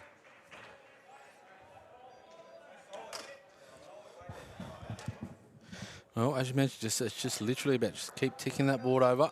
It's going to make it really hard for the Western Wolves to get back into it if you keep ticking the board over. Forehand weight here from Pearce. Going to need a bit of luck here. Oh, that's unlucky. Can we see another toucher from Caleb? 3 out of 3. Set up for it, but has he sent it? Oh no! It's gonna finish in a tricky spot. Oh, it's probably not a bad outcome. Further 3 points with the lead shot crossover. So from those first 3 bowls of Caleb Shaw, he's added 9 points to the scoreboard. Yeah. For Bandura. Again, it's just ticking that board over. Yeah, it's a lead. It's a fair lead now. So 31 points. And crossover on in 3. So we're going to need to see something very special from Des Can on this end if they look like getting the victory. Yeah, that's not all bad. Yeah, not all bad at all. Yeah, Benny Winther really needs to change his head because that'll look nice and juicy for Des. Yeah, Benny can play with a bit of confidence to this head, try and turn one of the bowls over, or just finish past the head, and he's played it pretty good. He gets half of that past the Jack. Yeah, it's a good shot. It's another one there. I think at worst here, Desi's got to clear that front bowl out of the way, Razor. Yeah. If he clears the front one, oh, he's underneath. He's going to get to his own one. What sort of cause a bit of damage, and it has. Great result. Probably got Jack's shot. Nearly got shot out of that, I think. Jack's gone pretty much directly back into the ditch. No bowls within 2 metres.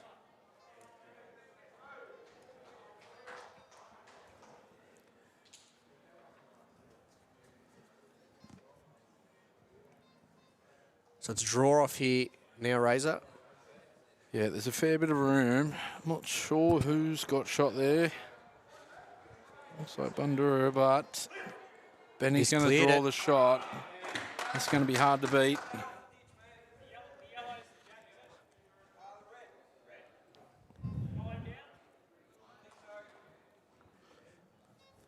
Yeah, can't quite see the Jack there, but looks like yeah, Bandura with 1st and 3rd. Not sure what fluids Benny got in hospital, but it's worked. Whatever it is, there'll be a it's queue. worked. There'll be a queue of UBC players at Moama Hospital lining up for the Benny Winther fluids. Second shot. Yeah. Yeah, Benny Winther says forehand, backhand, doesn't matter.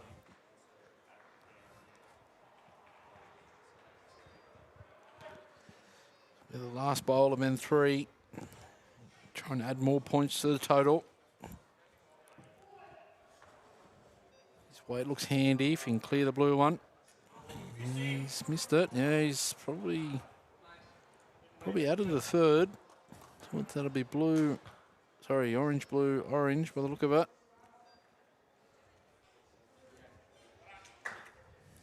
So the lead will extend there for Bandura. Now 63-24. The 3 ends in. So 39 the margin. So, it's simple for the Wolves here, Razor.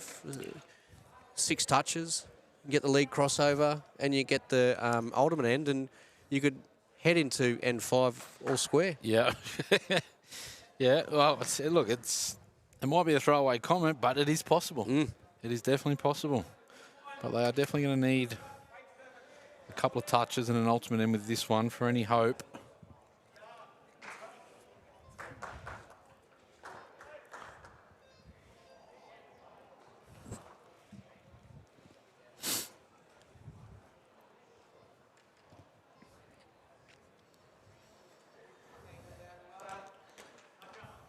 couple of loosies from Caleb. There's only a couple of ends left of this match, and we thank you for your time, Razor. After this match, we'll... I think I've got the pleasure of having Nugget with me, so it's great. I haven't had to worry about the beep button or any delays in coverage. We're going to have to be a little bit more on our toes with our next guest. He'll be fine. He'll be fine.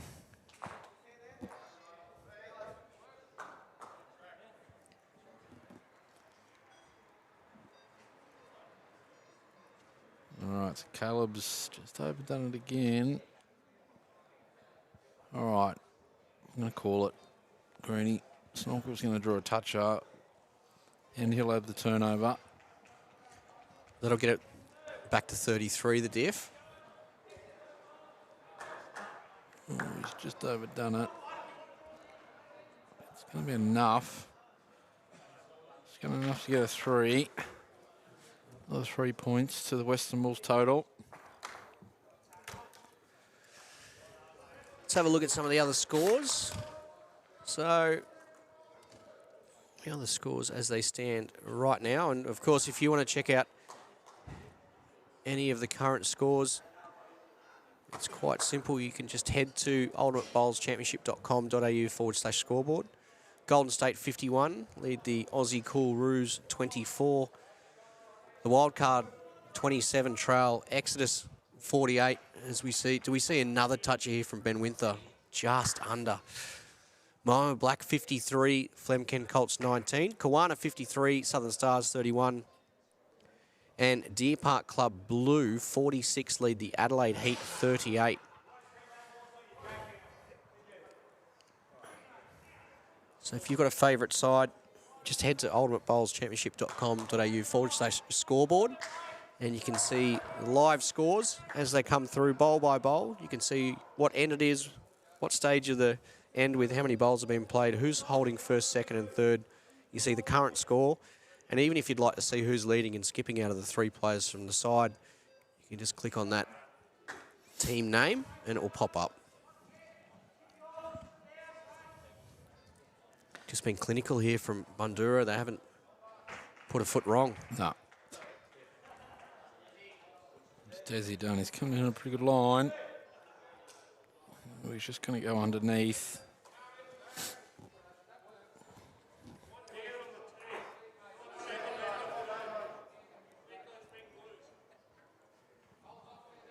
I think Benny's just got to draw another one. Just try and really put the foot down for Bandura. He's not real happy with it. Usually means he's quick. As long as he doesn't run into the jack, I don't think it's going to be a drama. He's still got first and second.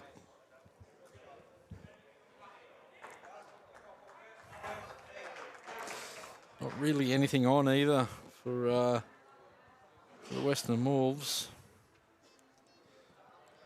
Let's try and get a full toucher on and try and finish with a first and second or a first and third.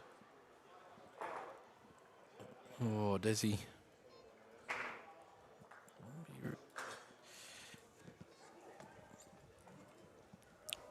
Further points for Bandura, and it will be their match now for Bandura. They'd love to extend the lead. The Western Wolves, they know how to win. They know how to get through sectional play. And one of the important things there is making sure none of these blowouts continue. So currently at 48 points, they'd love to have a solid end here. At least pick up first, if not second. They'd love an ultimate end, but they just want to make sure that margin doesn't blow out any further. Yeah, that's right. Again, it's really important to keep your margins down going into after the 11 rounds. You'll find a lot of teams that run 3rd to 6 are usually roughly on the same amount of points. So it's important to keep your margins down as much as possible.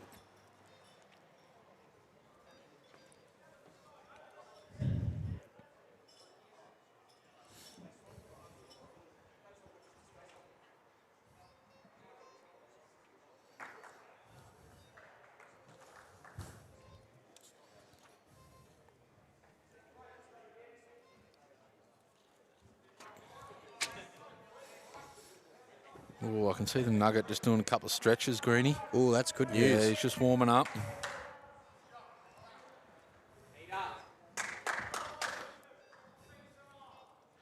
Been pretty solid, Caleb, isn't he, as well? He's led up pretty good.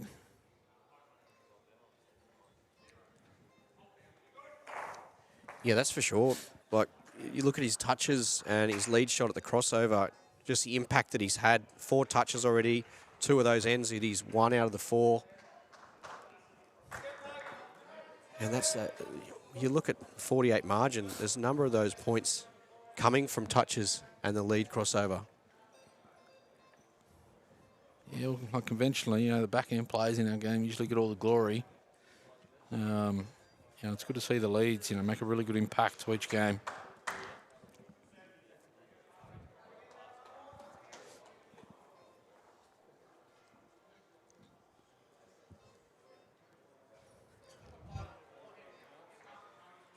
All right, Snorkel, see if we can finish on a good note. He's pulled this tight. Weight was okay. Yeah, weight was good. You further lead shot there to Bandura.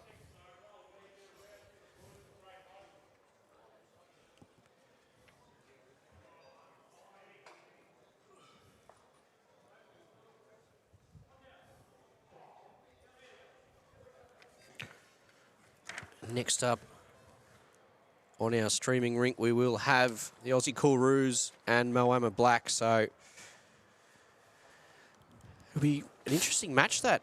Moama Black always strong, and Aussie Koalas looking to bounce back from the most successful first event. And if we look at some of the other scores, Golden State 61, the Roos 35. Des Can wait here on his backhand. What's the connection? I thought he was going to get a slight edge off the orange, but just peels his own out. Exodus 53 hold a 4-point lead over the wildcard side. Halfway through end number 5. 4 or 5 bowls left in Moama Black v Flem Colts match, and Moama Black 69, the Colts 30. There's 3 bowls left in that match now. 66 Koana Thunder, Southern Stars 42, 4 bowls remaining. And nearing the conclusion of end 4, Deer Park Club Blue 46 lead Adelaide Heat 44. Wait again here. Des Can. What's the contact this time? Oh, if he left his blue, he would have had shot. But he's made movement on 5 bowls there, one of them being the blue. And that was the one he didn't want to take out. Well, he's opened it up with his last one to try and draw the shot and get this deficit down just a little bit.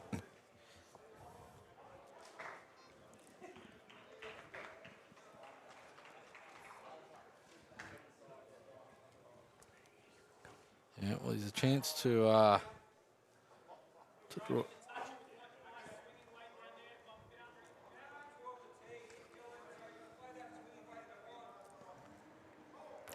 All right, so he's trying to get the maximum out of this end by moving the jack or sitting the bowl.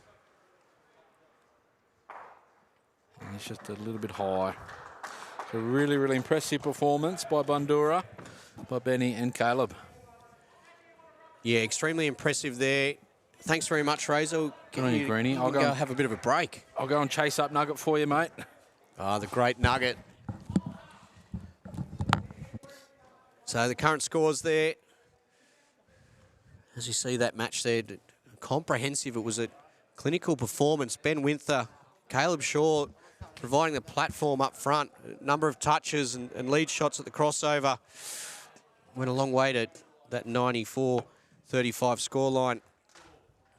It's great to have Sean Ingham with us from the Broadbeach Bulls, one of the stars, probably the star, with Aaron Sheriff playing a sort of second-hand part there. Very kind. Support role. Yep. So Nuggie, I just had Razor in here. He's in Section A as well. They went 2 wins from their 5 matches. You guys were much the same. Was there a couple of tight ones in there? Tell us the story. Yeah, there was a tight one and then a couple of beaten. So, yeah, a little bit didn't go away. And everyone's got the sad story, but, going to have to get those tight ones up. So we're going to have to do it the hard way. We'll win the next 4 and see where it sits us. Yeah, well, sometimes it's good having that momentum heading into the finals as opposed to, just getting through. We've seen over the years, teams have come out on fire, winning their first 7 or 8 matches, Yep. losing their last couple and only just scraping in and then having no momentum, so it affects them in the finals. Yeah, absolutely. It's one of them things, playing with the momentum on the way through, but, you know, you always want to be fighting for that top 2. You don't want to be in the next 4, so, or was it 6, sorry. So, you know, you'd love to be up there with getting those wins early and making sure you cement that quarterfinal spot, but... And the other thing is, too, sometimes you need a little bit of luck in finals, as we saw last night. You must have, well, you just have to laugh at it. It's the only thing you can do, isn't it? At the time, you wouldn't want to laugh, but it wasn't the most fortunate of results. There was a couple of bowls there which were near on perfect, and yet the worst result came your way. I think we talked about the last couple of ends there, but there was plenty of bowls before that where Omar was trailing a jack or trying to sit a bowl and we'll just turn it in or going too far, before getting into that position. So, you know, there was just a series of events there that didn't go our way, but that's the bowls, you know. It's 5 end shootout, so that's why we love it. It's quick and fast, and that's what we do. Yeah, and I mean, I think it's a little bit of community service from yourself and Omar as well, because you've won a number of them between the two of you. So it's nice to let you know, a couple of the other bowlers enjoy a little bit of UBC success. Yeah, we have had our fair share, but it's always nice being on the W. So. And tell me how it is coming up against Exodus. So you've played them. Have you played them a couple of times, or just the once so far? Well, we played them in that knockout game before the quarters. So we managed a cheeky little W there. And that's where you've had a bit of success. So, yeah, the Exodus team have been very good to us, me and Omar. So it was, you know, we all go out there for the 5 ends and do our best. And yeah, I did see that lineup, and I thought that'd be quite interesting. Yeah, like it was a funny old game, you know.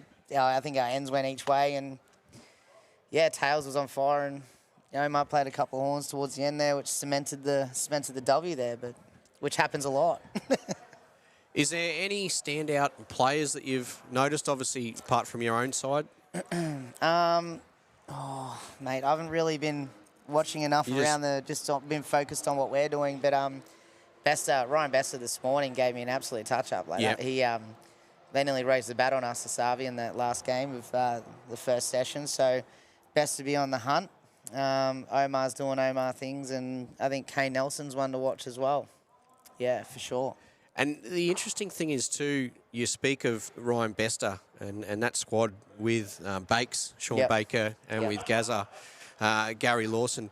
If there was one side who hasn't won a UBC yet, who are a big chance of winning one over the next 2 events, they'd definitely be one of the highlighted teams, correct? 100%. Like, I think I was with Bester and Burno when we had the Broadbeach franchise there underneath the Hong Kong. I think it was the Hong Kong sponsor, and we got close.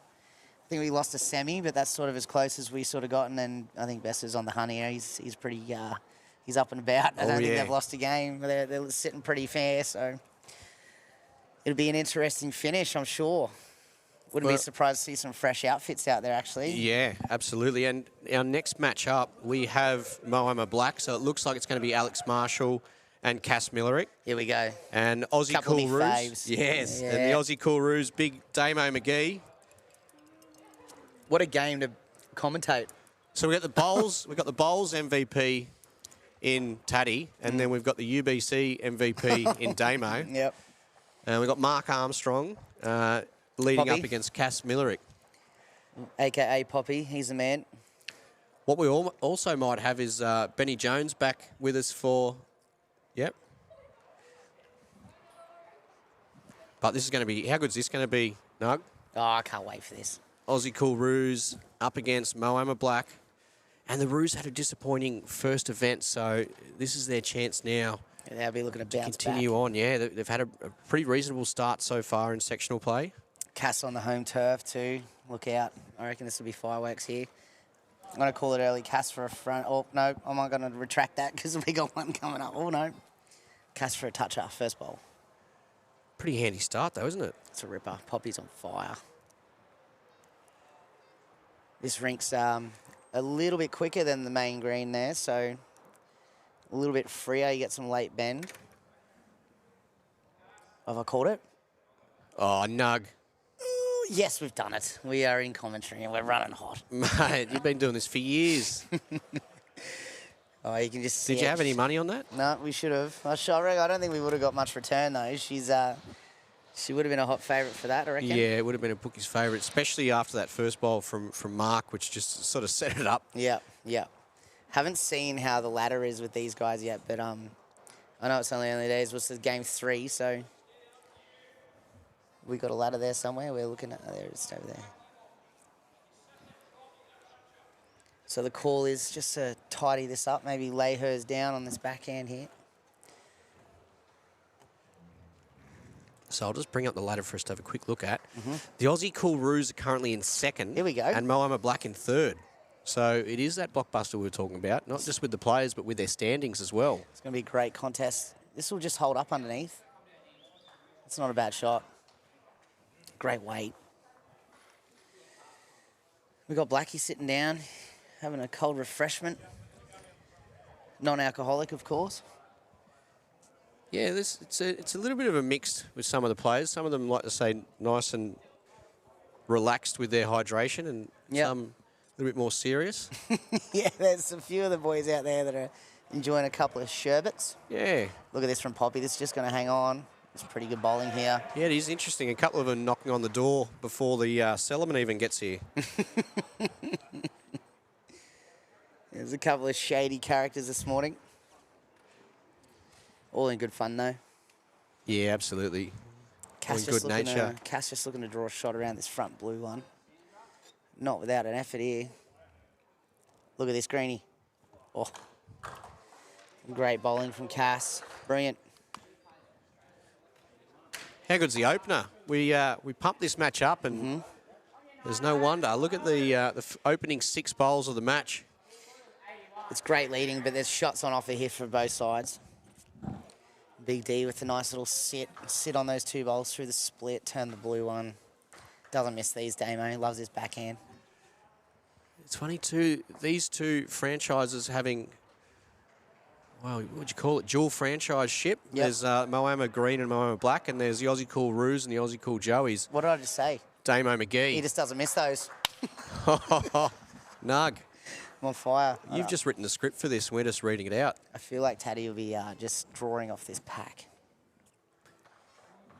And he was on fire on the finals evening yesterday. Oh, wasn't he Bit ever? unlucky in the end, but all right, we've missed that, but that's okay. He'll work off that. Yeah, take 2. Big D focuses it. What a man. Wasn't that a fun night at Dandenong when he carried the Roos through the final series there? And he won the TV. Yeah. He's won pretty much everything at Dandenong. Have a look at him go. He's come out on a heater. He's won a TV from the crowd activation. Yep. He was the only player in it, and It was the rest were outstanding. pulled out of the pokey room. Yeah. He won a big TV, won the MVP the year before that. Yep. Taddy's on a good track here. Just got to get past the front one. Great speed. Just tight. And the Moama crew starting to surround the rink here, starting to show their support. It is great to see the support from the other franchise sides. I'm calling them the B team. B team. Yep, Ryan Burnett and his crew. They poor start to the first event. Taddy and the guys have been carrying them. It's funny, we've seen that over the years, though. One side will sort of just miss the start, and another one will get a really good start, and then it just evens out over the 3 events. Yep, yep. Sure does. As the event goes on, especially like when we used to have the mat in the same spot all the time. Yep. We always saw like the first event was never a bad event, but it was sort of the guys were sort of trying to still find their way around the rink, but especially the next second event, the third event, they're really finding the gears. And he's just quick to turn. Good effort though. Is this blue, orange? Looks that way, so it'll be the Roos with a nice little handy start.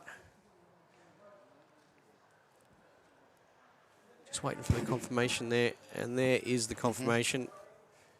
So 15-9 after N1. Noticing the guys are playing the side closest to us.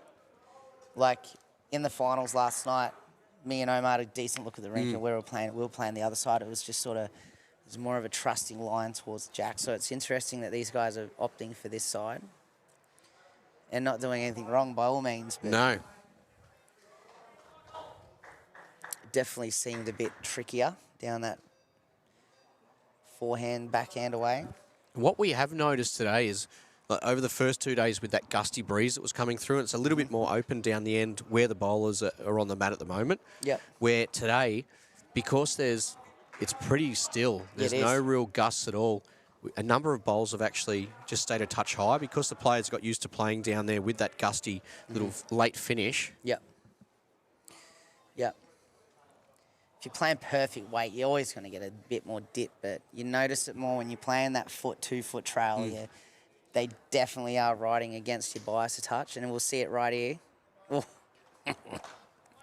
Not far away from that.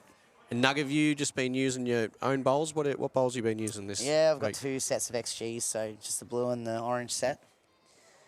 Had them for the last couple of years for this event, so yeah, they're a nice set. They're definitely tighter than what most all the skippers are using. They're using the Tigers and either that or the GTR, so to speak. But Well, you've been rated as one of the most destructive leads in the UBC history. Is that right? Yes.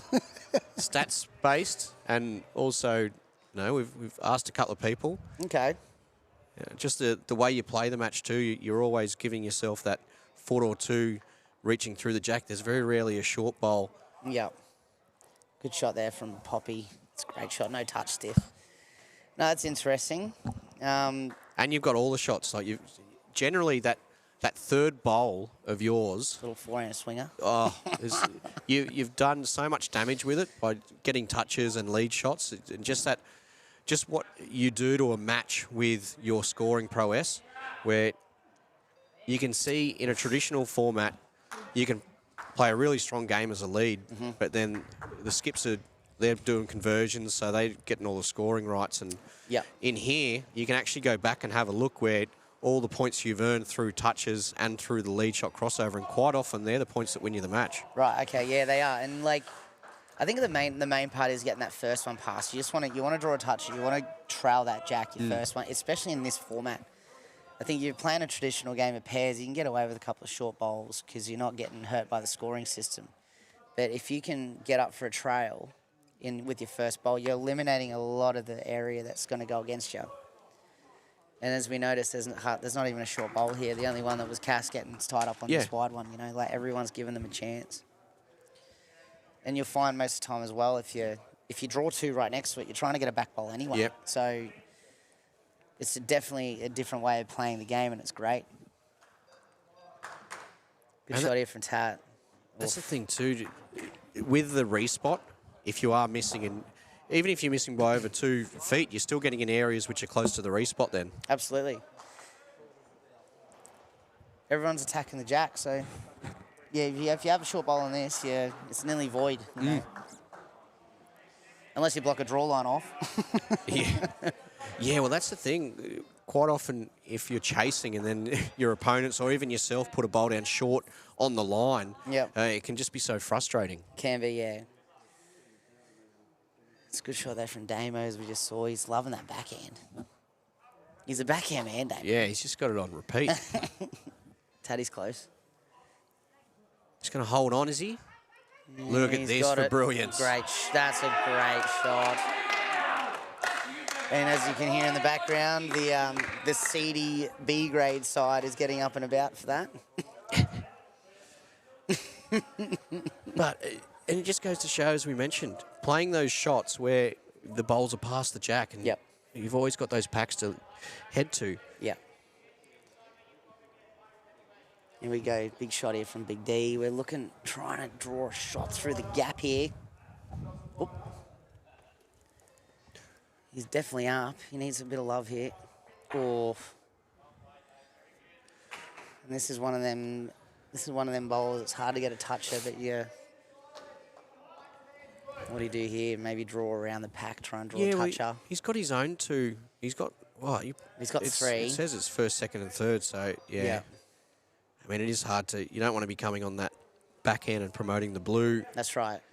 Nah, you won't. Yeah, might have just been looking at his speed there. No need to get in there for that one. So first, second and third, courtesy of that Alex Marshall piece of brilliance with his second. And that'll be the ultimate end the way of Moama Black. And now tables have turned and they lead 30-18 after 2. And as you can see, like, that game's a lot closer than what it says on the scoreboard, but that's only, what's that? 15, 30s, 13 points still. It's not much. Is that right? It is? No? 12 the difference. But 13 would put you in front. That's what I meant. Oh, That's yeah, exactly what I meant. yeah. Quick math. Once again, we see that first ball passing. Poppy on the backhand. I'll back him in here.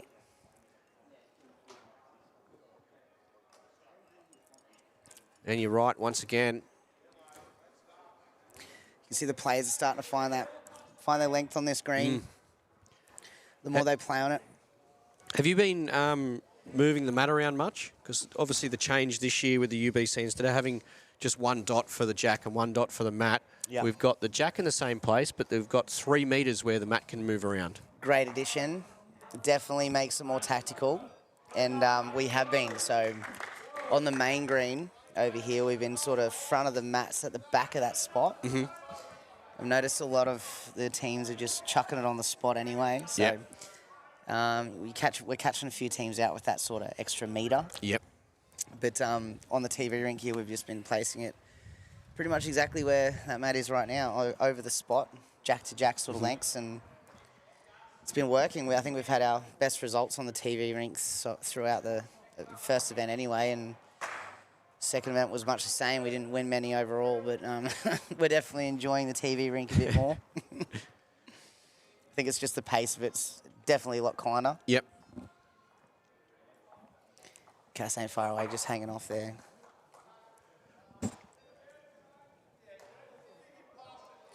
But the elements aren't there as much today. It's not as gusty. Yesterday it was definitely a massive gust coming through that sort of left to right as we're sitting. And the temperature a little bit more comfortable? Definitely warmer. I'm a bit rugged up. I'm looking forward to this afternoon. I'm sitting down, so... You'll be on the beanbags. Mitchell and Omar have... It's theirs to save. Oh, you just put the pressure on them. They'll be right, mate. They're going good. The flies are friendly though. As soon as that sun's come out. Yeah, they're not leaving us alone, are they? We'll have a look at some of the other scores. Yeah, absolutely. Kawana 28 trail the Colts 44. Deer Park Club Blue 30 lead Golden State 9. Wildcard 16, Bundura 32, Adelaide Heat 40, Exodus 11. Wow. And the Wolves 25 trail Southern Stars 26. Some interesting scores there. Great shot here from Al. Another toucher. Oh, they're getting a bit rowdy. There's a call in the crowd for Big Al. I'm not sure what that's referring to, but inside joke, I'm sure. Yeah. And big Damo. He got in the forehand and he's clipped the front bowl. If you didn't hear that, he rode that in the belly. Did you? I don't know if you got that, but you rode that and run right into it. So the guys are having a laugh. It's good to see. Enjoying their time out here on the rink, so it's good. Interesting score there, Exodus and Adelaide. Exodus was slow to start last event, and we happened to run into them in the qualifying match. So I think they've had a better start, but good shot. Look at this. Here he is. Alex Marshall. And he's left a couple of holes, if you don't mind. But what it does is puts Damo back on the backhand. So that's one plus for him. He's on the backhand, and he's on this. I don't know why he's not having a bit of a poke at that. He's got the best backward, but he's trying to bring a little bit of finesse into the game. This is probably the hardest shot on the rink to play. And they're having a laugh. I love it. That's an interesting shot. Thought he would have been up and about that. Tad would be looking to draw a touch on his backhand. Just try and hide this jack a little bit. All land one. This is the time where you wouldn't mind a short one. right in front on the centre line. Yeah, he'd just be pretty happy. make it harder. Because Yep. he's probably got second and third to the tee. Yep. It's a bit deceiving, that back bowl, like with that second. I think that orange one might even be the tee. Yeah, that quite true there. Here he is. He's opted. He must be down there. That's okay. It's a good shot there. You can see he's gone for that. Yeah, we can see on camera there, orange. That will be the shot to the tee. Close for the second, but I think you could be right there, Nug, with it. He's got to play some weight here, doesn't he? I think he's opting for this backhand swinger. Yep, this is definitely more aggressive. He's interested. He's watching it. Poppy's on the haunch. Just no holes here. Oh, can't get it. Oh, dear. You might get second out of that. So they've taken one out. Having a look for second. If it's two, the gap does increase here. Taddy be pretty happy with his work there. He's turned over the head twice. Toucher and a shot bowl. So Yeah, so far today, especially this afternoon session, the teams have been right on it from the word go. yeah, No messing around. how'd we go? I think it's first and second the way of Moama Black. Big That result. has been confirmed. Scores will move along to 51 to 24. 27-point margin after three. Must-win end with the Roos. First and second with the turnover here, they'd be loving that. But I think Cass will have something to say about it.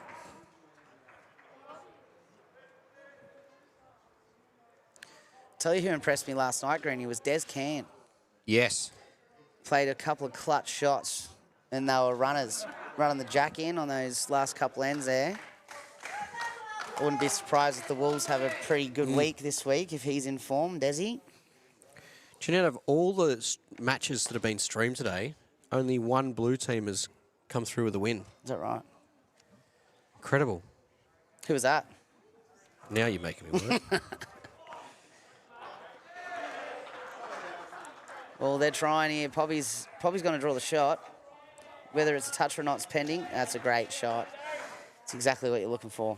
It was the NC Raptors, Last game. and they only did it by 1 point. Was it the last game? No, last game was Bundura. Oh, Bundy boys.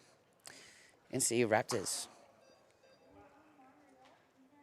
It's interesting how it plays out. Like, we know, like, between ourselves, we love our orange bowls a bit Yep. more than our blue ones. And that mental positivity before a game can be enough for you to get the win. So Yeah, absolutely. you trust those bowls a bit more. Because there definitely is some deviation. Whether that be the colour, whatever. It's just Yeah, maybe there's, the year there's in a the slight year in the weight bowl. difference as well with Yep. the bowls, with the colour. Yeah. You see it more with like the white compound, I feel. That's outstanding from Poppy. That's exactly what you want. When you're trailing looking for a 20. Get an 18 with a turnover here, be massive. It's close here. Shoot chance to draw this. Just holding off. It's a great shot. Gives him an edge. Yeah, he's got to back himself here. He beats that second shot, as you said, can work off that to get back to the jack. Yeah. There will be 3 points if the Roos can hold on the shot here after this bowl. Love watching the body language on the players, I'll tell ya. He looks tight. Might hang around for handy. He's done it. He's done okay. He's got another one in the area. Hasn't really fattened the target by all means. Like another worker. Third end in a row. Lead shot the way of the Aussie Cool Roos. Right. Second, third, and fourth end. While the players walk to the mat, deliver. We'll have another quick look at the scores. Deer Park Club Blue 57, lead Golden State 27. Kawana 49, trail the Colts 53. Bundura 59, lead Wildcards 16. The Heat 53, lead Exodus 25. And the Southern Stars 32, trail Western Wolves 55. As Okay. Marshall looks to get down to the jack Look at here. him go. Just gets to the front of the bowl. Oh, it's just making life. That's stiff. Would have loved to create an angle there. It's a great shot. Damo on the absolute stalk on this bowl. Just looks unders. Starting to make that backhand a little harder.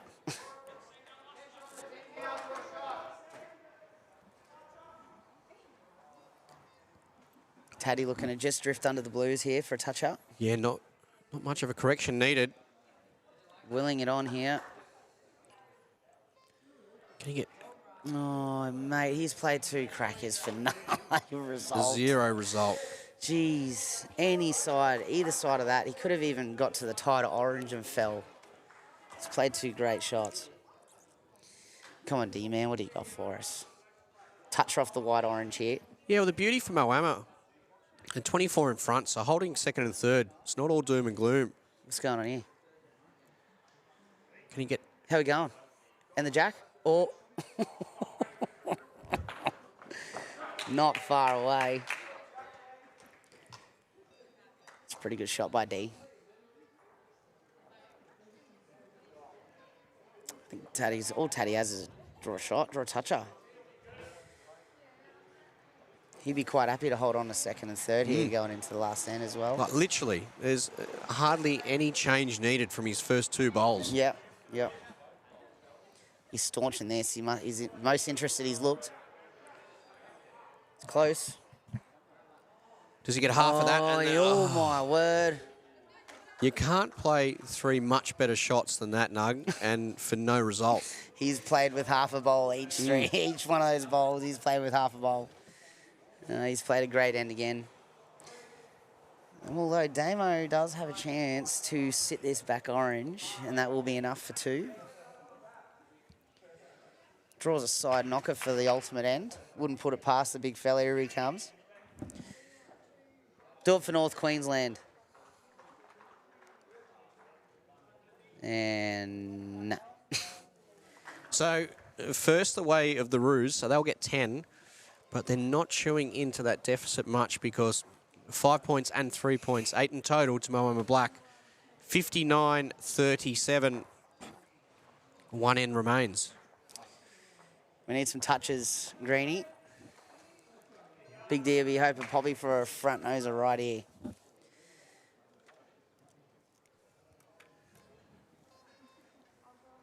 Here he goes on his backhand. He's been liking his backhand. He's been playing it well. He hasn't lost an end on the turnover. Tell you what, none of our highlights this match have been from backhanded play. Oh, he's called out for it and he's just missed. Oh my goodness gracious, that was big. That was big. I don't know how he's missed the jack. It looked like he was running right into that. Cassidy looking to repeat the dose here. Front noser will go close to ending this match. Taddy's got the thumb up already. And that is going to take some beating. Great shot from Cass.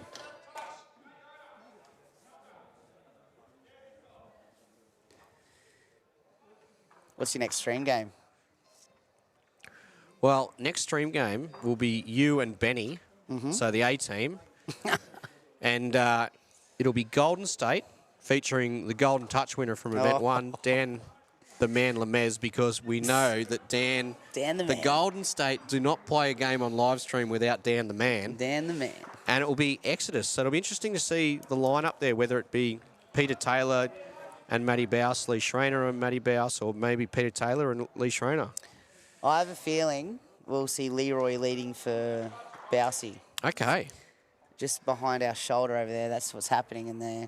Well, depends. I think it will depend what will happen here, but they are holding first and second. They're a chance to win that game. They are. That'll be enough. And as always, if you can be watching the UBC, the live stream, and you want to check up on the other scores, especially during sectional play when there's five other matches going on, can you get to the Jackie Armstrong? Oh, God. Oh, he's stiff. Head to ultimatebowlschampionship.com.au/scoreboard, and you can get all the up-to-date scores, bowl by bowl. The Colts 68 lead Koalas 55. Deer Park Club Blues 70 lead Golden State 35. Bundoora 68 lead the Wildcard 35. Adelaide Heat 58 lead Exodus 50. However, Exodus hold first, second and third with 4 bowls remaining. And Western Wolves 76. Big leaders over the Southern Stars 35. Good bounce back for the Wolves after their last game on this stream.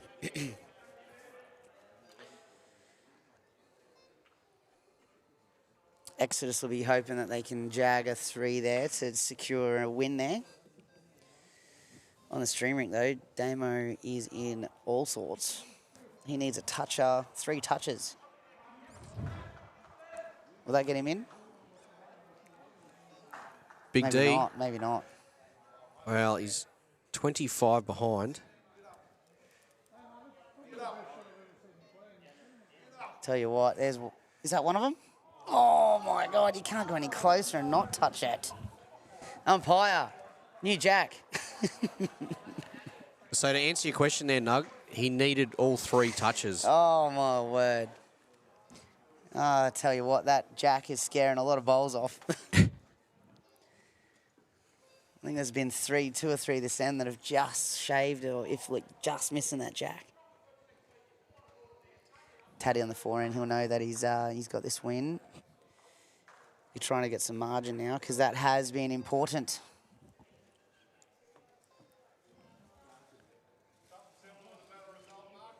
It's a good shot.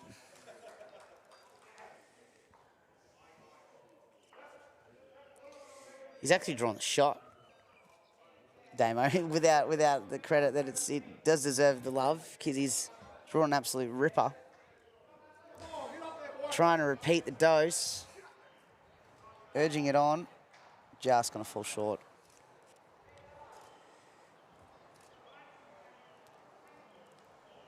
Taddy looking just to draw this dead cold on the forehand. Rock Cass's bowl over will be enough.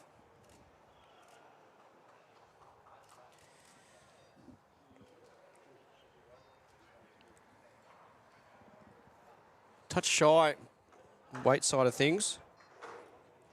Not far off. And Damo will be looking to draw a toucher. Go out with a win on this end would be nice for him. Be a great shot if you pull this off. Little toucher for 2. And as we look on the live scoring, it's not finalised, but Exodus might have snuck that home there. Well, they'll be in red hot form heading into their next match here on the TVs. They're in all sorts. You did call it, though, Nug. You said if they can hold on to that first, second, third. What do we got here? Oh, he's... Oh! I think he's giving it away. I think it's 1 orange now, but... Despite the score, it's been a pretty good game. It has been a good game. It has, that's for sure. The leads, it's been a great lead battle, and the skips too have played their part when need be. Marshall played that huge shot on the second end, and then once again on the third end with his second bowl. Yeah. So I think that's what it was. The second and third ends, Alex Marshall, he was the one who turned this match. And I think he's pretty happy with that. So that'll end that game there, well and truly. Maybe got third out of that as well. So that'll extend the lead for the Moama black side. Ending with a good margin. Yeah, a nice handy margin there, 75 to 42. Looks like the other matches are almost nearly complete. And Golden State, they trail Deer Park Club Blue 35 to 82. There's a couple of bowls left in that match, but the other ones have been completed. Flemken Colts 89, big win there over Koalas 58. Bundura 86 over the wild card 37. That's the second big win for Bundura so far today. Yep, they're going good. Exodus 68, 58 when that was the Nugget ultimate end he called. And apologies to Adelaide. the Wolves 95 defeat Southern Stars 40. And that's a big one. I'll let the A team reconnect, and that will be Sean Ingham and Benny Jones.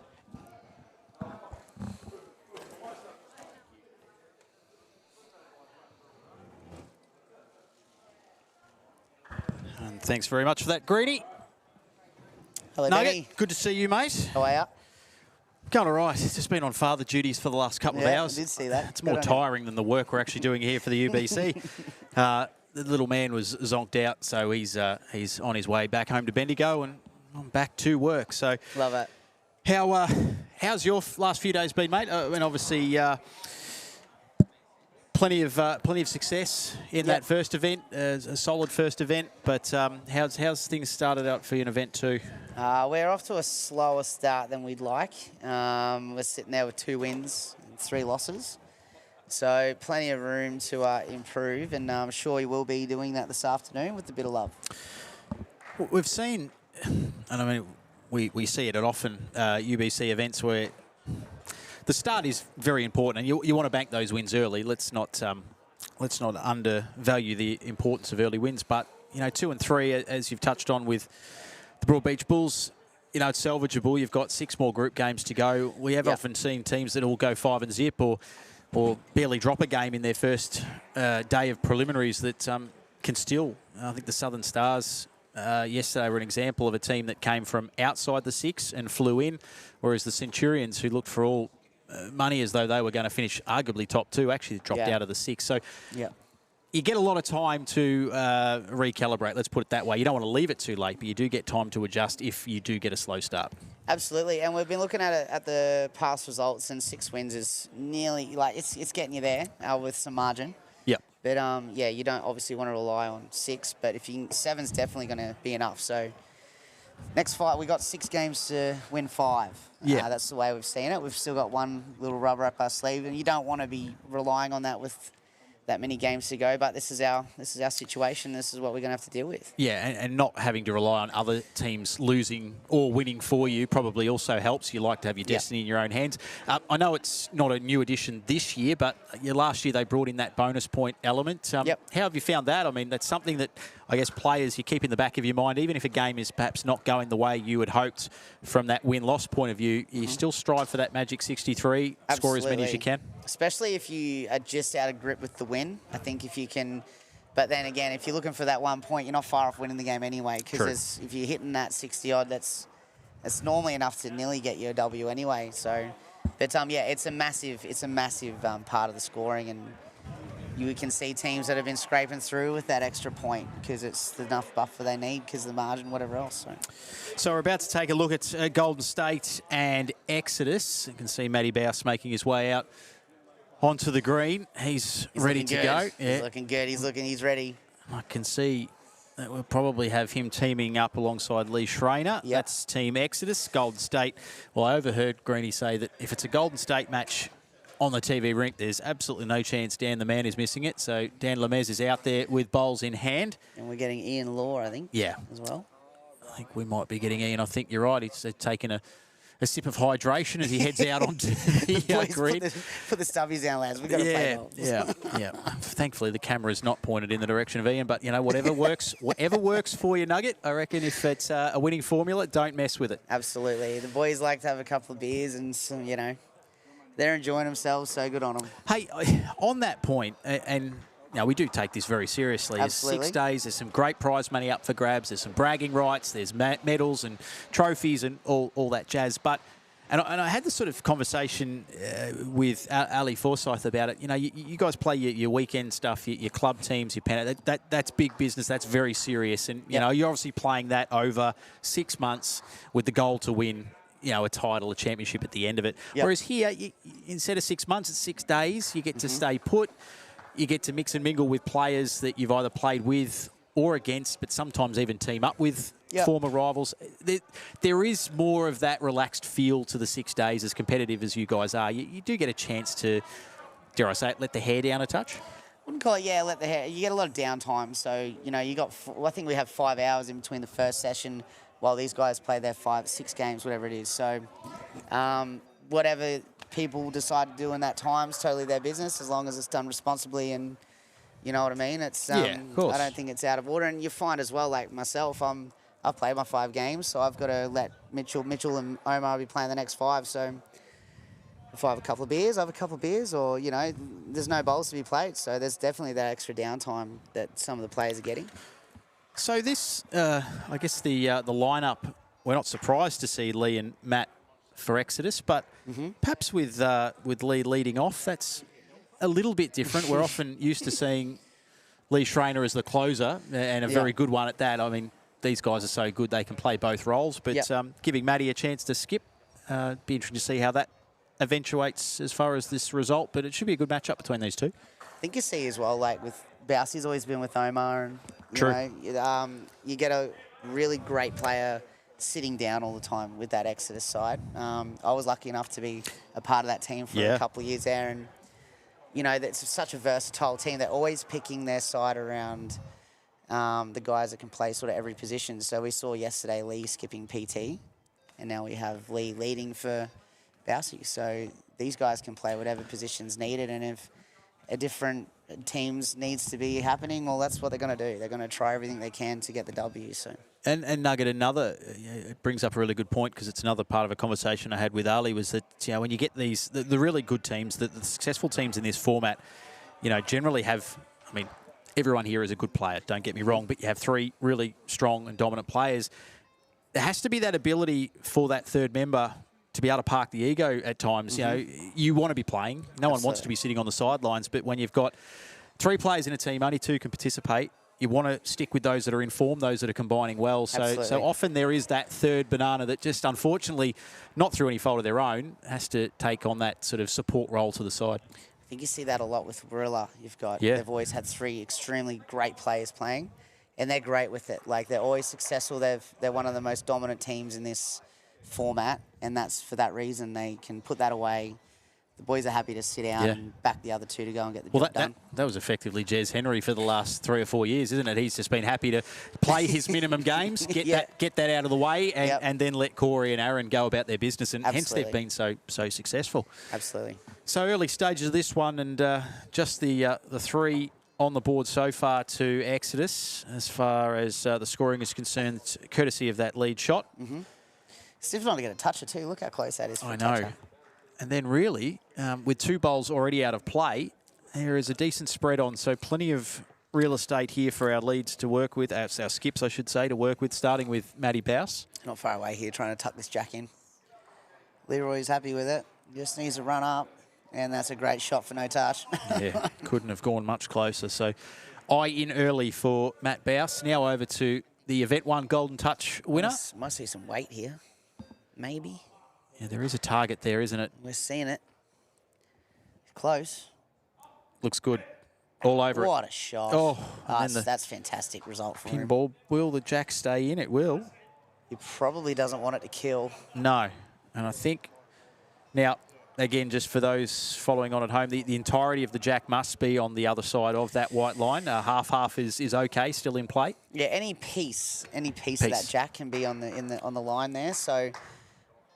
And it's pretty much bang on in line, so that's more than enough to be in. Clearly. We actually saw an example on this TV rink yesterday where the jack was probably, you know, it must be said, a little bit further to the right of that line. And they had to get the, and I'd never seen it before, so I was sitting there just all sorts of confused. The mirror came out where they obviously lined the mirrors up on either end to try and work out whether, as you said, just a sliver of that jack has to be on or over the line. And in that case, it was considered dead and was re-spotted as a result. So it's the first time I saw that come out when I was a young fellow. When I first started, I was, what on earth is happening here? And then when you look down and you realise it's a mirror that's trying to look through, it does make a bit of sense. That's right. We had the official there standing, straddling the line, looking at the mirror, and it was obviously it looked fascinating, and it was very effective. Got the job done. Here's Dan. With the last bowl of this opening end, it's a low-scoring end. Massive changeover from what the skips were dealing with in the first bowl. So absolutely. Absolute ripper by Dan. He's played 2 horns here, guys. Yeah, great shot. I think he's... Yep, that's enough. Yep, he'll get in for second. First and second, the way of the team from Golden State. He'll be happy with that. They'll pick up 15 additional shots as a result of that. And the score after one completed end is Golden State 15, leading Exodus 6. I thought he'd be happy with it, but he's put the arms in the air. I don't know what he's on about. Perfectionist, I'd say, Nugget.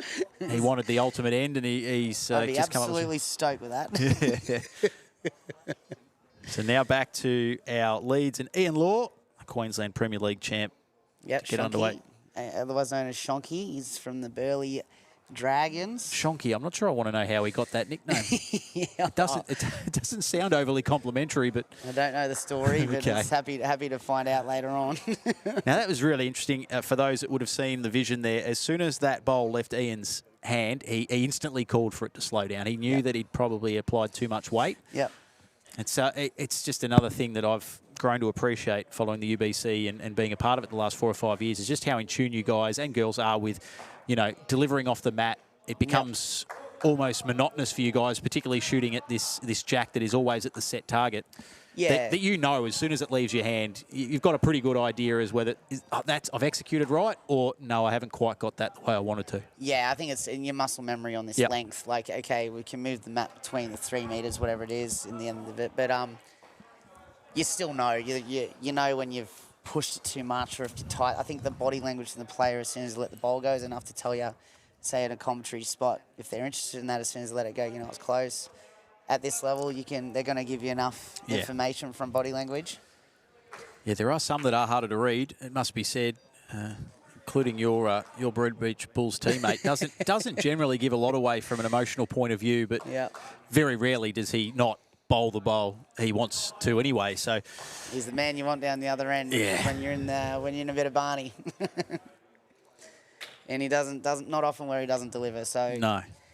It's been nice playing with Omar. We've had a few years apart in the UBC. Me going back to I've had a few years at Dandenong and then back to the Broadbeach crew, and he's always been tied up at Exodus. So it's nice to get the band back together, and everything's going pretty good for us.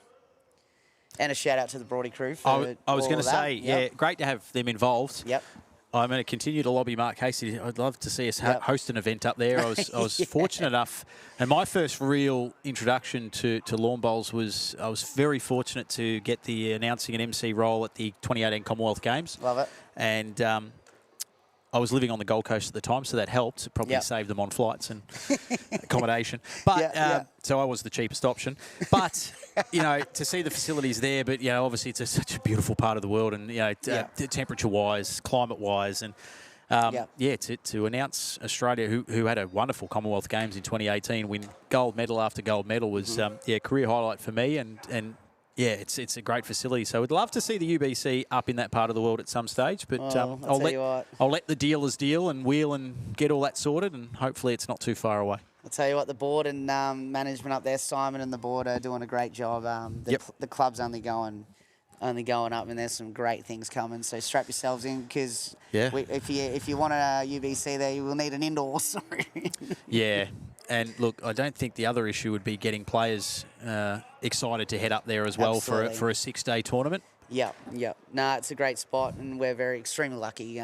Green staff up there, beautiful grass greens, and got some great. There are some really good hubs. Yeah, absolutely. You'd be well versed to them, Nugget. But of course, up that way, there are some great hubs. You got Tweed Heads there as well. Yep. Helens Vale. Also a big, powerful club as well. Helens Vale with the perfect setup. Yep, absolutely. Yeah. Absolutely. So if you're an avid lawn bowls fan or player, it's certainly part of the world you need to go and check out. This end's interesting, actually. So we've come down with a touch-up from Dan, which is a massive shot, but Bousey can draw a touch around the corner here. It's advantage orange, and he's not far from doing this. Yeah, this is starting to work around. He's just got a turn. Lee asking for a little bit more. Oh, my word. Just didn't come late. Just down. They got next two, though. If you're dropping a 1, you need the next 2. Yeah. To be in touch for that end. So yeah, that's right. If you are conceding lead shot, if you can get second and third, it really minimises the damage on the scoreboard. Yep. One apiece to come for the skips, though, starting with Dan Lemez. It's close, mate. Look at him. He's determined. Yeah, you can usually read his body language pretty clearly. He is one of the easier players to read. But now, this thing is absolutely flying. It is. But he won't be disappointed with where it's finished. It's not a bad spot. But this doesn't really change Bousey. He'll be working off his orange, draw a touch off his orange. 1 turn's enough for shot. Yep. He can flip this now, currently second and third, with a good bowl here. Chance for Exodus to maybe pick up first and second, and even a toucher if you want to throw that into the mix. I want to back him in here. No. Maybe not. No. No. Hang on a minute. Oh, that's over. Matty turned away pretty much as that got to the halfway point of the green, and he wasn't happy with the end result. So look, after all of that, as I said, another 10 to Golden State, another 8 to Exodus, 28-17 the score after 2 completed ends. Tight game. There's not much in that. If you're underneath the 15, it's anyone's. We've had some. I've been away for the last few hours, but certainly the morning session here on the TV rink was pretty crazy, to be honest, Nugget. We had 2 matches where at one point scoreboards read 54-0. Oh, well, yeah. We were part of one. I know you were part of one of those, but we then wins the game. We then saw, that's right. We then saw comebacks. You know, we had Warilla at one stage down 54-0, which, as I said, is just about unheard of. And ultimate ends to start games seem to be happening almost routinely here on this team. So, again, apologies if Greeny's already raised this issue with you, but the transition from the main green over here to the TV rink, is it a significant difference in speed and maybe the layout of the green? Obviously, you're working in a different direction to the rinks behind us, but the speed is probably the main issue. I think it's definitely quicker, but not by enough to throw you. I think you can definitely settle in after a couple ends, but it's harder going from this green to that because it's slower. Yeah. There's more of a push needed. At least coming back from the main green over here, you miss quick, and it's easier to bring it back. Yeah. I feel personally. Yeah. And I think we're starting to see that these guys are starting to pull them back a touch and drawing those nice close lead shots. Yeah, that had been noted early on that, particularly the leads, the first few ends would just struggle with that distance and that weight. But you're right. Such is the talent of these bowlers, they correct that usually pretty quickly. It comes at the time on the rink as well. So if you're going deep in an event, you're making finals, you're getting more time on this rink. Exactly. If you have live stream games, I think a couple of guys have 2 during the sectional, some of them have 1. So whatever that leans into, you just got to be really dialed in. You only get 5 ends, so you got to be making sure you're watching every bowl, even if you're missing a bad area, just to see what that's doing.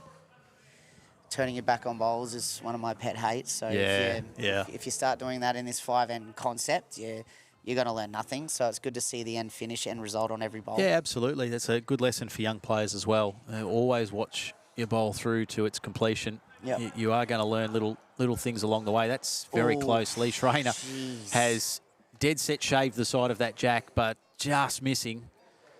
And the lead shot. He doesn't look stoked with it, does he? No. I thought for all money that had the jack written all over it about halfway down, and even within about a foot to go, it looked like it was going to cannon in, but just missed. And Golden State pick up the lead shot, a 3-point added to their tally, 31-17. They two very interesting teams. This is so you've got Exodus come from behind the game to win last one, and Golden State have gone out with a bang the last game. So it's interesting to see this match unfold here. It's also interesting to see it, as you touched on earlier, Nug, the new addition, I guess, to the playing conditions for this year event is the ability to move the mat in between that 3-metre spacing. And you can see this one has been placed right to the back. I think about as far to the back as you can go. And it just throws in an extra skill dynamic for the players just to adjust their distances ever so slightly. 100%. And you see it in the line of the bowl, but it takes that arc as well. Like, so these guys will be tuned into all of that, but that mat difference it does create a big end result down here. So. Yeah. We'll get around the rinks shortly. We'll just wait for this end to be completed. 3 bowls to come after this from Dan Lemez. We'll find out some of the other scores and what it all means as far as Section B, because, of course, at the conclusion of this round of matches, I believe a short break, and then we'll get back to the alternating sections. So Section A match, then a Section B, and we'll have 3 of those per section. Big shot here. This is massive. Oh, just missed to the high side, Matty Bouse. That was a big bowl. And they need a score here, the Orange boys. Otherwise, this will slip away very quickly. Down on ultimate end. Bousey does own every bowl at the back of the rink. And we saw that last night. I didn't want to bring it up, but we did exactly that. Yeah, that was That was a crazy moment in your final last night when Aaron played a great bowl and executed, I'm sure, just exactly how you guys had planned it, but just the luck of the bounce, or in your case, the bad luck of the bounce and the jack. It was that kind of surreal moment where it was a split second of celebration, and then all of a sudden the realisation that, oh no, this hasn't fallen the way, and that can be the fickle nature of the sport, but even more so in this concept where there are so many points involved. With where your bowls finish up at the conclusion of an end. So ultimate end there for the Golden State. So they are running away with this one a little. 49 plays 17. 2 ends to play. Let's head around the rinks. Bandura currently leading the Adelaide Heat. Last event semi-finalists. The Heat there, 51-27 the score. Flem, Ken Colts having a really good win. It looks as though they'll go on to win that pretty comfortably against the Southern Stars, 63-27. The Aussie Coolroos, 47. Koalas, 34. They've just moved up to 37. Tight. Yeah, I like that. That's a good score. Wildcard team up against the Event 1 champions. The Western Wolves are holding themselves very well. In fact, better than that. They're winning by 24. 51 plays 27. And Deer Park Club Blue up against Moama Black, 40-29. And that's early stages of the 4th end. Yeah, that's some tight tussles there. You know, you're within that 15, as a lot of those games are. You're going to be, they'll come down to the last end. But that interesting scoreline there with the Western Wolves and the Wildcard. Western Wolves had a big win last round, and then Wildcard have been sort of up and about there too. So that's a good win. And that Wildcard team, they're no short of the money. They'll be up and about, those guys. They've got some great players on that side. Getting plenty of love on the Facebook channel, Nugget, for your work on the commentary. A few that I probably can't repeat on air, so I'll just leave that to anyone who wants to cruise Facebook to find out. If anyone's giving my moustache some stick, I'll tell you. There was a comment somewhere regarding the moustache, but it's been trending. Yeah, Joel Downey says, "G'day Nugget, love the stash." Thank you, mate. Yeah, it's here to stay. Yeah, here to stay. Well, I've done the same thing. Did you do yours for Movember? I did. You were raising some money. See, I started out with the idea to raise some money. That was my thought process. But then I got a bit, as again, fatherhood, got waylaid with stuff and didn't really get the chance to put my my fundraising push out there. So by the end of the month, I just decided I'd just leave the mustache, and now we're into December. Yeah, look. It's the first for me. Yeah. I've had a few mixed comments, but it's my stash and it's here to stay, mate, exactly. So. Yeah. Oh, my partner has said, don't get rid of it, because she's seen me clean shaven and she didn't like it. Makes me look about 12 years old, she reckons. So give everyone a fright. and while I'm rapidly losing it on the top of the head, I might as well try and grow it on the top of the lip. But love it. So having a look here. That's not a great shot, that. 52-17. Just get the feel that the shoulder's slumping a little for Exodus, knowing that this game's it's not out of reach, but it's getting to that stage. Very close. They're looking for touches and turnovers, and that bowl wasn't ideal. Sort of, there's the backhand's blocked off, the forehand's not easy to get to either. So Bousty be looking for first, second, third, obviously, but geez, this will be 3 crackers if you can make this happen. There's a familiar name to fans of UBC, Wayne Turley. Turles, my man Turles. One of the great men. Sounding great, Nugget. Oh, what a guy. There you go. He's my favourite. Wayne Turley. Yeah. Love you, mate. Institution at the UBC, and it's never quite the same when he's not here. Well, me and Wayne, we've been teamed up with Disco and Ali for this Aussie Open 4, so we're getting close. Yeah. And next year's our year, I reckon. I can feel it.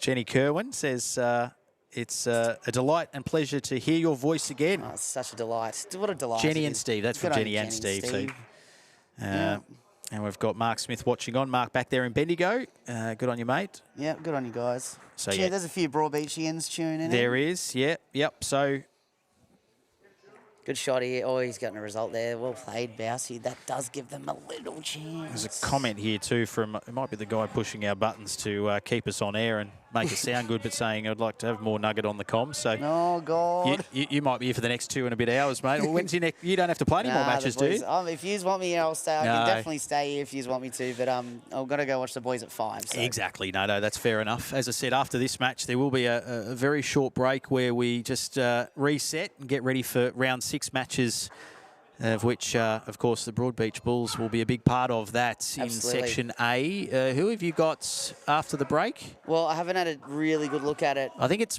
What a shot this is. Moama Green, I believe. Oh, my goodness. Sorry, mate. That You're is right. a great shot from Dan the man.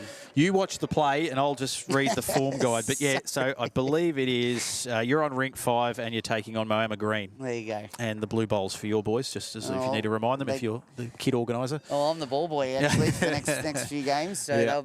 they'll be sweating on me to have that ready. And our This will TV... sum this game up, actually, as well. Yeah. Our TV rink game will see Dandenong Club up against the Port Sorell Sharks. That's from 5 o'clock. So, as I said, once this game wraps up, we will take ourselves a short little break. Port Sorell, they're going good too. They got us Yeah. in the first game, actually. Yep. They're very dangerous side. There's young bloke leading for us. So, skipping this morning.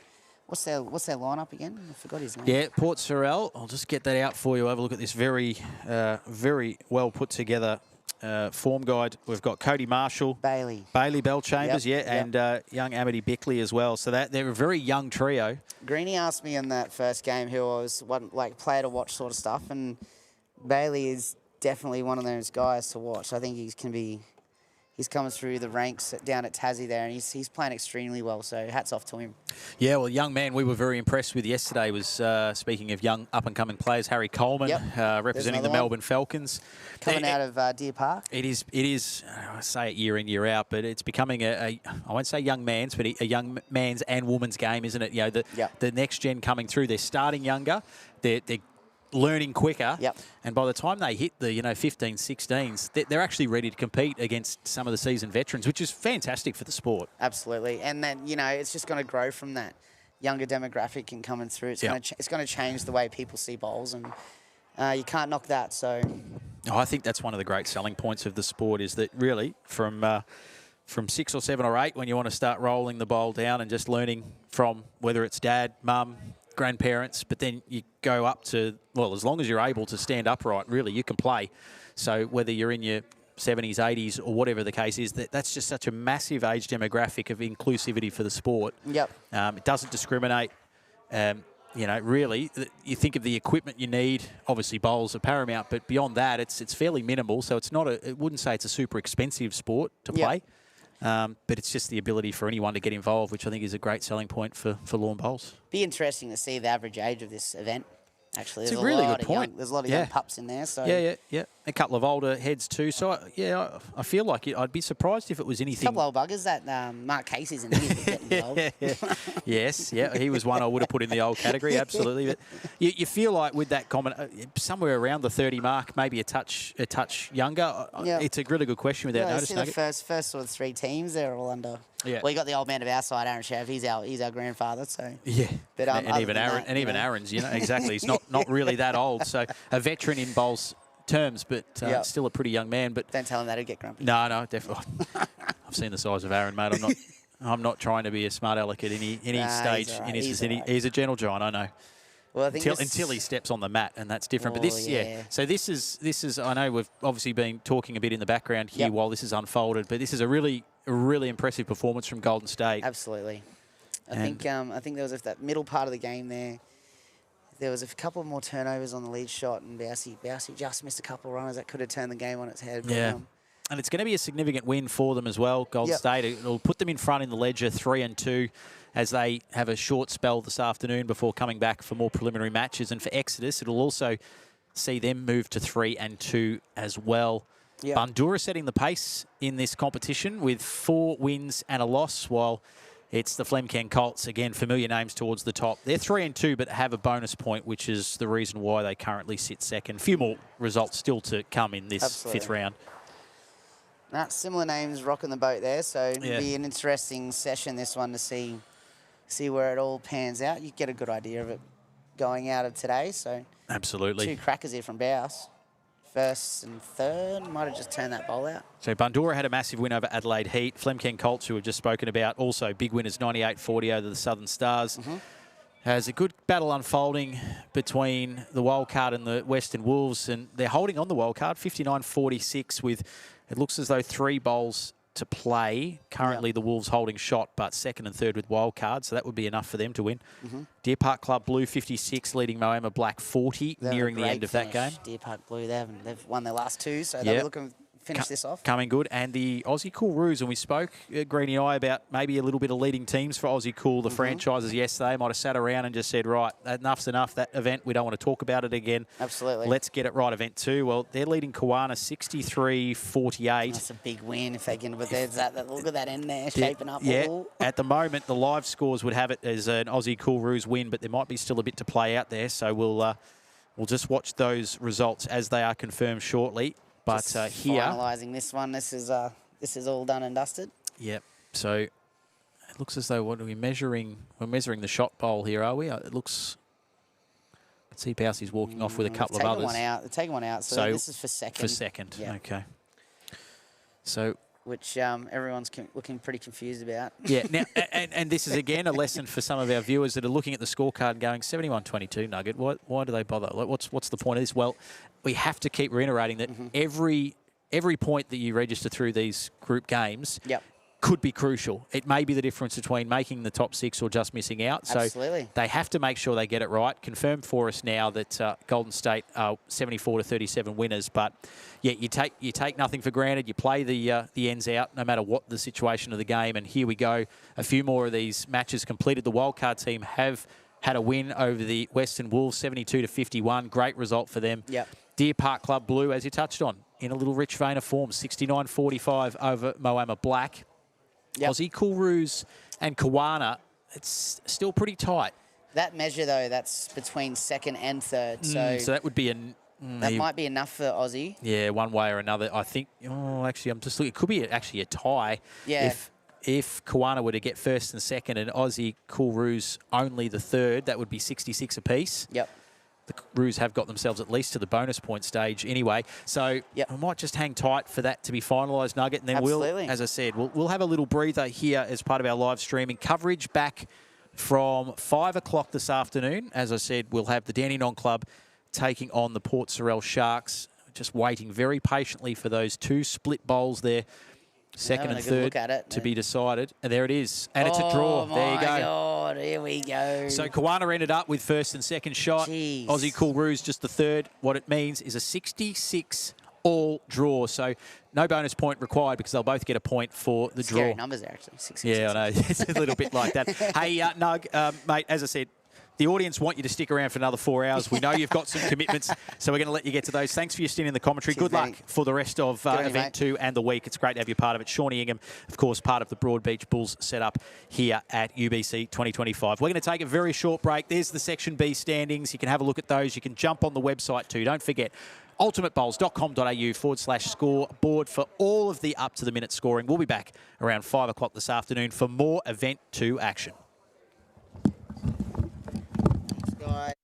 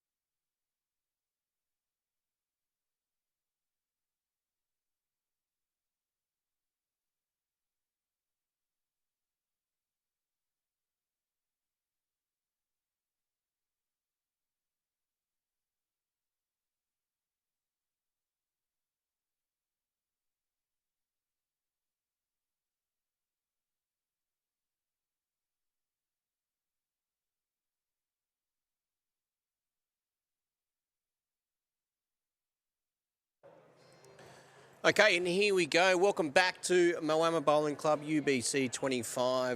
Of course, it's an ultimate week here at the magnificent Moama Bowling Club. It's event 2. It is the evening session. And in this evening session, we'll be bringing you 6 matches, 3 from each of Section A and Section B, alternating between both sections for the rest of the evening. First up, Dandenong Club up against the Port Sorell Sharks. Dandenong Club with the blue bowls, Port Sorell with the orange. Benny, there's been some amazing bowls so far today and the previous 2 days. And well, I'm guessing it's going to be even just as impressive tonight. Surprised we got a gig, to be honest. Greeny, after Ray Pearce and Shawnee Ingham have just dominated the airwaves for the last sort of couple of hours. There's a lot of talk on the social media about just keep these guys on. I don't think it was necessarily to have a go at us, but they were that good, the insight they were providing. Obviously, Razor and Nugget, so we thank them. And I think even Nugs, he loved it that much. He might even be on again a little bit later by popular demand. But yeah, mate, it's been a really fun day. Obviously, we've had a little reset now, our mid-afternoon breather, while the teams just recalibrate and get ready for this alternating. Well, it's really basically 3 hours, 6 matches, 3 from each section, 1 on, 1 off. And for this particular game that we're about to focus in on here, Dandenong Club and Port Sorell Sharks, big game for both teams for various reasons. For Dandenong, inside the top 6, in fact, 4th at the moment, have got 9 points next to their name, only a +1 points differential, but importantly, 3 wins, 2 losses. A win here, consolidate their spot inside the top 6. A loss, they come back to the pack, and that's effectively what Port Sorell will be hoping for, because they need to win 2 wins, 3 losses, and currently sitting in 9th position. So massive. It's almost like the old 8-point game in footy. This is like the 6-point game at the UBC. Yeah, spot on. There will be a lot of movement on the standings tonight with the alternating sectional play, and with 5 matches played from each of the sections prior to this evening session, we'll see a lot of changes. There's quite a loggerhead, as we quite often see with the UBC standings. The first points, though, of the match go the way of Dandenong. Tell you who would have enjoyed their afternoon spell, the Musgrave Pelicans.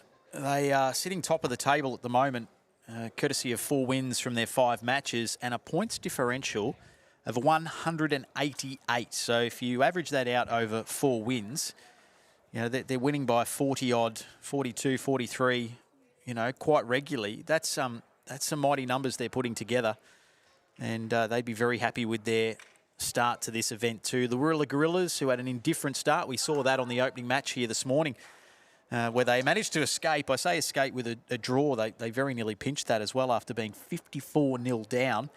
So they're sitting second, and Windsor, the other team that were involved in that clash, currently third. So, yeah, table already taking shape, but as you said, Greeny, it won't look like that in about 3 hours' time. Yeah, quite incredible, that first match of the day, and it stayed that way throughout. We've seen some amazing bowls and just some of the conversions and shots played. I'm just glad that we've got them on camera, because people wouldn't believe them. No, definitely, and wouldn't have believed some of the scoreboards this morning. I think we had 2 games in which at one point 54-0 was the scoreline, and in both of those games, the 2 teams that trailed by massive margins either came back into the contest and pinched a draw, or actually got very close to really making it tight in that 5th and final end. So, again, with the nature of the format, even if you are 20, 30 behind early, you can get back into the contest. You just have to make sure every post is a winner, and every bowl you give yourself an opportunity to score from with a toucher. Spot on. And let's have a look at the lineup. So Aaron Betts, former Scottish under-18 representative, leading up for the Dandenong Club. Jack McShane, the current World Bowls Indoor Singles Champion. He is the skipper. 3rd player of that side, Brendan Wilson. And the Port Sorell Sharks, led by Bailey Belchambers and skipped by Cody Marshall. Cody, the 2023, and Bailey, the 2024 Tas Bowler of the Year. Yeah, and having Nugget on the comms earlier, he actually singled out Bailey. He said that in a game that the Broadbeach Bull had played in Event 1 up against the Port Sorell Sharks, he said, oh, there's a young fella for them. You know, leading off is very, very good. We did the research and he realised it was Bailey Belchambers we were talking about. The average age across the UBC with so many young, talented bowlers coming through, tried to do some quick math in our head, but we thought somewhere in and around the late 20s, early 30s, because there is such a flavour of young players involved. And this Port Sorell Sharks outfit is really probably the best example of that, because you've got Cody, Bailey and Amity all very young in their bowling careers, probably veterans as far as how long they've been playing, but, they've got the best part of 20, 30 years in the sport ahead of them. So that's a great sign for the code, but also, Port Sorell putting their faith in the young talent, and it's great to see, and they're performing pretty strongly. Yeah, you touched on Amity for Port Sorell Sharks, the third player of the team, Australian Pathways Jackaroo. So opening up the scoring there, 15-6. So Port Sorell taking that little early lead there.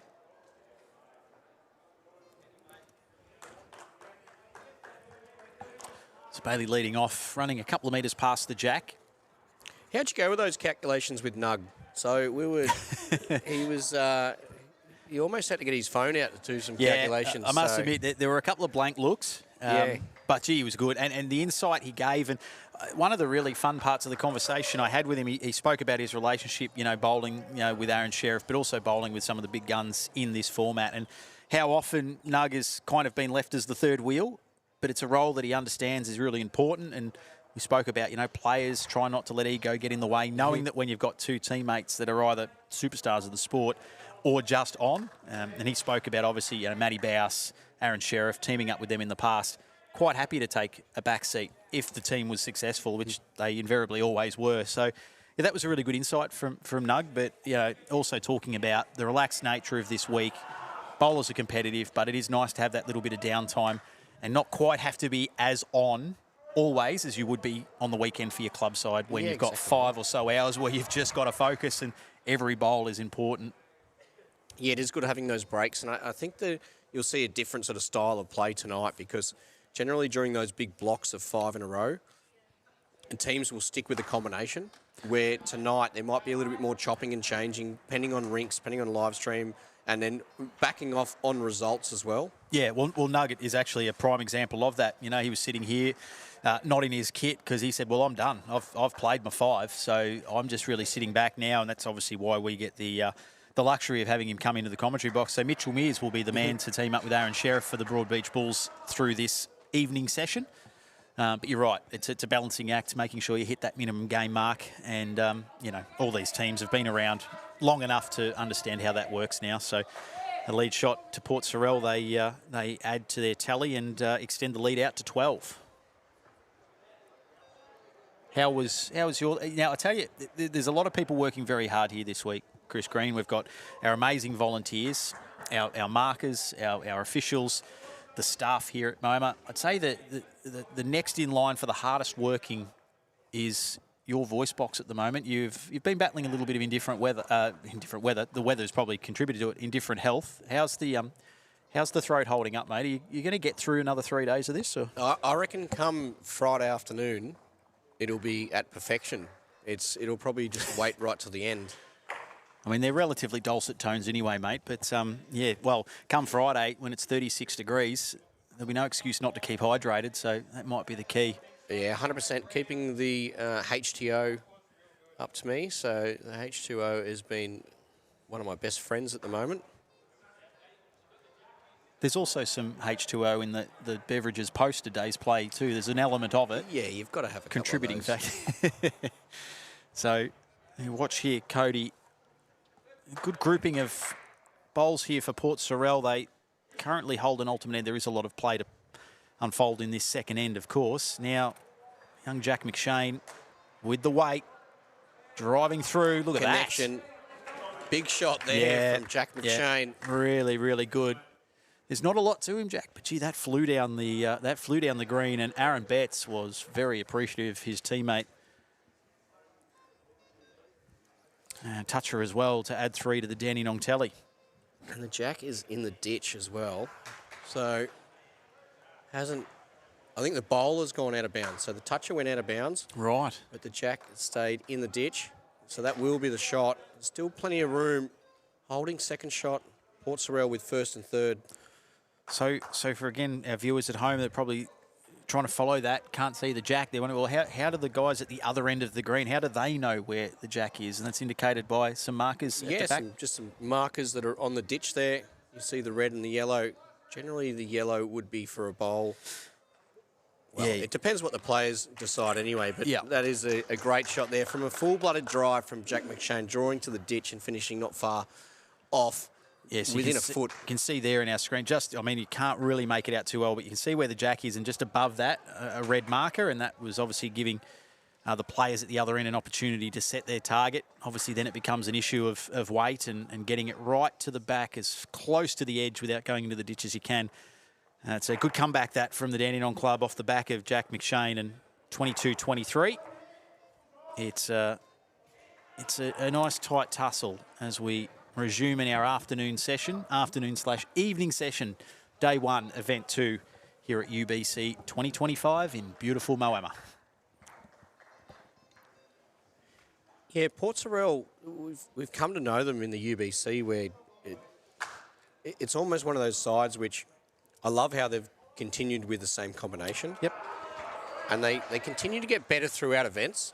I'd pencil them in for before the event for all 3 finals. The first event just missed out on the finals, probably just finding their way a touch on these different surfaces here at Moama, because each year UBC's played at different events.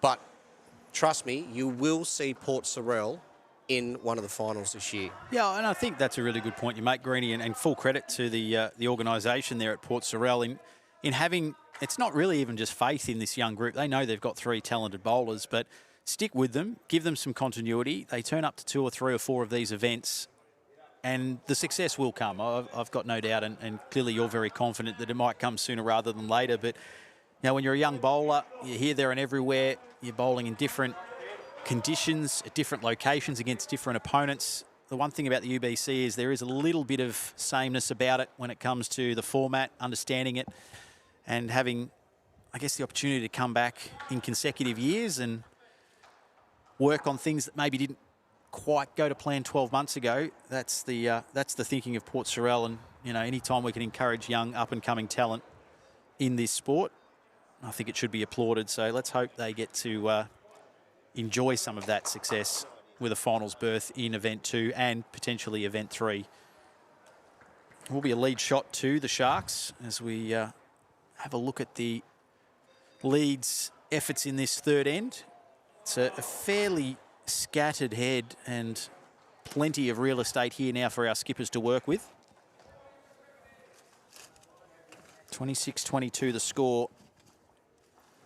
And for those who've been following on over the last couple of days, you would have heard us comment about the weather. It's been a touch up and down, some rain, some wind, some little periods of sunshine. But right now, here in Moama, it is, dare I say it, absolutely perfect.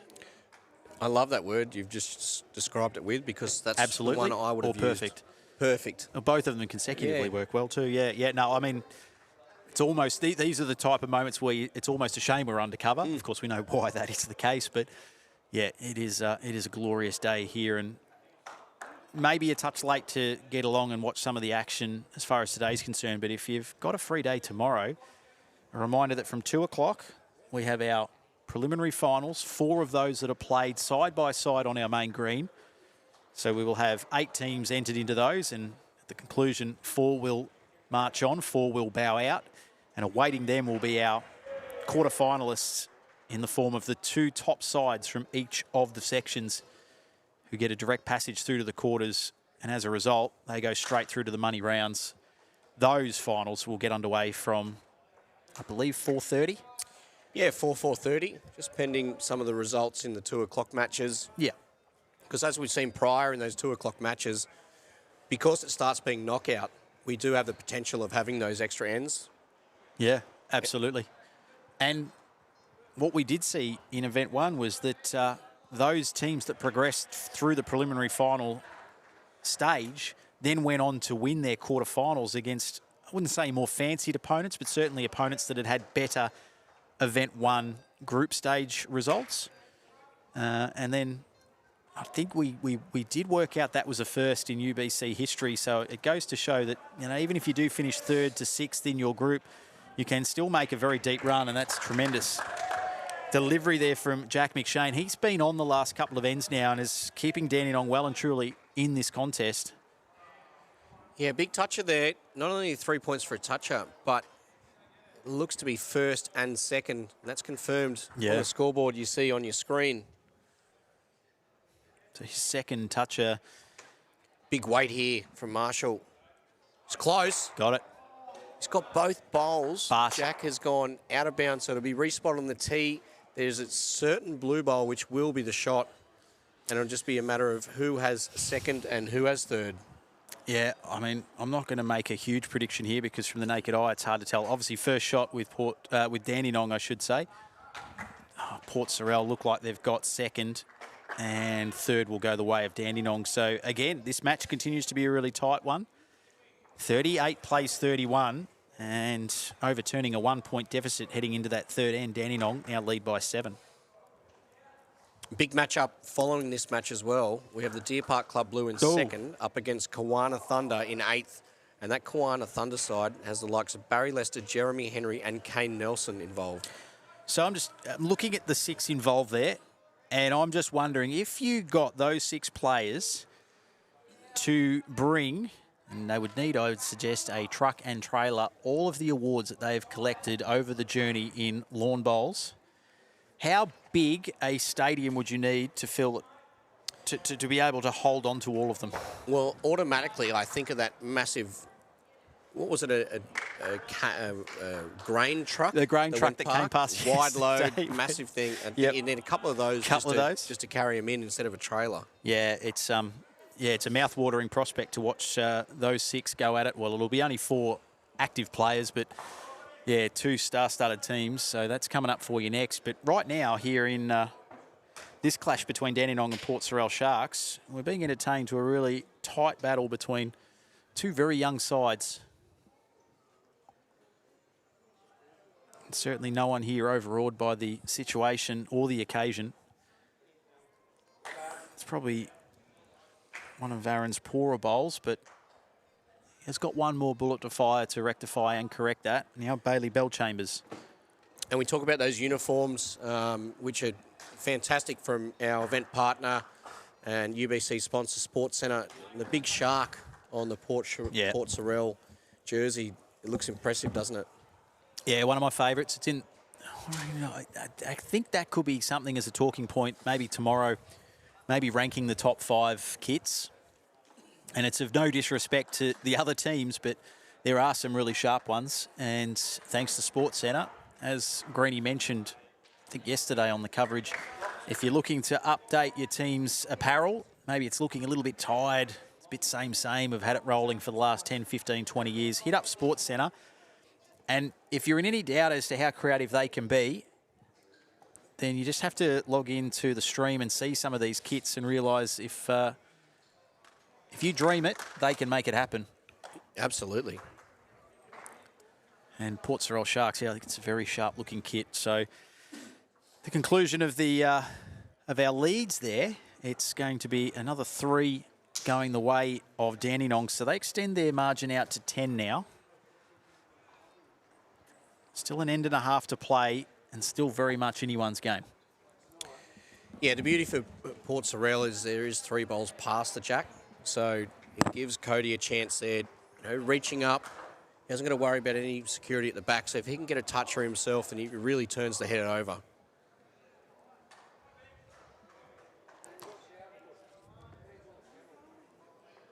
And that's a great start there from Jack McShane.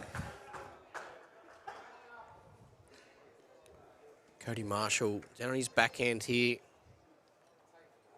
Everything to play for. Work off Jack's last bowl. Get down to the jack. He's done just that. He gets off the shot bowl and gets a piece of the jack, so it is 3. There is more room now. And they have the 4 Bacchus bowls in the ring.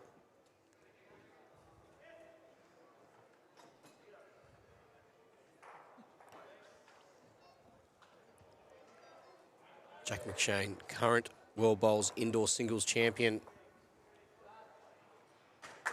Not a bad title to have next to your name.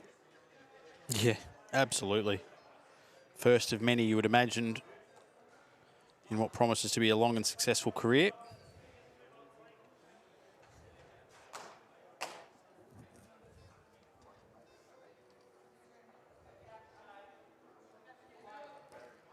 Cody's following this one down. Bailey's willing it in. Can he hold for the jack? He does. Yeah, brilliant. What a great shot there. Cody Marshall, Port Sorell Sharks. We spoke about the placement of the bowls. As you can see on the screen there, all the orange bowls, well, 4 of them past the jack apart from that one which has trailed it.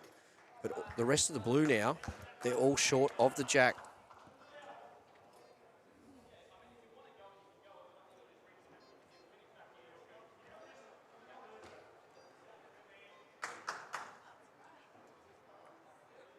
He's done well there, Jack. Didn't have a heap to work with. He had to play sort of that weight, which he stayed in the area if he missed.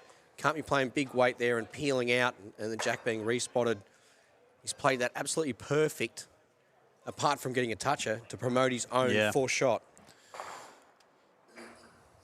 So, with 1 to play here in this 4th and penultimate, get the word out there, Ben, penultimate end, the weight from Cody. He's done brilliantly because he's put the jack into the ditch. You can hear the applause here from the Port Sorell faithful. Jack goes into the ditch, replaced on the tee, and they'll get themselves an ultimate end as a result. Brilliant stuff. Well, that was the beauty of having the bowls past the jack, and we touched on that with Bailey's first 3. Although he didn't get shot or a toucher, all his bowls past the jack gave himself a chance, and the setup was there. Execution, perfect, Cody Marshall.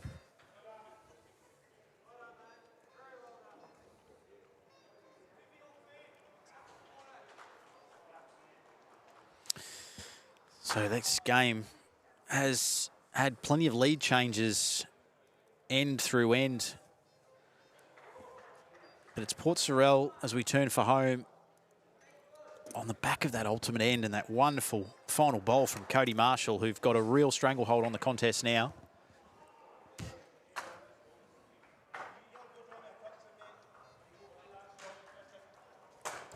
It's been the story of this match, Benny. The leads themselves haven't really nailed the jack. There has been a little bit of room, and the heads have just built as the end has gone on.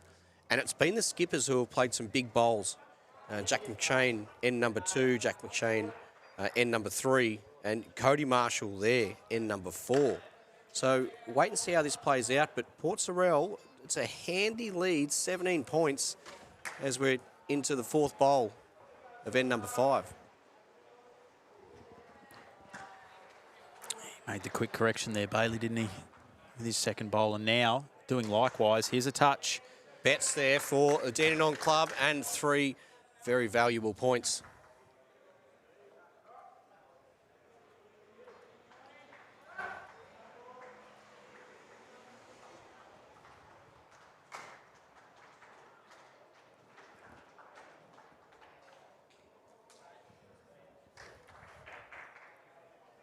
He'd love another toucher here.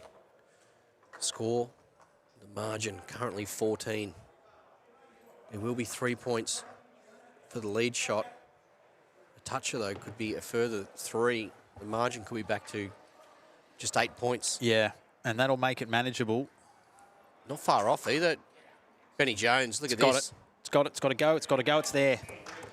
Geez, it's a couple of clutch bowls from Aaron Betts. He's come up big in his final input into this round 6 Section A match, but what he's done now really is given Jack McShane a red-hot and live chance to pinch this one for Dandenong, despite going down that ultimate end in the 4th. Margin is back to 8, as you alluded to, Greeny. Yeah, it shows just how quickly things can change in the UBC. Just 3 bowls ago from each of these players, the margin was 17. You get a couple of touches, the lead shot, the crossover, 9 points. And the added pressure to Port Sorell as well. We spoke about where they sit, 9th on the table, 2 wins, 3 losses. They can ill afford to drop another. Then you start to get into that area where not only do you have to make every post a winner, you almost start to look around you and see how other results are unfolding and hoping that other teams will do you a solid, knock over some of the teams that are in and around where you sit on the table. So that brings an added element of pressure to it. And tactical bowl there from Jack McShane, just getting it as far back as he can on the green to have the deepest bowl in the head. Now it's back over to the informed Cody Marshall, who'll be confident after the way he finished that fourth end. And he's in there again. It won't change the setup with Port Sorell having a third placed bowl at the moment. And if that's how it stays, Dandenong, assuming there are no more touches, would get up to win. Yeah, it's a really good setup here for Dandenong. We're in bonus point territory as well, too, worth noting. 63, the magic number, if you can get that. Bonus point, even if you are defeated. It's nice again from McShane. Don't think it's enough to get third, but as we said, Dandenong quite content with first and second here at the moment. The decision here, Benny, is you can see the two blue bowls there. There is quite some good angles on the forehand if you're running up through that gap at the front. Port Sorell lead by 8. So if they're just to minimise the damage here, they can still escape with a win.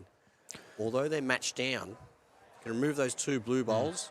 Jack McShane does have one remaining though. If you to get one of those blues onto the jack, that's a good result because they have got the tee. They have got the tee, yeah. So after using his timeout here, Cody Marshall. Match rests on this bowl. Yeah, solid weight here on the forehand. Looking for good connection. Needs to pass that. He's got that. well. It'll be Well, the way it sits is currently first and draw. third. It is. You're absolutely spot on with both sides on 63 apiece.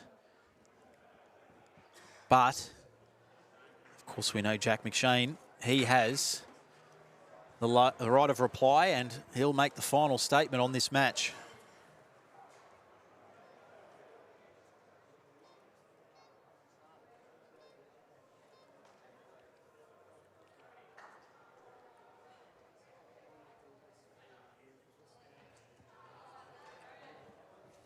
McShane away here on the forehand. He's in the area. Yeah, Benny, it looks he's great. in the area. Is he going to go through? He's gone through. So we'll have a draw. First game back after the mid-afternoon break. And, yeah, look, I know it sounds a little cliche, but in the end, almost, I think, the appropriate result. Both teams had their moments in this game where you felt like one was going to run away with it. There was an ultimate end there, of course, in the fourth that launched Port Sorell back to a 17-shot lead. And in the end, it's all square, 63 apiece. They don't, of course, get a bonus point for the draw, but they do get the point for the draw, if that makes sense. I don't know if that's a hugely beneficial result for Port Sorell. For Dandenong, it's 6 of one, half a dozen of the other. It's better than a loss, naturally, but it might become important later on in the competition, that additional point. Yeah, absolutely. And you look at some of the other scores. Carlo Koalas, the break's done them well. 90 to 36 lead, winners over the Melbourne Falcons. Wins at 59, defeated by Musgrave 76. So they're going along very nicely. Flying Pelicans. Musgrave. Yeah. Broadbeach 75 and Moama Green 48. And the Joeys 74 over the Raptors 28. Wow, that's yeah, they've had some obviously rough form, the Aussie Cool Joeys, but the NCAA Raptors have been one of the form sides of the competition throughout this first 2.5 days. So that's a very impressive win. And as we turn our attention now to Section B, we've got a cracking contest ahead of us here, Greeny. This is befitting of more of a final than in a group game, but of course, Deer Park Club Blue and Kawana Thunder featuring the likes of Ali Forsyth, Mark Casey, Shannon McElroy and Kawana, with Kane Nelson, Jeremy Henry and Barry Lester. Just a litany of lawn bowl superstars we're about to witness here on the TV rink. Yeah, it must almost create headaches for them some stages, who to actually leave out. Because the hard thing is, as you said, the 6 players here, they're all world champions, all national titles. They've won, there's Commonwealth Games, gold medalists. There's, well, pretty much every single event that's been played. There's either one or multiple of these players on the list of champions there.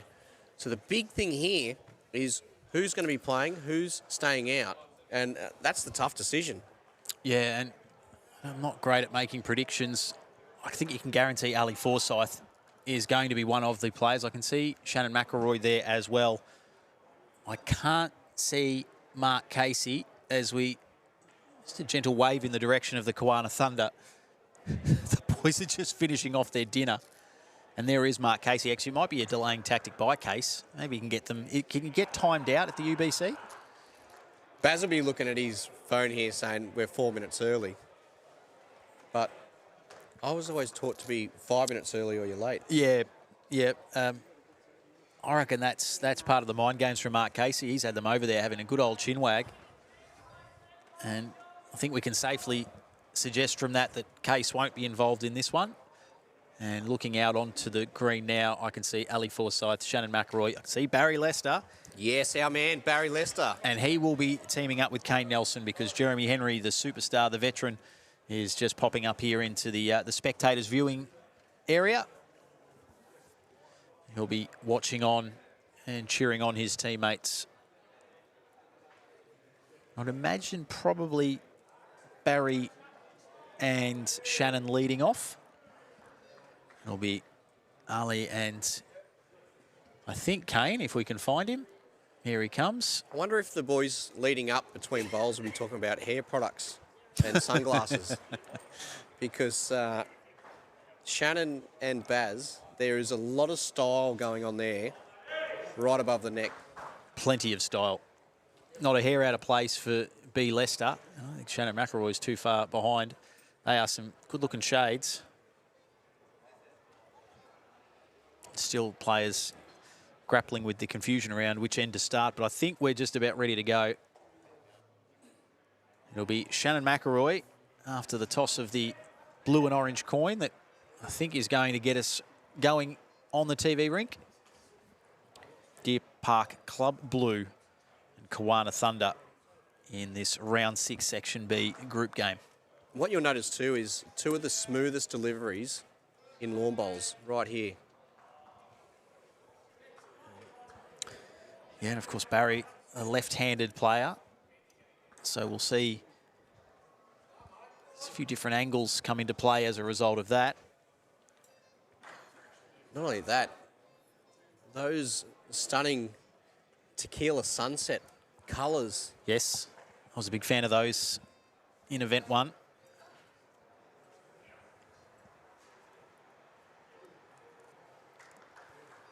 And after a great start there from Shannon, it's actually sort of basically the same bowl, touch further out to the right-hand side from Barry to get his match underway.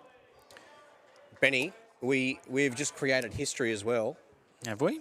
Because never in the past in the UBC have 2 World Bowls Hall of Famers been left out of a match playing against each other. I was trying to work out the history you were sort of starting to allude to there. But yeah, it's a very good point. It just goes to show that reputations... Oh, I'm only stirring, of course. I was going to say that's a great bowl. And first points go the way of the Kawana Thunder via the hot hand of Barry Lester with his first toucher of this contest. 3-0 the score. Of course, you know, as I was half seriously alluding to, it doesn't really matter with what you've got on the CV. There's the balancing act of making sure you play the minimum number of games. And, of course, you just want to keep trialling these combos, see what works, see what doesn't, see who's gelling, see who's playing and feeding well off the other. And he's done well. He's changed the angles up there. He has. We know Ali's a big angles player. And you would expect, unless Barry does something crazy here, lead shot will go the way of Koana, and that will double their lead. Very early stage of this TV rink clash. Hope you're enjoying the coverage too. If you're with us on Facebook or YouTube, thanks for your company, and trust that you're enjoying a fun afternoon of very competitive UBC action. It's confirming the lead shot there for Koana. 6-0 the score. Not a bad introduction into the UBC for Kane, playing with probably two of the most decorated UBC champions of all time. When you look at the success of Barry Lester over the years, and also Jeremy Henry, between the two, arguably two of the highest winning teams. So you have the Wirraloo Gorillas and Dandenong Club. The other one would be Exodus, but early days, Baz was pretty much a trendsetter for the UBC, just with his style of play, his quick calls, and just his support. He understood the game probably quicker than most. Now his skip in Kane Nelson works one just about 2 metres or 1.5 metres beyond the jack. Currently holding first and third Koana. Ali Forsyth, who did a great little stint with us in the commentary yesterday. It was great to get his insights as to this format and how much he enjoys it, how it differs obviously from some of the other competitions he regularly competes in. Talked about his opportunity to head over to the UK next year. He's very excited about it. He can combine that with a family trip as well. Go and see some of his relatives there in the UK. So a big few months ahead for Ali Forsyth. But right now his focus is squarely on this battle against the Koana Thunder. And at the moment, they hold second shot. But with one bowl to come here for Ali, he would like to flip that on its head and try and add some points early here for Deer Park Club Blue. Yeah, well, I think you'll see a bit more weight here. Almost a bit of a rumble up through that last. Ali down his backhand, that's what he's playing. He's playing that nice solid weight, looking for a really good connection. He's watching it. So he's peeled out the dark blue bowl of Shannon's. First, certainly, potentially first two here for Koana. Barry's put his fingers on it to have a real good look. Probably a bit stiff there with the connection. There's plenty of angles that did work.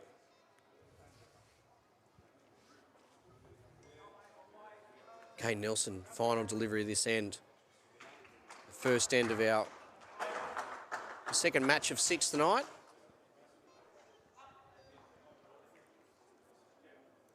Just going to fall a touch short. So Shannon's taken that bowl out for shot. Yeah. And I think he's going to take second that out. For second, and probably concede third to one of those two. Oranges just above left of the jack there. And Benny, one of the interesting things, as we've got that 3 metre margin with the mat, I was actually speaking to some players during the break, and they were talking about the green speeds. And I made a suggestion, and funnily enough, they agreed, and they said, why haven't we thought of that? And this wasn't all the players, just a little group. And the idea was, with this green being quicker, you'd bring the mat up a touch. Yeah, yep. Yeah, it's another factor for these players to think about out here on this TV rink. When I mean up to towards the ditch, so you're increasing the distance. Yeah. So instead of the bowls floating through, what it means then is you're playing a longer length than you would. And then when you go back onto the main green and you're playing on a slow green, you'd shorten the distance. Shorten it, yeah. So I think we could be onto something here, Benny. We could just be, we could be some coaching, support staff potentially for sides. There could be a little 5%er prize money for us. What's our hourly? I was going to say what's our hourly rate, but yeah, maybe a cut of the winnings would be a bit more of a. Oh, well, I'm not sure actually. I'd probably prefer the guaranteed cash. you know, so charge the hourly rate because you're no guarantee to get success. Our advice might be helpful. It could also go the other way. And But if we provide that to every team, then we're guaranteed of some paychecks. We probably have to lower it for an hourly rate. Maybe we do half-half and then we split the difference. yeah. Well, I'll let you do the negotiating, mate. You seem like you'd be much more attuned to how to get through to some of these guys and girls. So I'm happy to just to follow your lead and sign on the dotted line. Here's Barry Lester. Yeah, he's not happy with that. Well, Shannon will look to capitalise here. Test 8, I think he'll change hands, looking for the touch, and he is.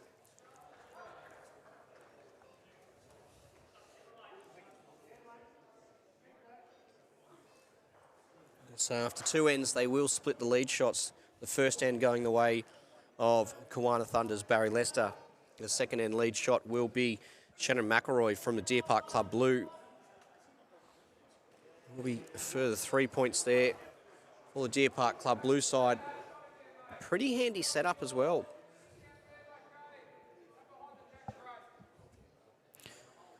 Unlike Baz, that.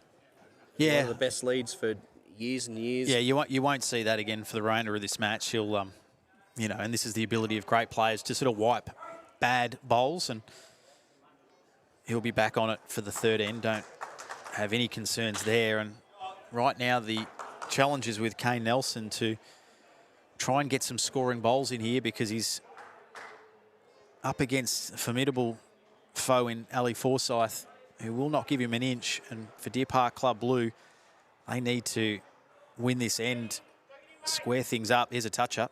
Straight up. Brilliant. And a nice little jam there. Yeah. And now you look at that front bowl of Barry's that's on the line. Makes things a little bit tougher for Kane. He can't play that big weight. He's got a really good big weighted shot. He's just playing that steady weight on the backhand, looking for the gap. He's got the front. So that toucher from Ali really set it up here for Deer Park Club Blue. And doing it with his first bowl. He's got 2 remaining. This one in the hand and the one behind Kane, who's holding his last bowl for this second end. Yeah, so here we go with Ali just trying to get this as the deepest bowl.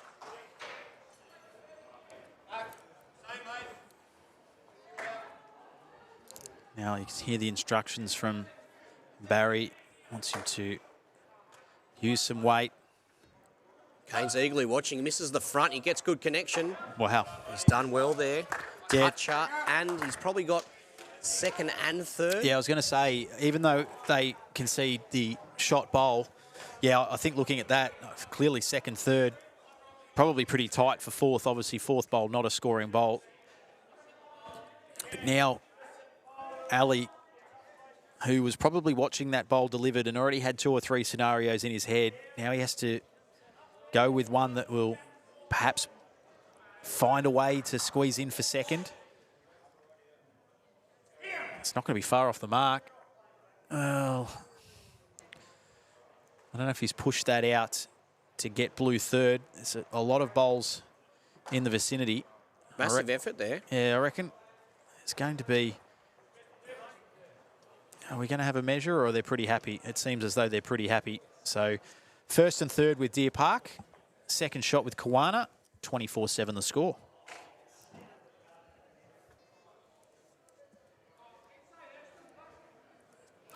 Really solid in that from Deer Park. And as we said, wasn't Barry's best. He'll bounce back here.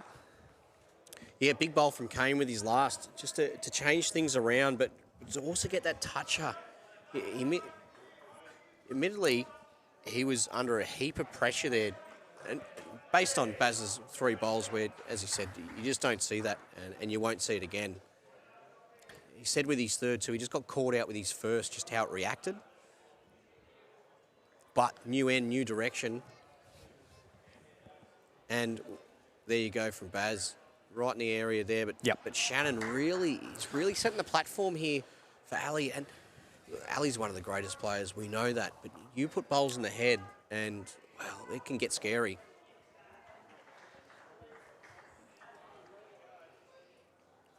So Shannon McElroy has been steady without recording a toucher at this stage. Good areas there, though. Yeah.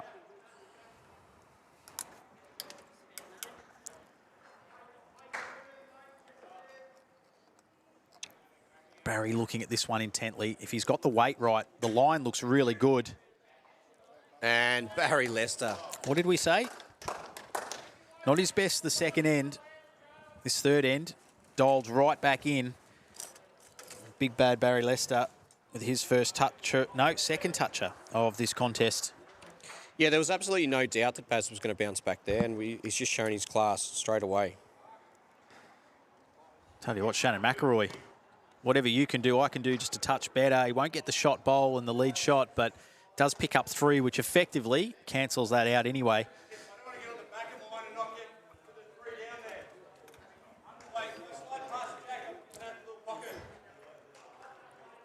So you can hear the communication between the two players. Barry talking to Kane and obviously seeking his advice. He's got the great view of the head there from the other end of the green, and Barry's off the trademark trot, the Barry bounce. It's not a bad looking effort. And yeah, they're pretty happy with that, the Koala Thunder. They'll get the lead shot, back out by 6. See, if we did create a post-toucher celebration, I guarantee you Barry Lester would be odds-on favourite to pull something out of the bag, which we've never seen before. Yeah.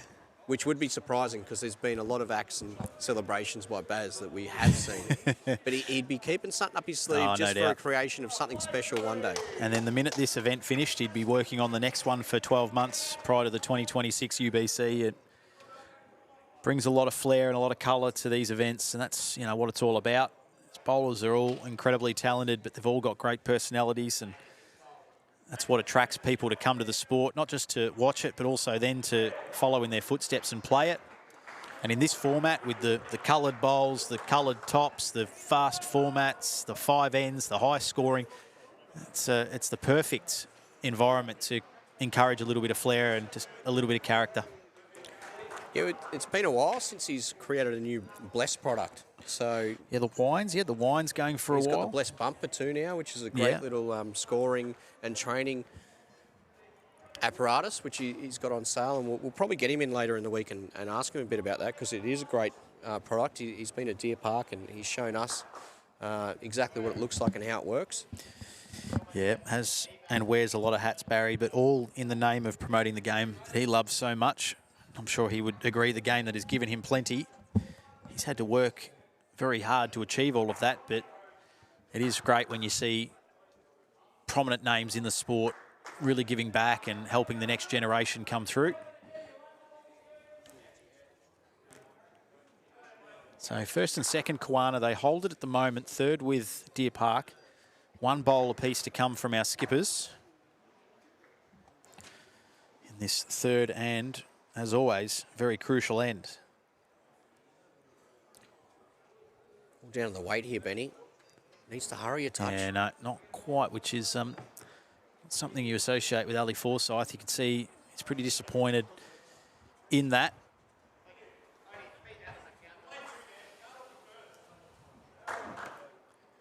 So Koala, with 1 bowl to come, big opportunity here for an ultimate end. And he wouldn't put it past Kane Nelson, not just for that, but if he could sneak around his front bowl, he could even possibly work through there for a toucher. Has it got the legs? Is it going to turn enough? It's not, and it's not going to get close enough to register third. So they avoid the ultimate end, Deer Park Club Blue, but it is the team from Koala who extend their lead now out to 18. Yeah, big end coming up here, end number 4. The margin just 18, but for Deer Park Club Blue and their supporters, they wouldn't want that to be any higher heading into the 5th and final end. But on the other side, Koala, they'd be cheering their boys on here to be getting touches, the lead shot crossover, scoring as many points as possible. Scoreboard pressure, there is nothing like it in sport. Even if these players will tell you they're just focused on the next bowl, there'll be a cheeky glance or two at the score as it updates, and this looks good from Baz. It's going to fall in, is it? No, it's going to hold up there, but still, the weight on that could not have been any better.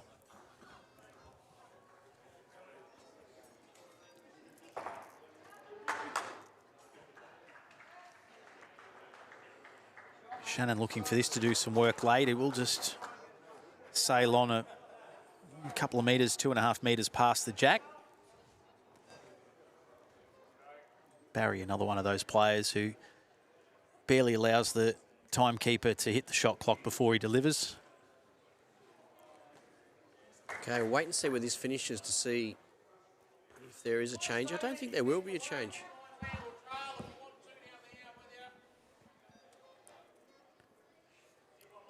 So that's the call there, the land or trail. So whether it's a touch off from the last, you're still going to be past the jack. You can land the bowl, trail the jack. He's changed to the forehand now.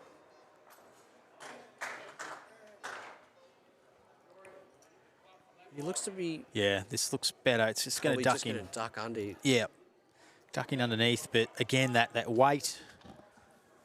What it does allow, though, is a very close second shot. So wait and see where this one is from Baz. But with that bowl close to the tee, it allows that little bit more confidence to be played with the next bowl.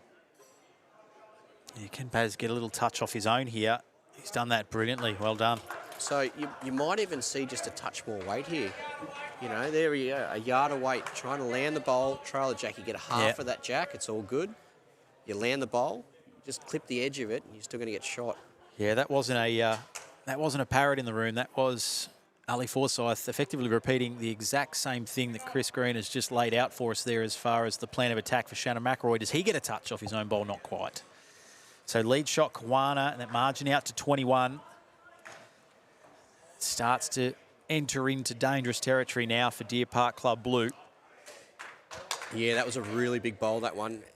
There's a guaranteed 3 points going either way, and if you're the trailing side on end number 5, you need to be grabbing those guaranteed points.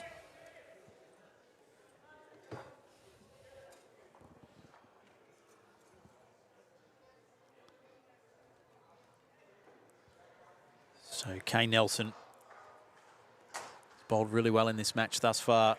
He's come up with some big plays in big moments for Koana. He wants the back. He wants the tees. Bowled that pretty well. Yeah, still chances here for Ali. He's going to play a similar shot that he called. Margin 21. If they can get it back to within, well, 10, heading into that 5th and final end, it would be a huge result. It's just got good weight. Look at this. Better. Oh, Stays brilliant. up. Still 3 points there. Yep. The perfect shot from Ali, because he can still see pretty much all of that tequila sunrise bowl of Barry Lester. And the beauty is now too, with Ali's bowl there, which is right on top of the jack, if he's to make contact with that, you see Shannon's bowl, which is just down the line. Yeah. So he's probably going to play a touch more than less, because that jack movement, he'd rather it just pop out a bit further than just that foot. Just ducking underneath.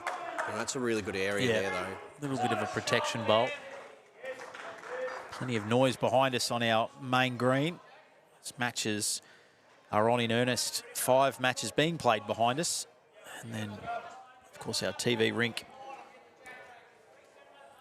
Up next, the Melbourne Falcons and the Warilla Gorillas, who will be hoping for a better start on this TV rink than the last time we saw them. First game up this morning when they were 54-0 down. Ali is playing that more weight too, so if he does get good connection, or if he, wow, you can't get, yeah, you couldn't really get that result, but he has got it. I thought there would have been some sort of jack movement. Obviously, just enough gap there between the bowl and the jack. What it has done though, Benny, he's got a direct route to the shot bowl. He's also got 2 on the tee, so opportunities galore with his final bowl.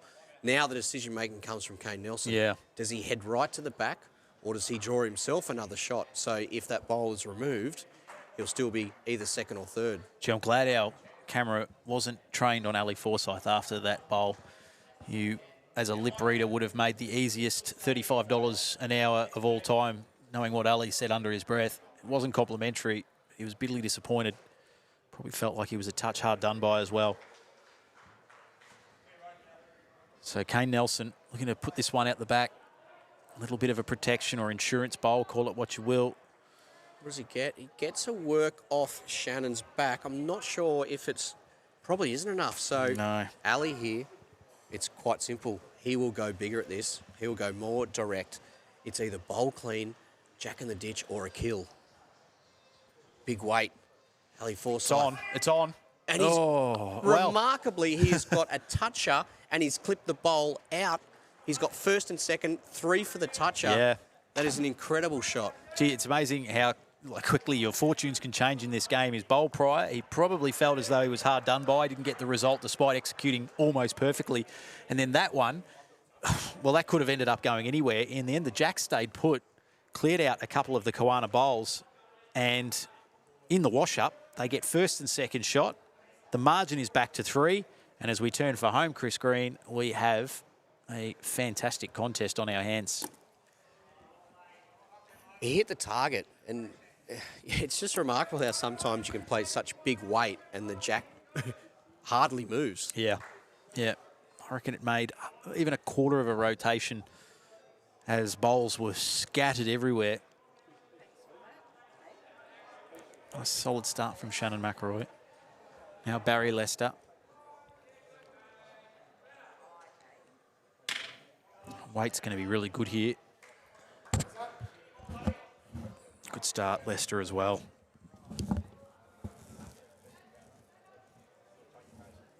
They're getting towards that 63-point level as well. We know the bonus point, unless it's a 63 all draw. Which we had, yes, in our last game. Yeah, so with 3 points for a win, that's pretty much the max points you can get for a match. So if it is a draw, it's 1 point to each team. If it's a team gets 63 and loses, they get the bonus point. If it's a draw for 63 or more, there's still only 1 point per team. Because otherwise, effectively, there's more points for a bonus point draw than there is for an actual win. Yeah, that's right, because obviously if you're giving 2 points to either side, do the math, 2 plus 2 is 4, and you can only record 3 for a win. It would make little sense to, as much as it would be a nice token and an incentive to try and chase that 63. Yes, it's a rare occurrence, but in the name of fairness and equality across the board of the competition, just the 1 point apiece for the draw is sufficient. Now, Chris Green, who's winning from here with Deer Park? My prediction is Going to be very hard to knock off here for the lead shot. whoever gets the lead shot is my prediction. Yeah, okay. Well, if it is Deer Park, scores will be tied heading into the Well, the way I see it, Skippers, yeah. for Koana to get the lead shot here, this is going to change dramatically, and it will be some backhand weight here from Baz. But if he's to miss, then the head's still set up very nicely for Deer Park. Baz is right in the area. Yeah, here. it's What can he get? very close. He's got both. Yeah, no. Fantastic from Barry Lester. And there's sort of half a celebration. The the towel goes up into the sky and he catches it on the way through. Lead shot Koana margin just creeps out to 6. But what Baz, that's the fourth of 5 ends that Baz has got Yeah. the lead shot there. As we know, those points where you look at the margin, Yeah, well, that's the margin 6, that's only 2 ends. That's 12. 12 that Barry has accrued through those lead shots. He's picked up a couple of touches himself as well, so he has certainly contributed to this scoreboard.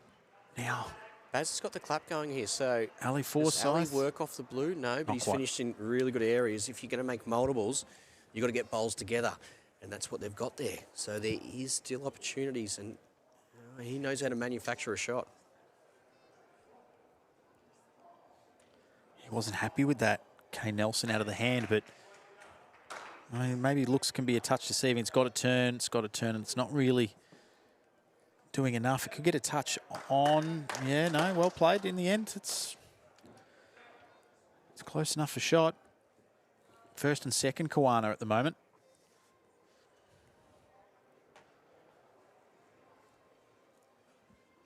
They will also get the final bowl in this match, Koana. Ali Forsyth just a little bit tight and just a little shy on his weight.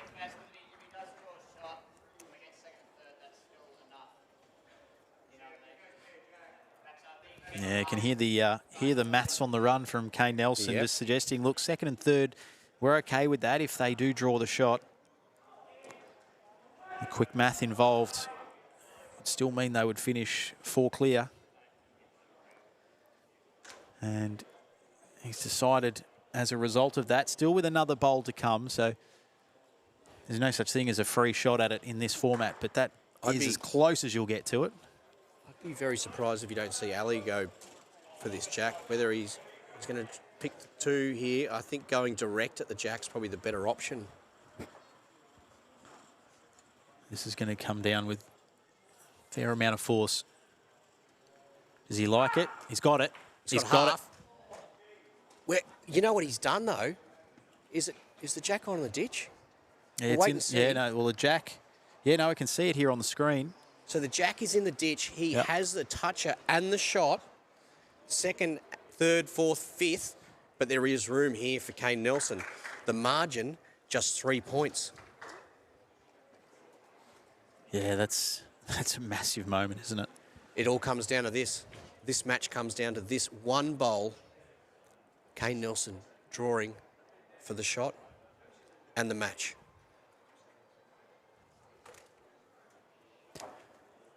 Yeah, this is all about weight. Here it comes. He likes it. Here it comes. Is it gonna? It's got to pull up. It's got to pull up. It's going to fall into the ditch. And once again, I thought that was good. Once again, Ali Forsyth manufactures a shot. He gets a great result by getting the back bowl out as well. But, wow, he's done it again. 72-57 the way of Deer Park Club Blue. And an ultimate end to win it.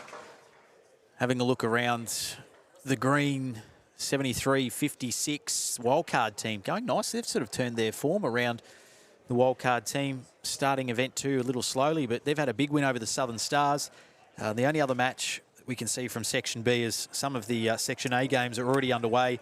Golden State have recorded a 2-point victory over Bundoora, also with an ultimate end to finish theirs. Let's take a very short little momentary break. We're still going to stream to you live, but we'll just change up our commentary position with Chris Green going to have a spell. And I think by popular demand, Sean Nugget Ingham is about to join us again. Up next, we've got a huge match between the Melbourne Falcons and the Warilla Gorillas, so don't move too far. Back with you in moments.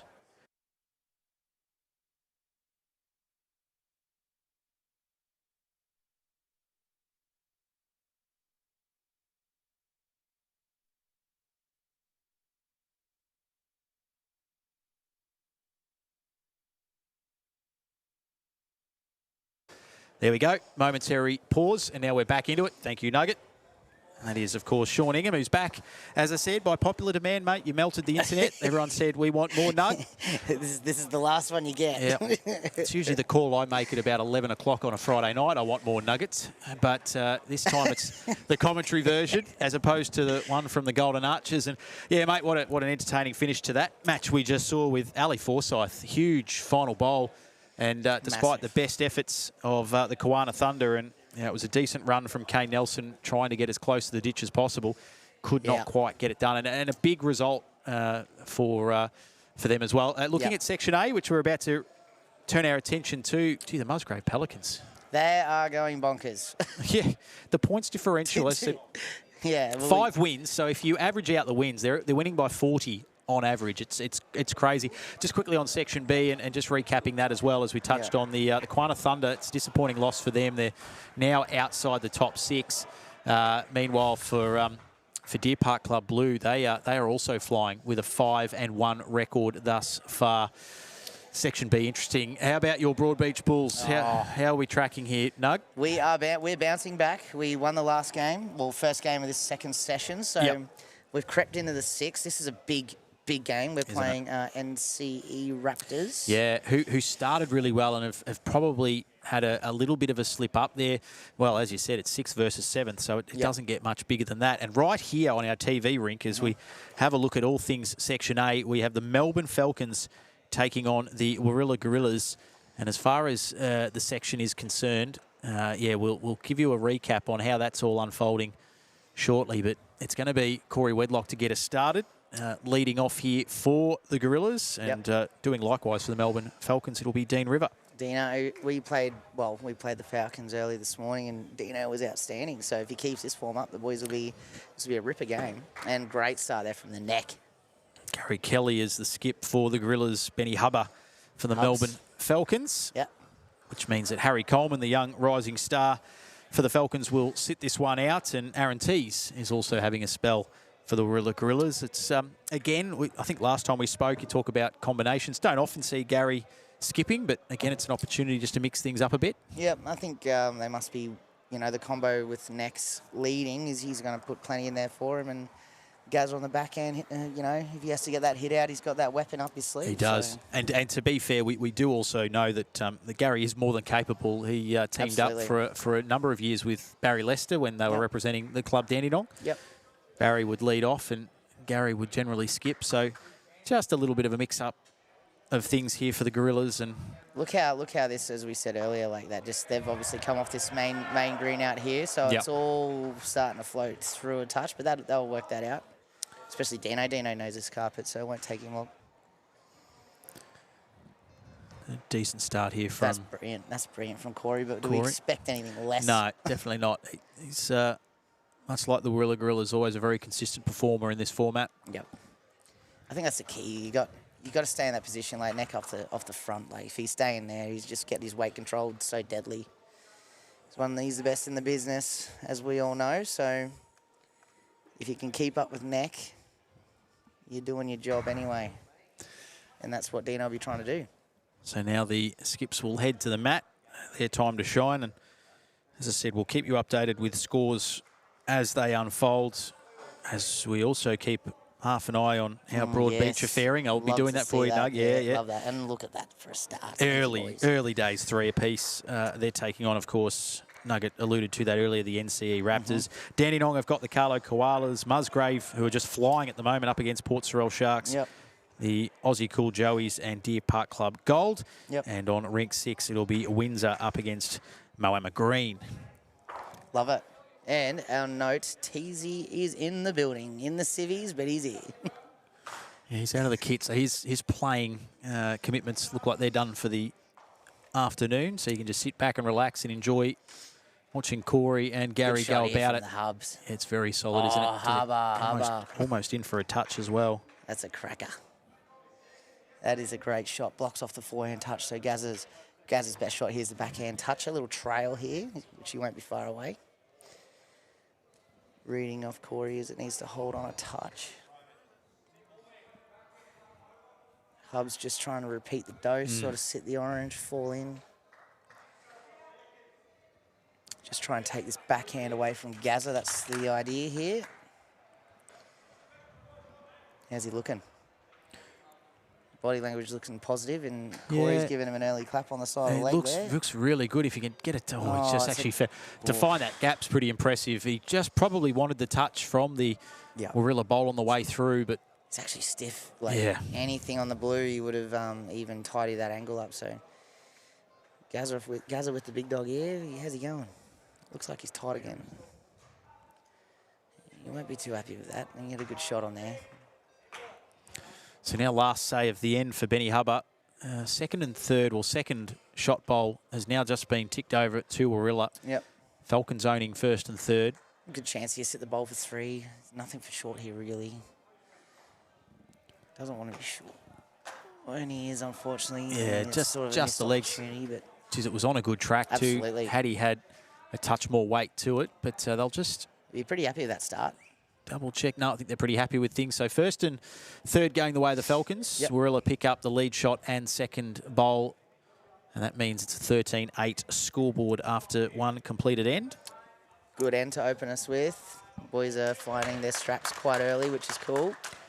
13-8, there's nothing in that. First end each way, really. There's nothing in How we your going? team at the moment, in the Raptors. God. One end completed, 11-13, the Raptors lead, but very early stages of that one. First end void. So Dean River, Great shot here from Dino. See if he gets a piece of Jackie here.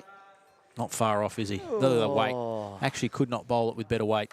If it fell over, it would have got a good chunk of it. So good start there from Dino. That could be up for this Jackie here.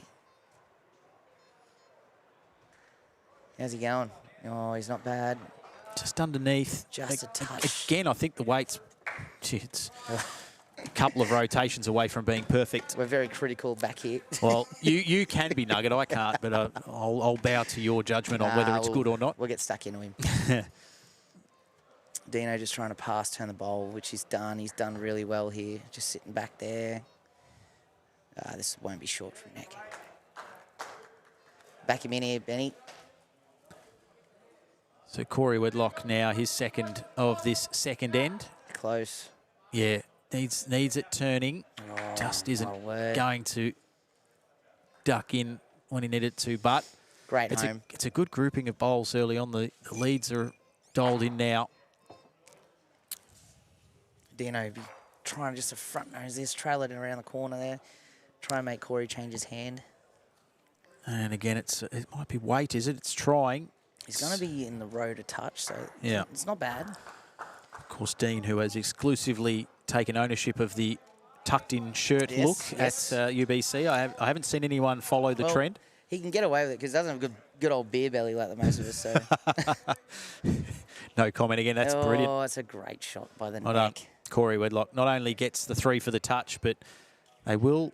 Oh, actually, no, they won't get the lead shot, will they? I'm just going to. It's hard to tell from this vantage point. That's close. Very Dino, close. Dino put the finger up for the his, but from over here, it sort of looks like the front bowl. Yeah, they're going to measure. And that's, of course, we've heard Chris Green mention this a few times through the coverage, that the players are allowed to call for a measure at the changeover. Just a changeover. Just the changeover, because they obviously need to determine who takes ownership of those 3 points. Yep. How are we looking on the live? Yes. Yeah, I feel like this is going to be a common occurrence. Yeah, we're going to have to keep an eye on that. You're back in front. Ah, there the boys go. Not by much. Not by much, And but 2 null and void. but it's a lead. 17-16, Broadbeach over the Raptors. Carlo Koalas fast start over Dandenong, 22-5. Musgrave and Port Sorell, they're neck and neck, 16 and 14. 11-19, the score between the Aussie Cool Joeys and Deer Park Club Gold. And, wow, Moama Green, they have jumped out of the blocks. Whoa. 27 zip up against the Windsor Bowls Oh, God. to you Centurions. Windsor will be having flashbacks after last event. Yeah. Poor buggers. And we saw the lead shot go to blue. So It did in the end. That was the interesting. call after the measures. So scoreboard changes up there. Falcons lead 16-11. Good shot here by the Hubs. Yeah, very nice. Find his weight nice and early too. He's going good, Hubs. There's your lead shot. First and second now the way of the Falcons. Gaz will be up for a touch here. Gets a touch off the bowl if he's a fraction tight. It's a unique delivery, Gary Kelly, but it is incredibly effective. Just needs to get back. He just sort of Yeah, poked at that a little bit. it's got some muscle on it too.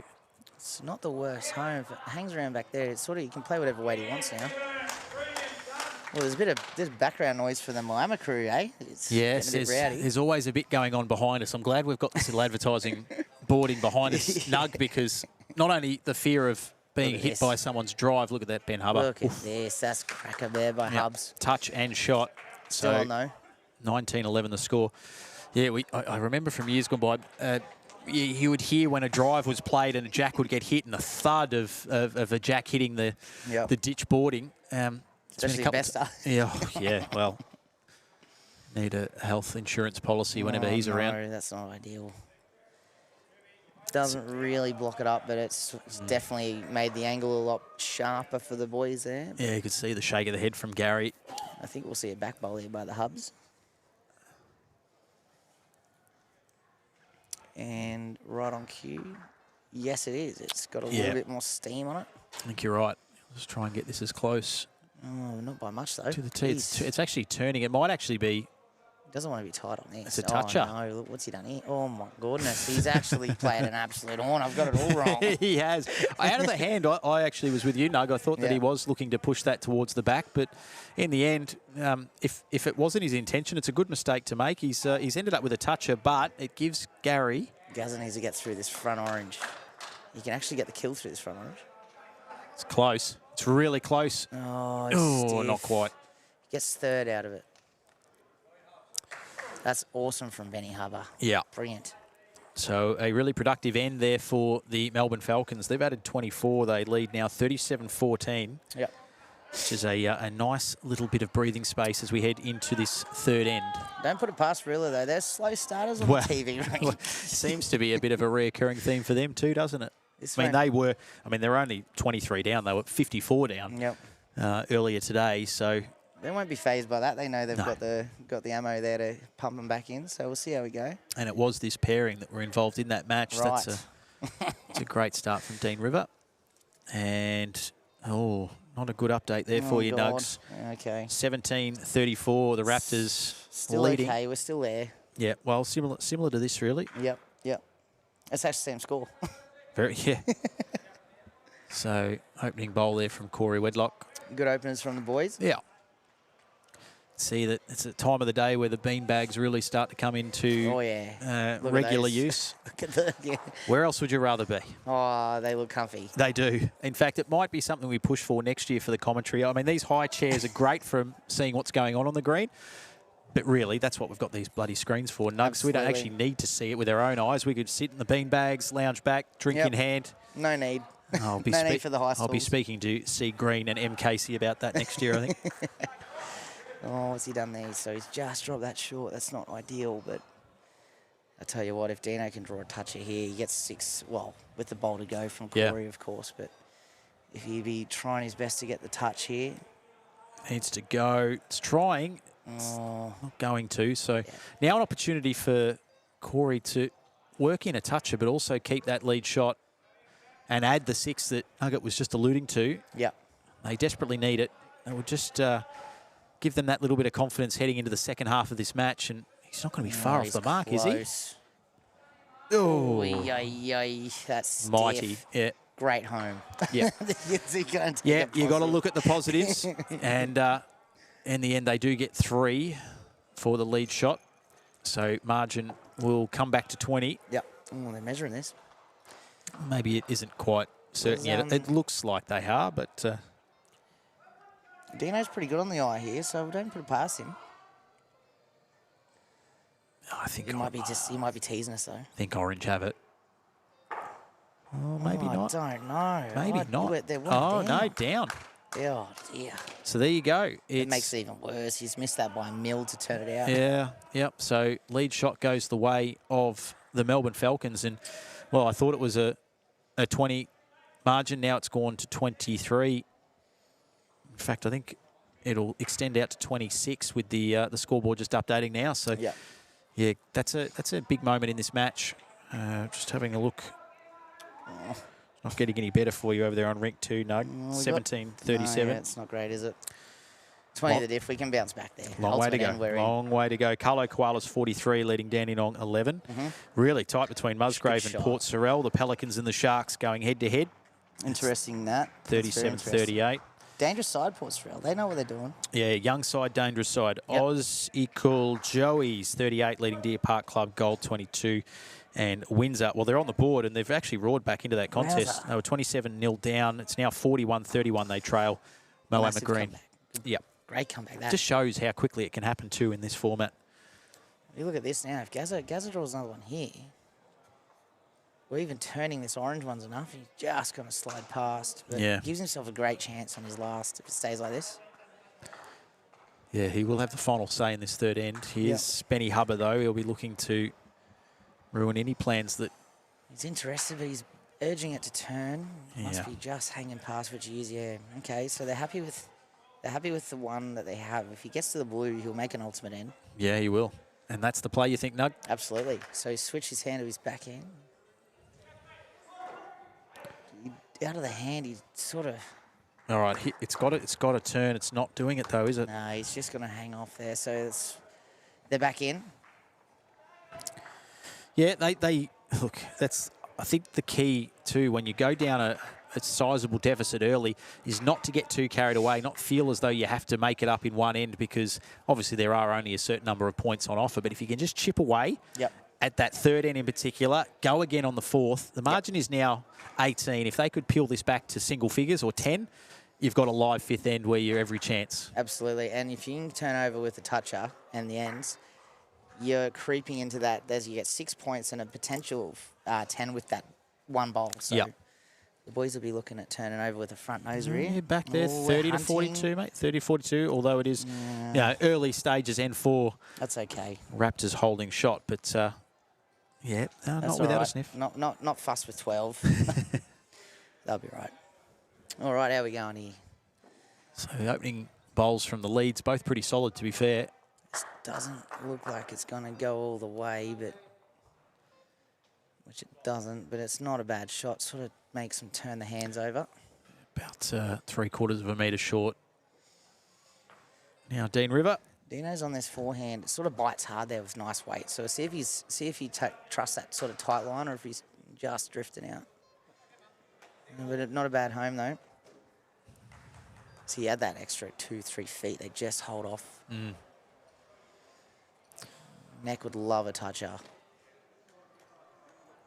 Margin is 18. He's not happy with it. And again, it's pretty similar to his previous bowl. It's just going to sneak past. And look, in the end, I mean, to be not happy with that initially, but maybe as it made its way further down the green, he might have changed his tune a touch, but it's a really fantastic effort. And they hold lead shot. It'll take something good here from Dean River to get inside. He's got a bit extra on this. This will hang on, but how far? This looks good. Oh, he's going to do enough here, boys. Yeah, and touch. Getting a maxi for that too. Dean River, take a bow. That's fantastic. 3 for the touch, 3 for the lead shot. It's a big shot in the context. Makes it really hard now for the Gorillas. Yeah, I don't really know what you're going to be up to here, guys. He's sort of got to try and change this head, this first bowl with a toucher, I guess, and chase this first and second shot, I reckon. See what he's got planned for us. So Gary Kelly at the mat. Skipping here for the Wirralur Gorillas. They trail by 24. He's opted for this little swinger, so see what result he gets off this. Oh, close. It's okay. Gives him a chance. As we saw Ali G play an absolute horn on the second last end. We are waiting for this here.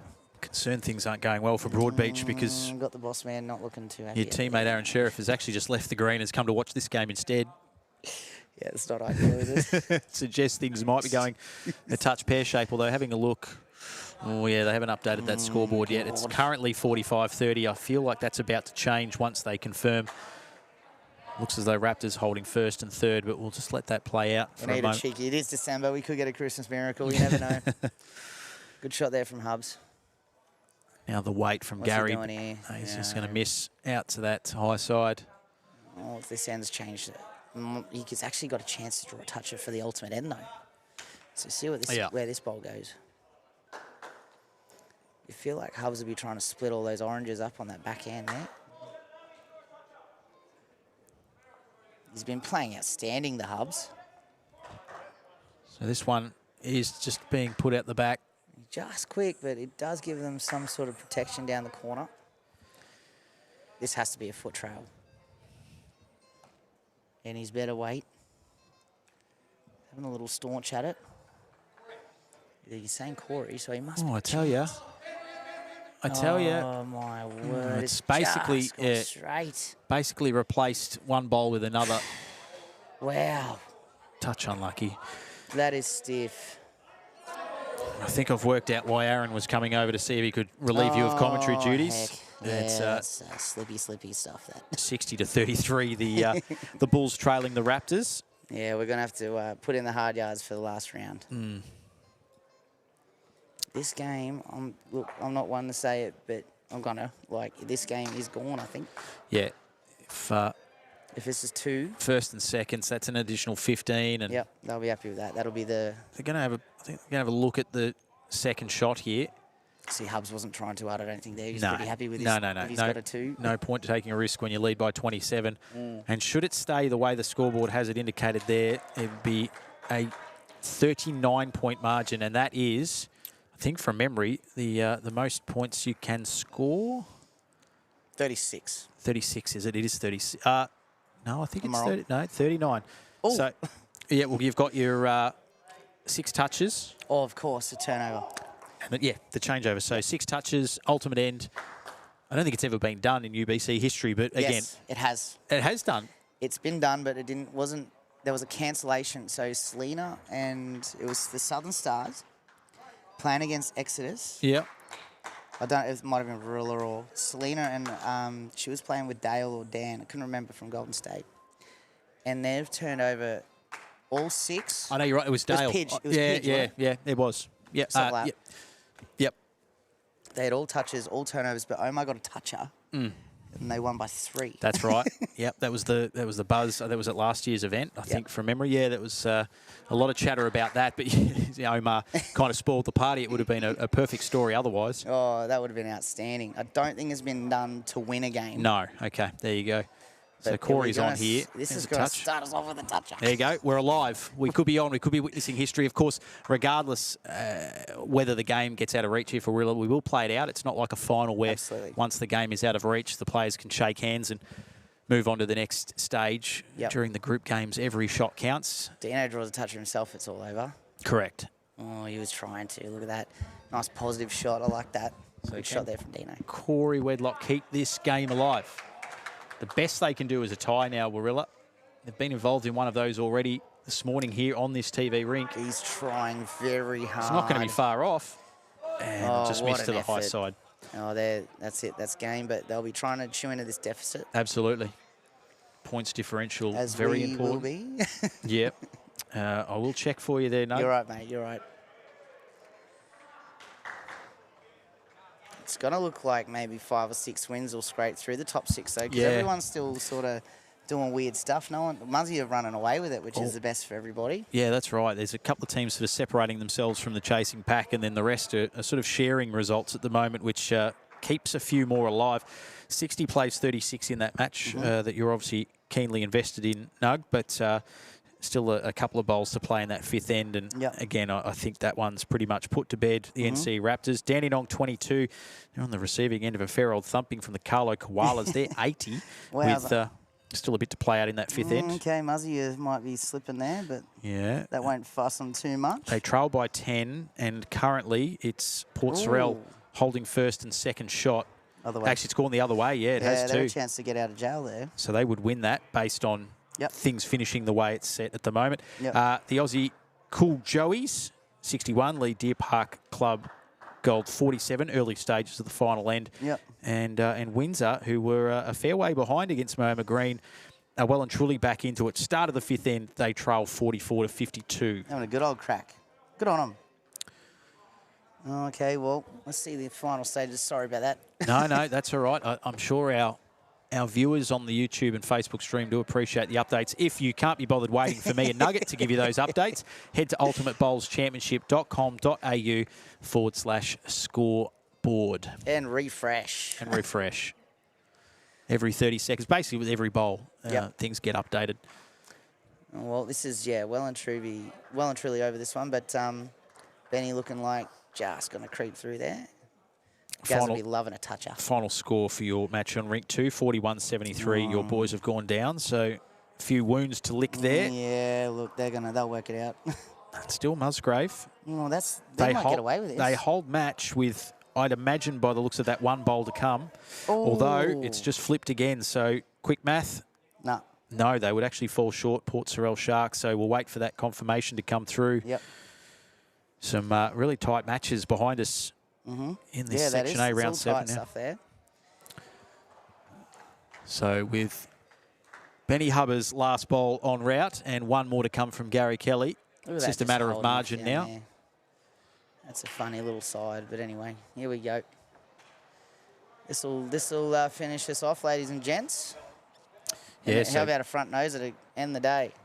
Port Sorell have hung on to beat Musgrave. So the shots. top of the table team, and there's a touch and a finish, just misses. Jeez. And you can see the rueful look on the face of Gary Kelly. It's just been sort of one of those games. Well done, Melbourne Falcons, though. Take nothing away from them. 79-44 winners. Well played, the boys. They went out. They were outstanding. They continue those sort of performances, and they'll be red hot, which they did against us. So good luck to them. Just recapping a couple of those other scores. Koalas are going to record a big win over Dandenong. Musgrave going down in a nail-biter to Port Sorell Sharks. The Aussie Cool Joeys up against Deer Park. Now, they're 14 in front with 3 bowls to play, and the way the scoring is situated will be enough to see the Joeys get up for a victory. And Windsor and Moama Green, that one is going to be tight. It's going right down to the wire. 47 plays 52 with half an end to play. Windsor holding game there too. Yeah. So bowl 7, start of the skippers. So up next here on We out. got a toucher from the blue team. We have. No, blue team. It was, but he's given it away. Yeah. So that's not ideal. That, as it stands, wouldn't be enough No. for Windsor. You can see there 67-50, Deer Park Club Gold trailing the Aussie Cool Joeys. And just quickly, up next here on our TV rink, we will have the Adelaide Heat featuring Cody Packer and Joey Clark. And the UBC wildcard team, who have been actually performing really strongly of late. Yep, absolutely. They get an opportunity to show their wares up here on the TV rink as well, which is a nice opportunity maybe for prospective UBC team owners next year to have a look at some of these wildcard players and think to themselves, well, if they're available in the draft next year, might be the sort of player I put my faith in. Just quickly checking those Section A standings. We're about to start looking at Section B, but yeah, Musgrave beaten in their last game, but they stay on top. The Wirrilla Gorillas also beaten in their last game, are in second position. Yep. The NCE Raptors, fresh off a win over Nuggets Bulls, they go to third. The Sorell Sharks up to fourth. Dandenong Club fourth. And the Aussie Cool Joeys, who had a really poor event one, well, they've roared into the top 6. The Falcons, the Windsor Centurions, just outside the top 6 That's on points tight, differential. Yeah. Carlo Koalas, your Broadbeach Bulls, only a point back, so still very much alive. And then you've got Moama Green and Deer Park Club Gold. A couple of those matches still to be finalised too. So It's interesting to see, like, we've dropped from 6th to 10th, and the guys that got us were actually 7th and gone up to 3rd. Yeah. So, but with games in hand, they'll fix all that up in a minute. Of course. So, but again, we say it often, this is the type of period in these games where you will see sides up and down, and you don't often see the standings stay the same after a round of matches. But looking forward to watching this one unfold. Who we got? We got Cody.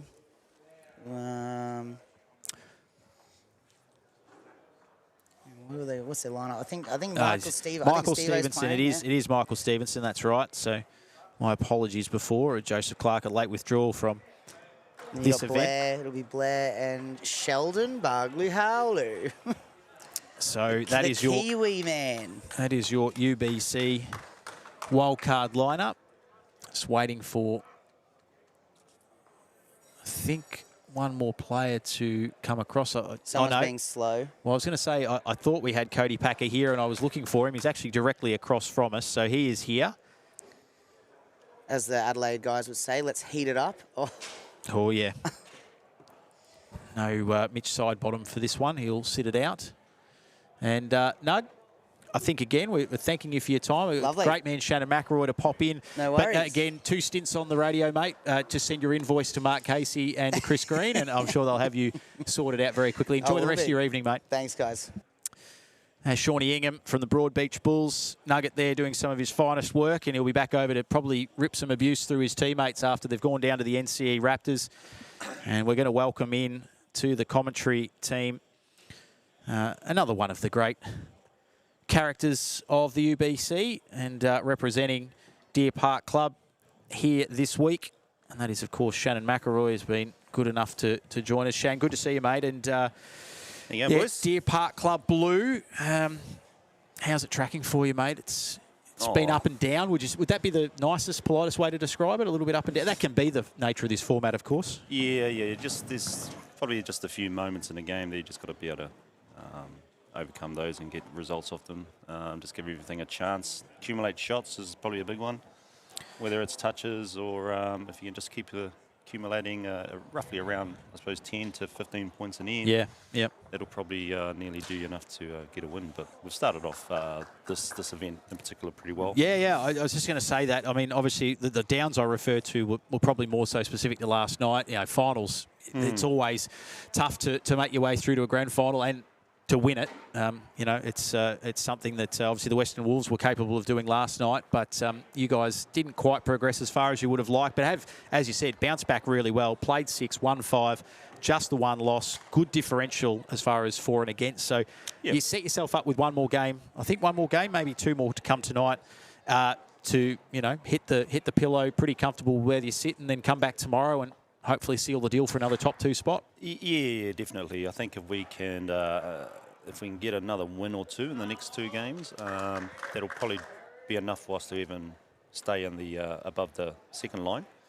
And obviously, the more wins we have, try and consolidate a top 2 spot to go straight to the quarterfinal. But there's always that it's a little bit tricky when you play on the other rink and then you come on to this one, the pace difference and stuff. So it's just takes a little bit of adjusting. I think you'll probably find a lot of the teams there early in sometimes just a little scratchy. Yeah, no, with weight. Mate, it's a really good comment, because we've spoken to a few players about that, and particularly we've seen with our leads. And I mean, this here at the moment, mind you, a first up bowl from Michael Stevenson, which was pretty much on the money, but just seeing them just go a little bit deeper, a little bit further back as they readjust to the pace of this green, which we've been told by a few players does seem to be just that little bit quicker. It's about 2 seconds nearly, yeah. which is quite a lot. If you're playing, game after game out the other green, and then you jump on here and chuck a few loose ones down. But generally, when they're loose, they're probably more past. So it's not a bad thing. And now, as well, too, this year with the addition of the mat placement, being able to be a touch more flexible with that, having that 3 metre zone to work either forward to make it a slightly shorter end, or to push it back if you want to extend the length of the green. That's something that we've thrown into the mix this year, and I think from what I've heard from players is that they're enjoying that as a little extra challenge. Yeah, and it can catch you too, because obviously in the past it was set and forget. Yes, yeah. You would play, but you see the few of the teams, they just pull it back a yard, and you sort of if you're not on you've got to be watching yes. where they place it. Yeah, absolutely. And then you sort of scratch your head a bit, going, I'm a metre short, but probably haven't taken much awareness into where the mat's actually before you even start bowling. So, I mean, it's another element of this format that they've introduced, and it's It probably lends me to another question, probably more so talking about the psychological aspect of the sport that you play, Shannon, and in this format, long days. I mean, some of the guys have been here bowling since 9:30 this morning, and some won't finish up until 8 o'clock tonight. It's a long day. You do get some down periods, but you're probably already thinking about what's coming up next, what lineups we're going to go with, who are we playing, etc., etc. It physically and mentally taxing 6 days you've got to do this for. And if you want to go deep into events, even more so.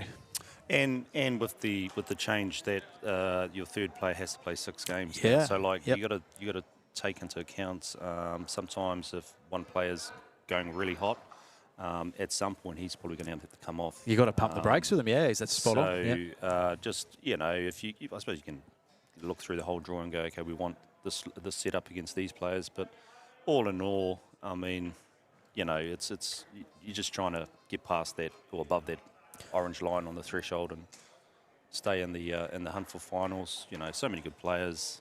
Yeah. In the tournament, and well, there are, and 2 of them you're teaming up with, and I know that you've bowled a lot with and probably against Ali and Mark, but to put on the club colours, to represent Deer Park Club Blue next to 2 icons of the game, how good's that as a bonus to the week? I mean, so many years back in the day, I used to play against Case all the time. Yeah. When he was playing for Australia. When I first came in the New Zealand team, of course. He was one of the mainstays on the Aussie side. I've been fortunate enough that over the last few years that Deer Park's given me a few opportunities to play in events like this and five-a-side up on the Gold Coast. So there's a good relationship there. Obviously, Ali I mean, I've played hundreds of games with him. Yeah. So there's a good bit of chemistry in the side. Obviously, me and Ellie played lots, so you sort of get into the moments of the game where there's a bit of pressure. You can trust your man down the other end. You've seen